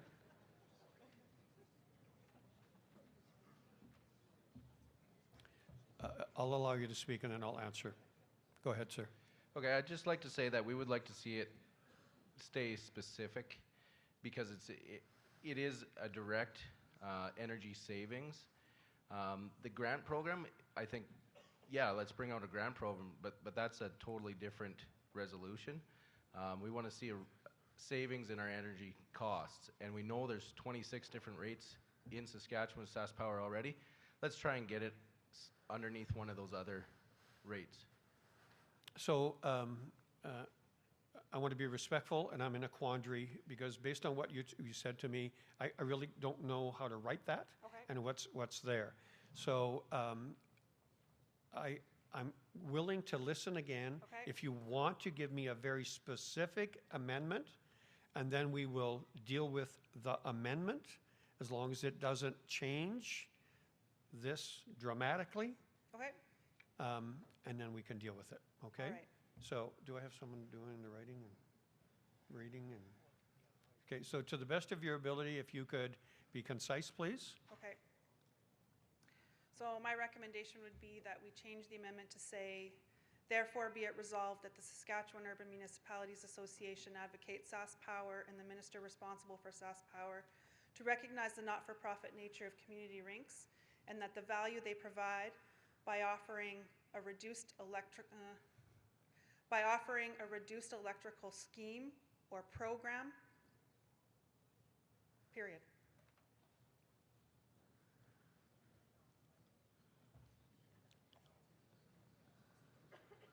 I know you all heard that. I'm going to read it back as soon as I have it here, and then we will debate the amendment and just the amendment. So I think the motion is in whole until reduced electrical rate for all community-owned rink facilities offering a reduced electrical scheme or program. You're eliminating those last words. Did I get that? Okay. Would anyone like to speak to the amendment? So thank you. I don't need a seconder. I'm okay to have it on the floor. Anyone else, anyone like to speak to the amendment? I think there's a gentleman going there. Go ahead, sir, on number 2. Brad Bulbuck from the town of Redverse. Thanks, Brad. With respect to the wording of the resolution, I would like to see it a little bit different, of course, as well. All I would do is remove or offsetting electricity costs through a grant program, and instead of saying community-owned rink facilities, say community-owned recreation facilities. Yeah. So I appreciate your comments, but that's not the amendment I'm dealing with, just so you know. Okay, no, I'm sorry, but I'm talking about an amendment to the original resolution. I'll deal with the first one first, and then. Okay. Anyone else who wants to speak to the amendment? Anyone else? So, get your cards ready. I'm going to ask you to vote, please. All those in favor of the amendment, as we best read to you, raise your hands, please. All those in favor? Thank you. And those opposed? Thank you. That was clear. So we'll go back to the main motion. And I ask this because we have 19 more to go through. If you wish to make an amendment, could you write it out now while you're at the table so that when we come forward, if that's what you want to do, that we have a little bit less time. Sir, on the amendment, original, number 4. Go ahead. Yeah, original. I'm still trying to wrap my head around this just from I'm trying to think of it not from the perspective of my own community, because the argument can always be made, hey, it's going to be cheaper for my community, I'm voting for it. But I'm trying to look at it from the perspective that why should we be spreading costs across the province that happen in our community, whereby some communities may not have these types of recreational facilities. Some communities have many more than others. Now, we're going to even that cost out across all of the members in Saskatchewan. Why? I had another point. It's eluding me.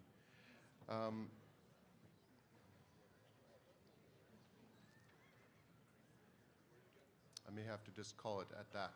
Thank Okay, you. thanks. That's all right. Thank you. Anyone else want to speak?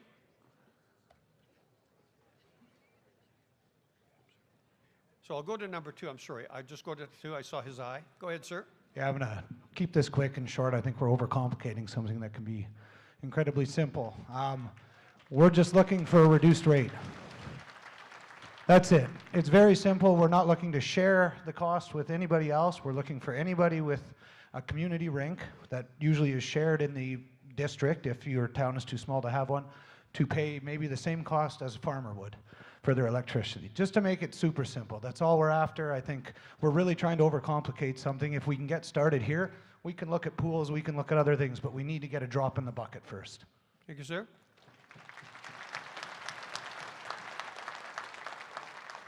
Ma'am, on number 3, go ahead. Yeah, your name, please. Velma from the town of Priestville. Thank you. Velma Bartel. I get it, you're looking for a cheaper rate, and I understand it. But if you're going to fight, do you know what? Fight to win. So if we're going to fight for the kids, fight for the older people, and fight for your whole community. With that in mind, do you know what? Look at all your recreation facilities. Look at your rinks, look at your pools, look at everything that actually needs to be heated in the winter.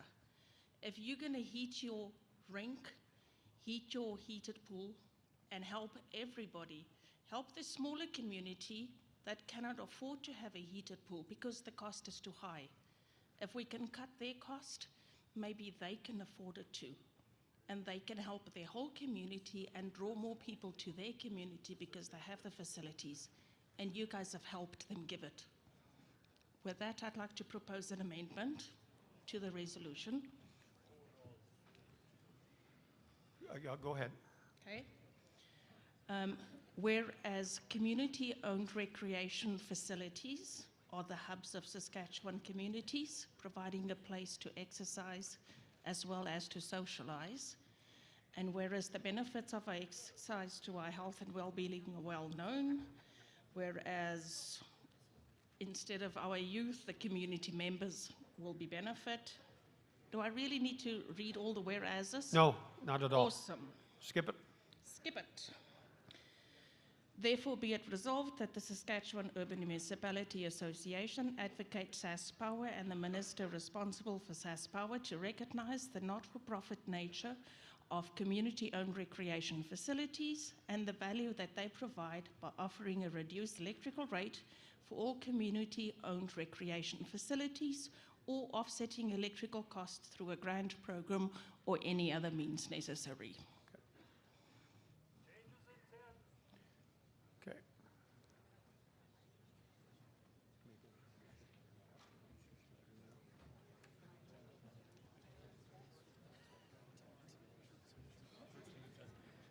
I think the simplest way to me to explain this to you is to simply say this, replace community-owned rinks with community-owned recreational facilities, and leave it at that. How about that? That's an amendment. Sir, go ahead on number 2. Yeah, I guess I'll speak to that amendment. Again, I'm going back to what my friend from Shaunavon just previously said a few speakers ago. Let's keep it simple. Let's start with the rinks. What we're merely trying to do is regain a program that SaskPower had years ago to keep the rates for our community rinks low, because running those big 50 horsepower electric engines or electric motors are very expensive, and especially when they run all winter long for communities the size of 500 or 1,000 people, it makes it hard to pay those bills. So again, I'm in favor of keeping the resolution worded as is and going forward with that. I don't think we need to complicate this. Thank you, sir. I'll go to microphone number 3. Jordan McPhail, Town of Larange. I'd like to call the question on the amendment. Question's been called. Amendment has been read. All those in favor of the amendment, please raise your card and your hand. Thank you. All those opposed? Clear. Back to the main motion. Would anyone else like to speak to the main motion, sir? Go ahead. I'm sorry. Jordan McPhail, Town of Larange. I'd like to call the question. Thank you, sir. Question has been called.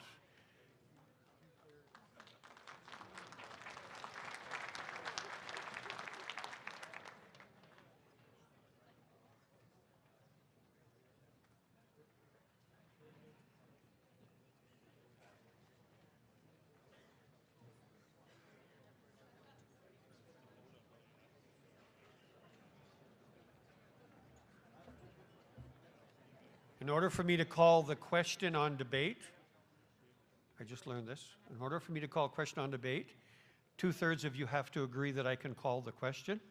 So I'm going to ask you to vote. May I call the question? All in favor? And opposed? I think that was correct. I'll call the question. All in favor? And opposed? Thank you. That is carried.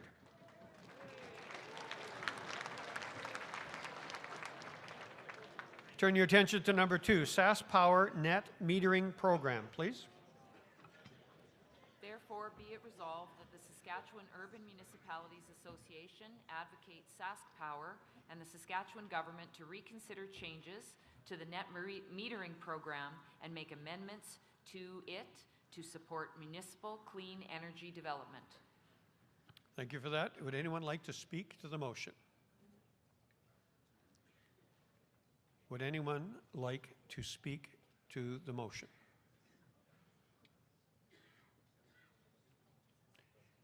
Last call. Anyone like to speak to the motion?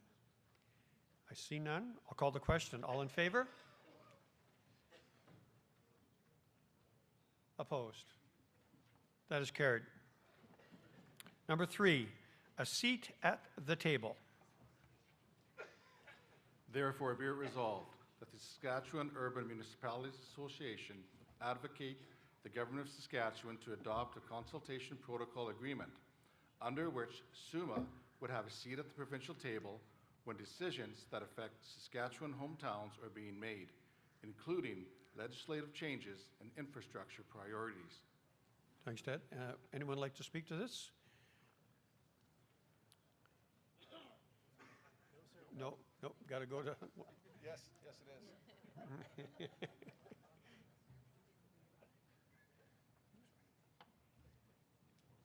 Go ahead, Mr. Hill. Thank you, Mr. O'Donnell. Darren Hill, City Councillor, Saskatoon. This just makes good sense. I mean, municipalities need to be consulted when legislation is being considered or other decisions are being affected on them, and not after the legislation has been crafted and is heading to the legislative floor. It needs to be brought to us before. We all know the stories of the Maple Creeks, the Oxbows, that are seeing $4 million, $6 million increases to their water, to their lagoons because of new environmental legislative changes. We could have put in some mechanisms to have maybe some transitional funding or changes of looking at the regulations had they been consulted. We also remember the grants in lieu program. Had they consulted the legislative sector at that time, they maybe not would have had such a nightmare during that budget. We also have very little to say on how infrastructure funding streams are determined and allocated. Again, something that directly affects us. A consultation protocol would give us a framework for the discussions with government. It'd be a roadmap that they'd have to follow for the legislators when they're looking at stuff that directly impacts us. Have the conversations before you make the changes so that you can make the right changes. It just makes sense to do it that way. So a seat at the table means we're part of the discussions and the decision making, not just an afterthought. Thanks for that. Sir, also at number 1, you go ahead. If you introduce yourself, please, and carry on. Robert Mardell, Mayor of the Town of Choiceland. Thank you. The only concern I have about the resolution is it doesn't state whether the representation from SUMA would come by an elected official. I would not want to see an advocacy group affecting legislation that wasn't an elected representative. That's my only concern. Thanks for stating that. And sir, also at number 1, you're up next. George Prudette, Mayor, St. Walburg. Go ahead. The previous gentleman stole all of my thunder. But I'd also like to add that if you've got very good communications with your elected officials, with your MLA, then you should be in the loop, and he or she will make you well aware of what's going on. In other words, what we've got is a very good system that works if we try to make it work. So I would say this wheel isn't broken, so let's not fix it. Thanks for your thoughts. I'm going to go to number 3 here, please, sir. Ian Dunbar from Herbert. And the last two speakers, I agree with them both, that my observation is that the term "a seat at the table" is a metaphor and isn't really specific enough. If the government thinks that we feel entitled to become part of the government caucus, I'm sure that's different from having what the other gentleman mentioned. We have already a system that may be able to, already be able to work within. Thanks for your thoughts. Sir, on number one. Brian Matheson, Lumsden. I think I agree with what has been said here. We elect the government to make decisions. We don't elect the government to tell them what decisions to make. If we don't like their decisions, we know what to do. We don't get to the table. We make our votes count. Thank you. Would anyone else like to speak?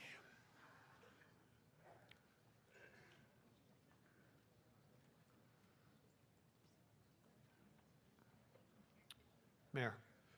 Michael Fougere, Mayor of Regina. I'm going to support this resolution because this goes to the heart of what we do as an advocacy organization. It's a protocol to have an agreement of a process for discussion prior to legislative changes, regulatory changes that could affect us. It's being proactive. It's regularizing what we do as an organization. The fundamental purpose of SUMA is to advocate on behalf of our members. And this is a way to make it more clear, have expectations, and have the province understand and agree how we interact with them all the time. So it's reactive and it's also proactive. I would urge members to support this. This is fundamental to what we do as an organization. Thank you. Would anyone else like to speak? Sir, are you coming up to speak? No? Anyone else?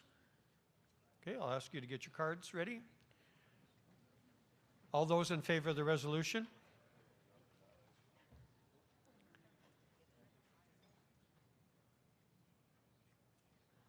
Just hold them up for a second, please. I want to make sure I get a good look. Thank you. And those opposed? Motion is carried. Number 4, recreation funding and revenue sharing, please. Richard. Therefore, be it resolved that the Saskatchewan Urban Municipalities Association advocate the Government of Saskatchewan to change revenue sharing criteria for rural municipalities to have 95% provided unconditionally and 5% conditionally to be used to assist urban municipalities with recreational facility costs. Thank you for that. Would anyone like to speak to the motion, please?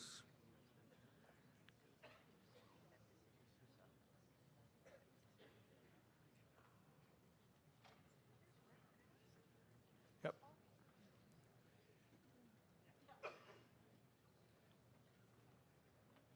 So, Mayor beat the rush to the microphone, sir. So go ahead, Mayor. You go ahead. Okay, thank you very much. I didn't expect to be up here twice, but this is a really important resolution. I'd ask members I know are considering this really important. You know, the purpose of revenue sharing is an unconditional grant, very generously provided by the province of Saskatchewan to meet our local priorities. No strings attached. And that's one of the reasons why I think it's so valuable to us. Well, I understand the importance of making part of this conditional. It breaks the mold. If an individual municipality wants to dedicate 5% of their own money, they're free to do that today. They don't need to have a resolution of SUMA to do that. If they tie across the province 5%, then that changes the priorities of our neighbors, our neighbor municipalities, who may choose that, in their case, recreation for the next 5 years isn't what they want. They want wastewater. They want water. They want something else. So I'd ask the members really think about whether they want to change the mold of this, to change the purpose of revenue sharing, which is unconditional, giving us all our own priorities. We can already dedicate 5% or 10% of revenue sharing. We don't need the resolution. So I understand the spirit of this, but the implications for other municipalities who have other equally important and compelling priorities may be hurt by this unintentionally. So I'd really recommend that we, with the greatest respect, turn this motion down. Thank you. Thank you. I'll go to microphone number 2, sir. Go ahead. Michael McLeod from the Village of Cairnport. I would echo the mayor's comments as well. This is a slippery slope. If we try to advocate for this against the rural municipalities, there's no reason why the precedent couldn't be set for large municipalities to expect more from smaller urban municipalities. Even if you do have a recreational center within your city or your town, you're definitely getting the benefit from rural folks coming in, having lunch, going to the hockey game. There's better ways to prioritize our advocacy on the government than stealing from each other. Thank you. Anyone else like to speak? I see none. I'll call the question. Cards up. Everybody in favor? And opposed? Thank you. I'll go to number 5. Simply reads Summa Sarm. Oh, sorry, defeated. Pardon me. Thanks for that. Number 5, Summa and Sarm. Sorry. Therefore, be it resolved that the Saskatchewan Urban Municipalities Association invite the Saskatchewan Association of Rural Municipalities to engage in exploratory discussions to merge the two associations into one new unified municipal association. Thank you.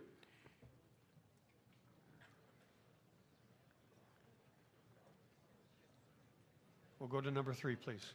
Mr. Chair, my name is Rennie Harper. I'm the mayor of the town of Nipawin, and I would like to speak in favor of this motion. Actually, I'm holding in my hand the pencil that was just sitting on my table. And I look at it and I think, imagine the two organizations, associations that speak for the people in our province to government, coming together and sitting at a table, the partners together, and germinating our ideas together as one organization.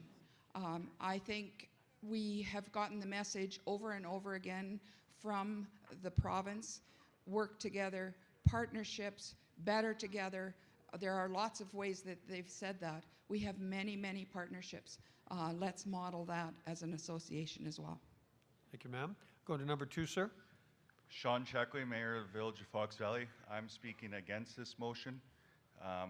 My view on it is, if we make this organization larger for smaller municipalities of my size, it's going to be harder for somebody to advocate on a proper basis for it. We feel that we get lost in the shuffle a little bit as a small community right now and don't have the proper voice. SARM, although we're an urban municipality, also for a small farming community, also speaks on our behalf in the interests of our people when it comes to agricultural files, as well as community policing, which we didn't feel that we got the support from SUMA on this one. So we will be voting against this motion. Thank you. Sir, number 3. Greg Dion, the Mayor of Prince Albert. I too will not be supporting the resolution. I think we got to get our own house in order and represent our whole sector. As the gentleman before me just spoke, we have a divide in between the cities and our own organizations and the smaller organizations. So I think we got to, prove to ourselves that we can get together along as our own organization. Even you said, if it doesn't affect you, don't vote. Well, we get lots of those. So I'm concerned. If we have a bigger organization, we're going to have so many splinter groups. We're going to have a group, I don't know how you're going to do it, cities, smaller cities, towns, RMs. It's a massive project, and it's not going to happen overnight. But I believe first we better get our own house in order first and get along before we try to expand our organization. Thank you. I'll go to number 2, please. Lloyd Seymour, Councillor, Town of Springside. I'm in favor of this. At the sector meeting in May, I spoke to this about amalgamation. I am from a small community of 500. If we do not start some type of conversation with SARM, who is a partner, we already know of towns going bankrupt, of going back to the RMs. All this resolution is stating is an exploratory conversation. It's starting a conversation that's what this resolution is about. It's not about anything else about us actually happening. But if we don't start to have a conversation with this, in 10 years' time is half the people in this group, I hate to say this, you're going to be bankrupt. And if you don't start having a conversation, trying to work something as a partnership with the RMs instead of doing the protectionism that seems to go on of having a turf war between an RM and a town, it's a sad case to say that this is going to happen, and this is reality. We see it already with some of our small communities that have turned back to the RMs. Thank you. Go to microphone number 1.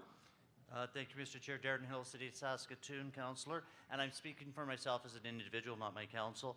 I'm going to speak against and vote against this resolution, not because I'm opposed to the intent of the conversation, but I'm opposed to it coming from a resolution on this floor.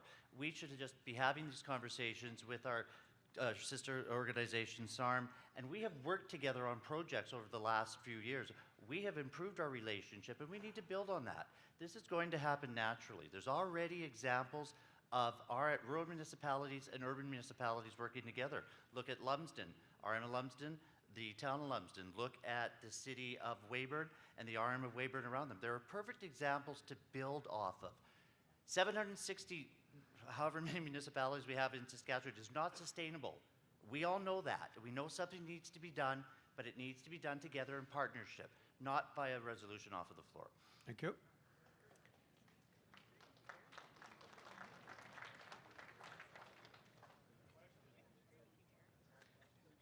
So I see no one else wanting to speak, so that's my easier path, sir.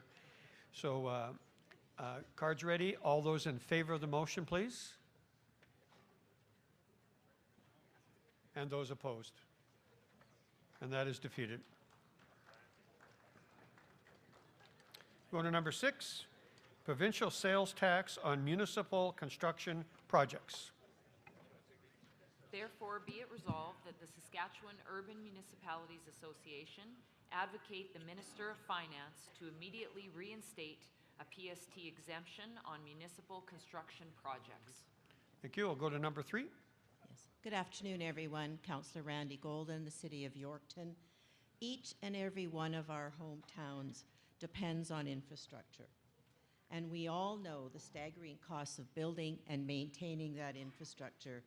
And in the 2017-2018 provincial budget, they removed several of the sales tax exemptions in an attempt to bring their budget to closer to balance.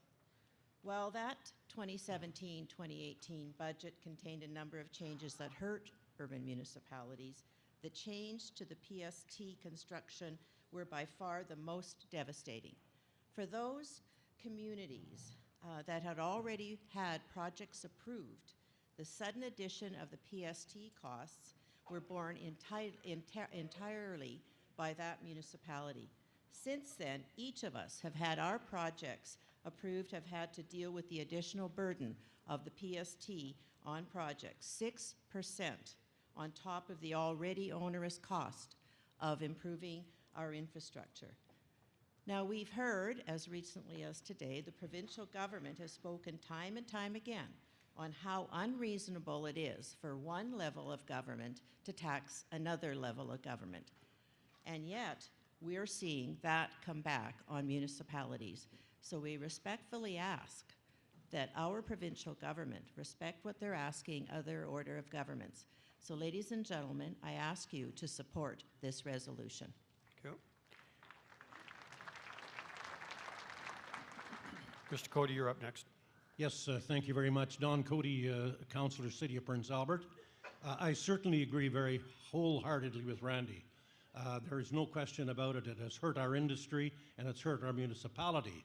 I certainly would have liked to expand this somewhat because I think our industries are hurting big time. Our housing is practically nil in the City of Prince Albert, and I suspect it's very much the same throughout the province. So certainly it would have been nicer, I think, to have more inclusive resolution. By that I mean all construction materials and labor, so that the housing industry and all of those people could have some relief as well. But certainly I agree that municipalities need to have this taken off. I'm going to give you one example of the city of Prince Albert. As you know, we had a little catastrophe with some water some years ago, and resulting in the fact we built a new reservoir. The reservoir cost $12 million. We got $6 million from the federal government, we got $3 million from the province, and the balance, the other $3 million, we paid. And at the same time, the government of Saskatchewan took $750,000 in PST back. That's not what you call, I think, decent government work. I suspect everybody in this hall would say no government has the right to tax another government. Thank you.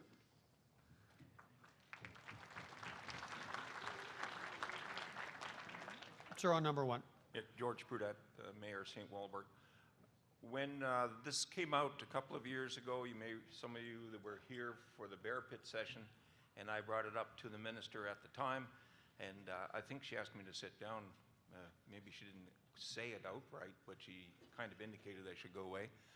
We went on and built a $12 million regional lagoon with two other partners, and our numbers were similar to the councillor from Prince Albert. We ended up with a $12 million lagoon, and we ended up with another $700 and some thousand in additional taxes that we had not considered when we put in the original budget. So the three little municipalities had to turn around and cover that cost, and that's not right. So we hadn't considered having it beforehand, and here it is. It lands on your desk. And what are you going to do with it? We had to go forward with it. We should absolutely support this going forward, without question. We shouldn't tax one level of government, shouldn't tax another. Thank you. Thank you, sir.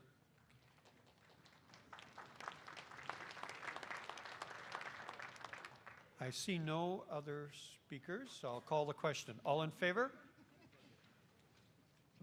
And opposed? The motion is carried.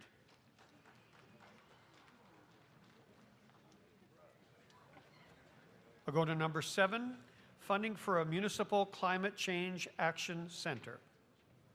Therefore, be it resolved that the Saskatchewan Urban Municipalities Association advocate the Minister of the Environment to fund the development of a municipal climate change action center to provide grant funding for municipalities and work cooperatively with SUMA and SARM to see it implemented. Thank you. I'll go to number 1, please. Thank you very much. This is fairly straightforward. You'll know that the federal government takes carbon tax money from all of us. It gives that money back to the province. This is requesting that some of that money that comes back to the province be invested in a municipal climate change action center. That center would be administered by SUMA and the municipalities. The money would be used to give grants to municipalities that wish to take climate initiatives, whether they be local energy initiatives, whether they be initiatives with other communities in their region. This enables us as a municipalities to step up to becoming, as our slogan says, becoming more sustainable communities. We at SUMA have voted in the past to support sustainable initiatives. This will give us the wherewithal to do that. Thank you, Bob Hawkins, Councillor, City of Regina. That's okay. Anyone else? Anyone else wish to speak? I'll call the question. All in favor?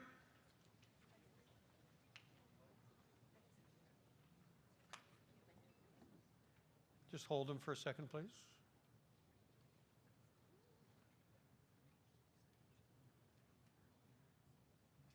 Thank you. Opposed? Carried. Carried. Carried. Motion's carried. Number 8, Dutch elm disease.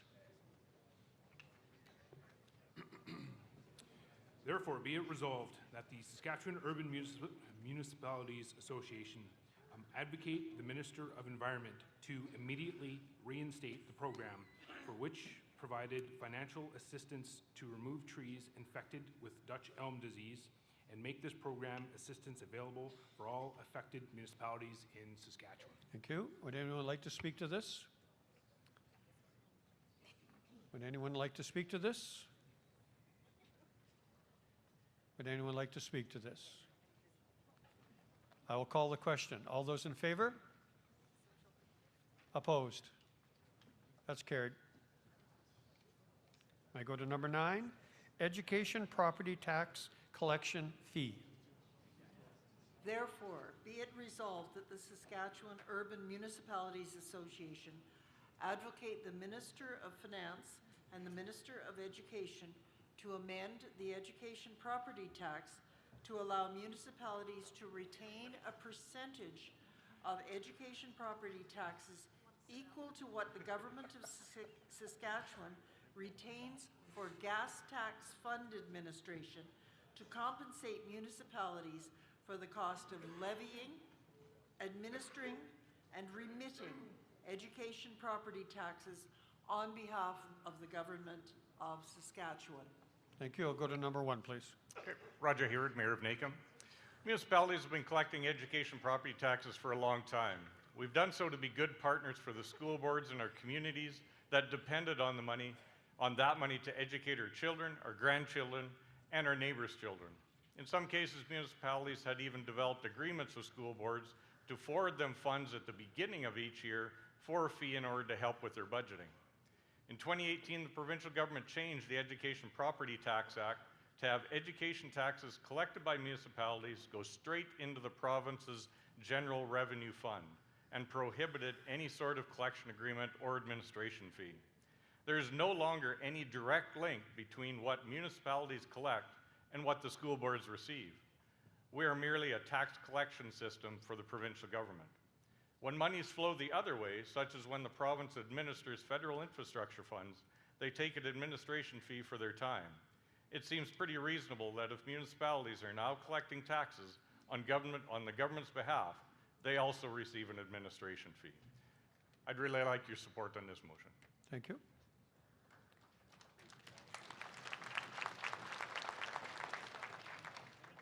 Anyone else like to speak? See none, I'll call the question. All in favor? Opposed? That is carried. Next one, number 10, revitalizing historic downtowns. Therefore, be it resolved that the Saskatchewan Urban Municipalities Association advocate the Government of Saskatchewan to work with Saskatchewan Economic Development Alliance to develop programs with sustainable funding to assist municipalities in rehabilitating their downtowns and historic spaces and buildings. Thank you. Would anyone like to speak to this, please?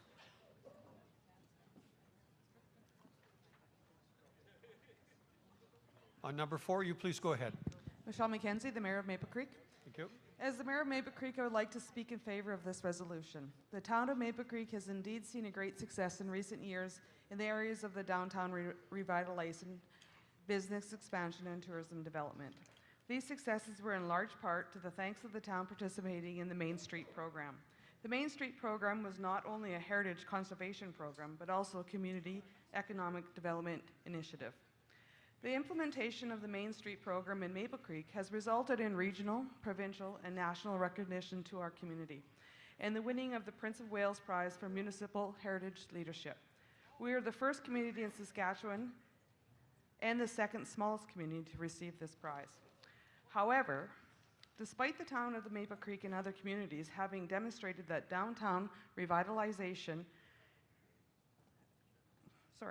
effort to, oh my goodness. Speaking in a crowd of 1,000 people, I'm nervous, my knees are shaking, forgive me. Take your time. And other communities have demonstrated that downtown revitalization efforts do indeed work and show measurable impacts. The province of Saskatchewan has either entirely or significantly reduced the funding. The province of Saskatchewan suspended the Main Street program and eliminated Small Business Loans Association and reduced funding to the Saskatchewan Heritage Foundation. I personally think that the funding received from Saskatchewan Heritage Foundation is embarrassingly inadequate. The town of Maple Creek wholeheartedly endorses this resolution and encourages the province of Saskatchewan to develop and implement a properly funded downtown revitalization program as part of Saskatchewan's commitment to economic growth and rural revitalization. Thank you. You did well.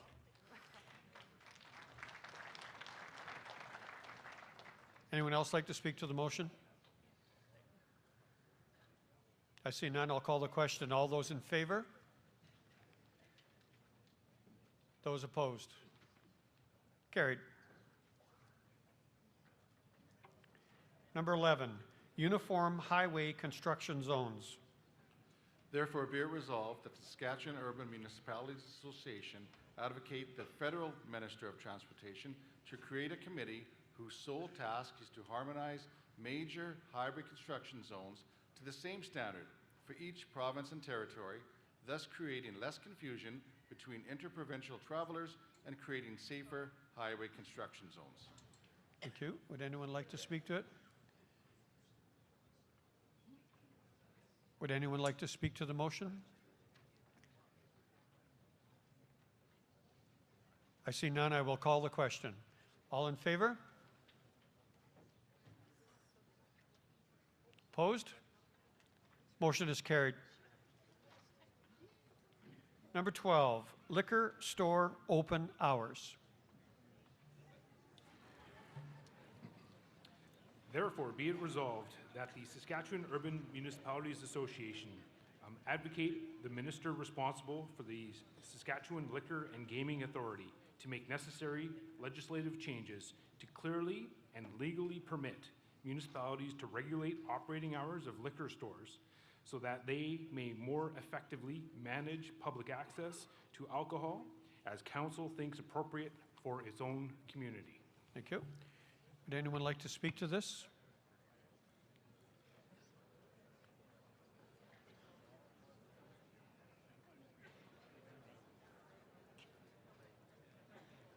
Go ahead on microphone number 3. Greg Dion, the Mayor of Prince Albert.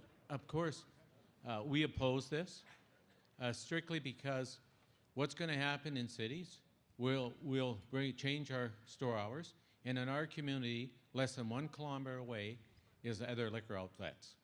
So all we're going to do is drive more impaired drivers onto the highways in our communities, which we're trying to get off, and it's just going to be a hodgepodge. The province of Saskatchewan, the better suggestion is the province of Saskatchewan should meet with all us communities and let's come up with a provincial strategy. We can't have Saskatoon with 1 hour's PA. That won't work because then they'll go outside our municipalities into the RMs and open these stores and operate. And municipalities would love to have them because they're going to get lots of jobs. But at the end of the day, we've got to be united on the same front. And we should be more worried about the way the Saskatchewan government's going to go pretty soon. If we don't speak up about alcohol, you're going to get it 24 hours a day. That's why we have an alcohol problem in our province of Saskatchewan. So we should certainly be taking our government on about drive-throughs, alcohol, all those issues. But we got to do it as one front. We can't do it as cities and urbans. Thank you, sir. We'll go to number 2. Hello, Dave Wright from Loon Lake. Thank you. I feel that the motion or the proposal is inadequate. It states liquor stores. Sir, on number 3, go ahead. Glenn McCaffrey, town of Hudson Bay. We are, I think many people have had the opportunity to come to Hudson Bay. We are not necessarily the only community that is isolated in a sense of hours of traveling to the community of Saskatoon, Regina, Prince Albert for medical purposes. And we know that there are individuals throughout our province that don't have the monies to travel and are always needing the assistance to do that. The loss of the bus services was dramatic to many in our community.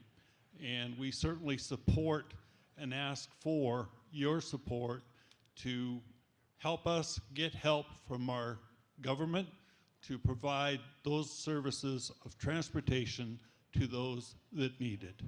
Thank you. Thank you, sir. Mr. Dion, go ahead. Thank you. Greg Dion, the Mayor of Prince Albert.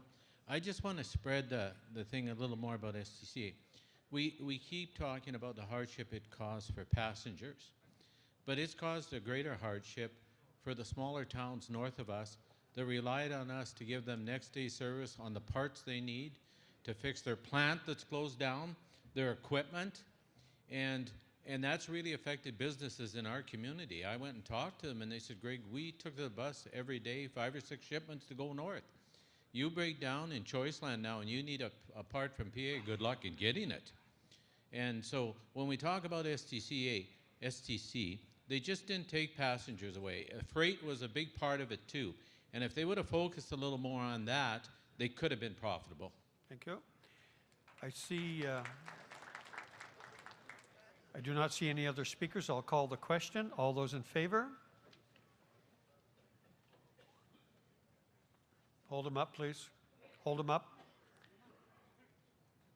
And those opposed? Motion's carried. I just want to give you a reminder, we are running a little bit late, but the buses are waiting, so don't worry. 18, leave for municipal council duties. Therefore, be it resolved that the Saskatchewan Urban Municipalities Association advocate the provincial government to change or add to the Saskatchewan Employment Act the requirement for employers to allow employees to attend meetings, conferences, or training related to serving on municipal council without having to use a long-term leave of absence or using holiday vacation time. Thank you. Would anyone like to speak to the motion? Sir, on number 1, go ahead. Dylan Claypool, Councillor for Town of Asquith. I would like to speak in favor of this motion. I think it's unfair that people have to take a leave of absence just to be able to go to elections and stuff, but they can't take a leave of absence when it comes to municipal duties, such as going to meetings and stuff. I find it it's unfair that I or anybody has to use their vacation time in order to do duties like this. I enjoy being on this and doing it, so I like to speak in favor of it. Thank you, sir. Anyone else like to speak? Oh, God, number 3, sorry. Number 3 again. Ian Dunbar again. I just want to, I'm not against this motion really, but I would like to point out that some jobs require attendance to know the job. And employers don't appreciate people who aren't there to learn the job. It's an issue between, this has been brought up about the disparity between how much women get paid for a job as opposed to men.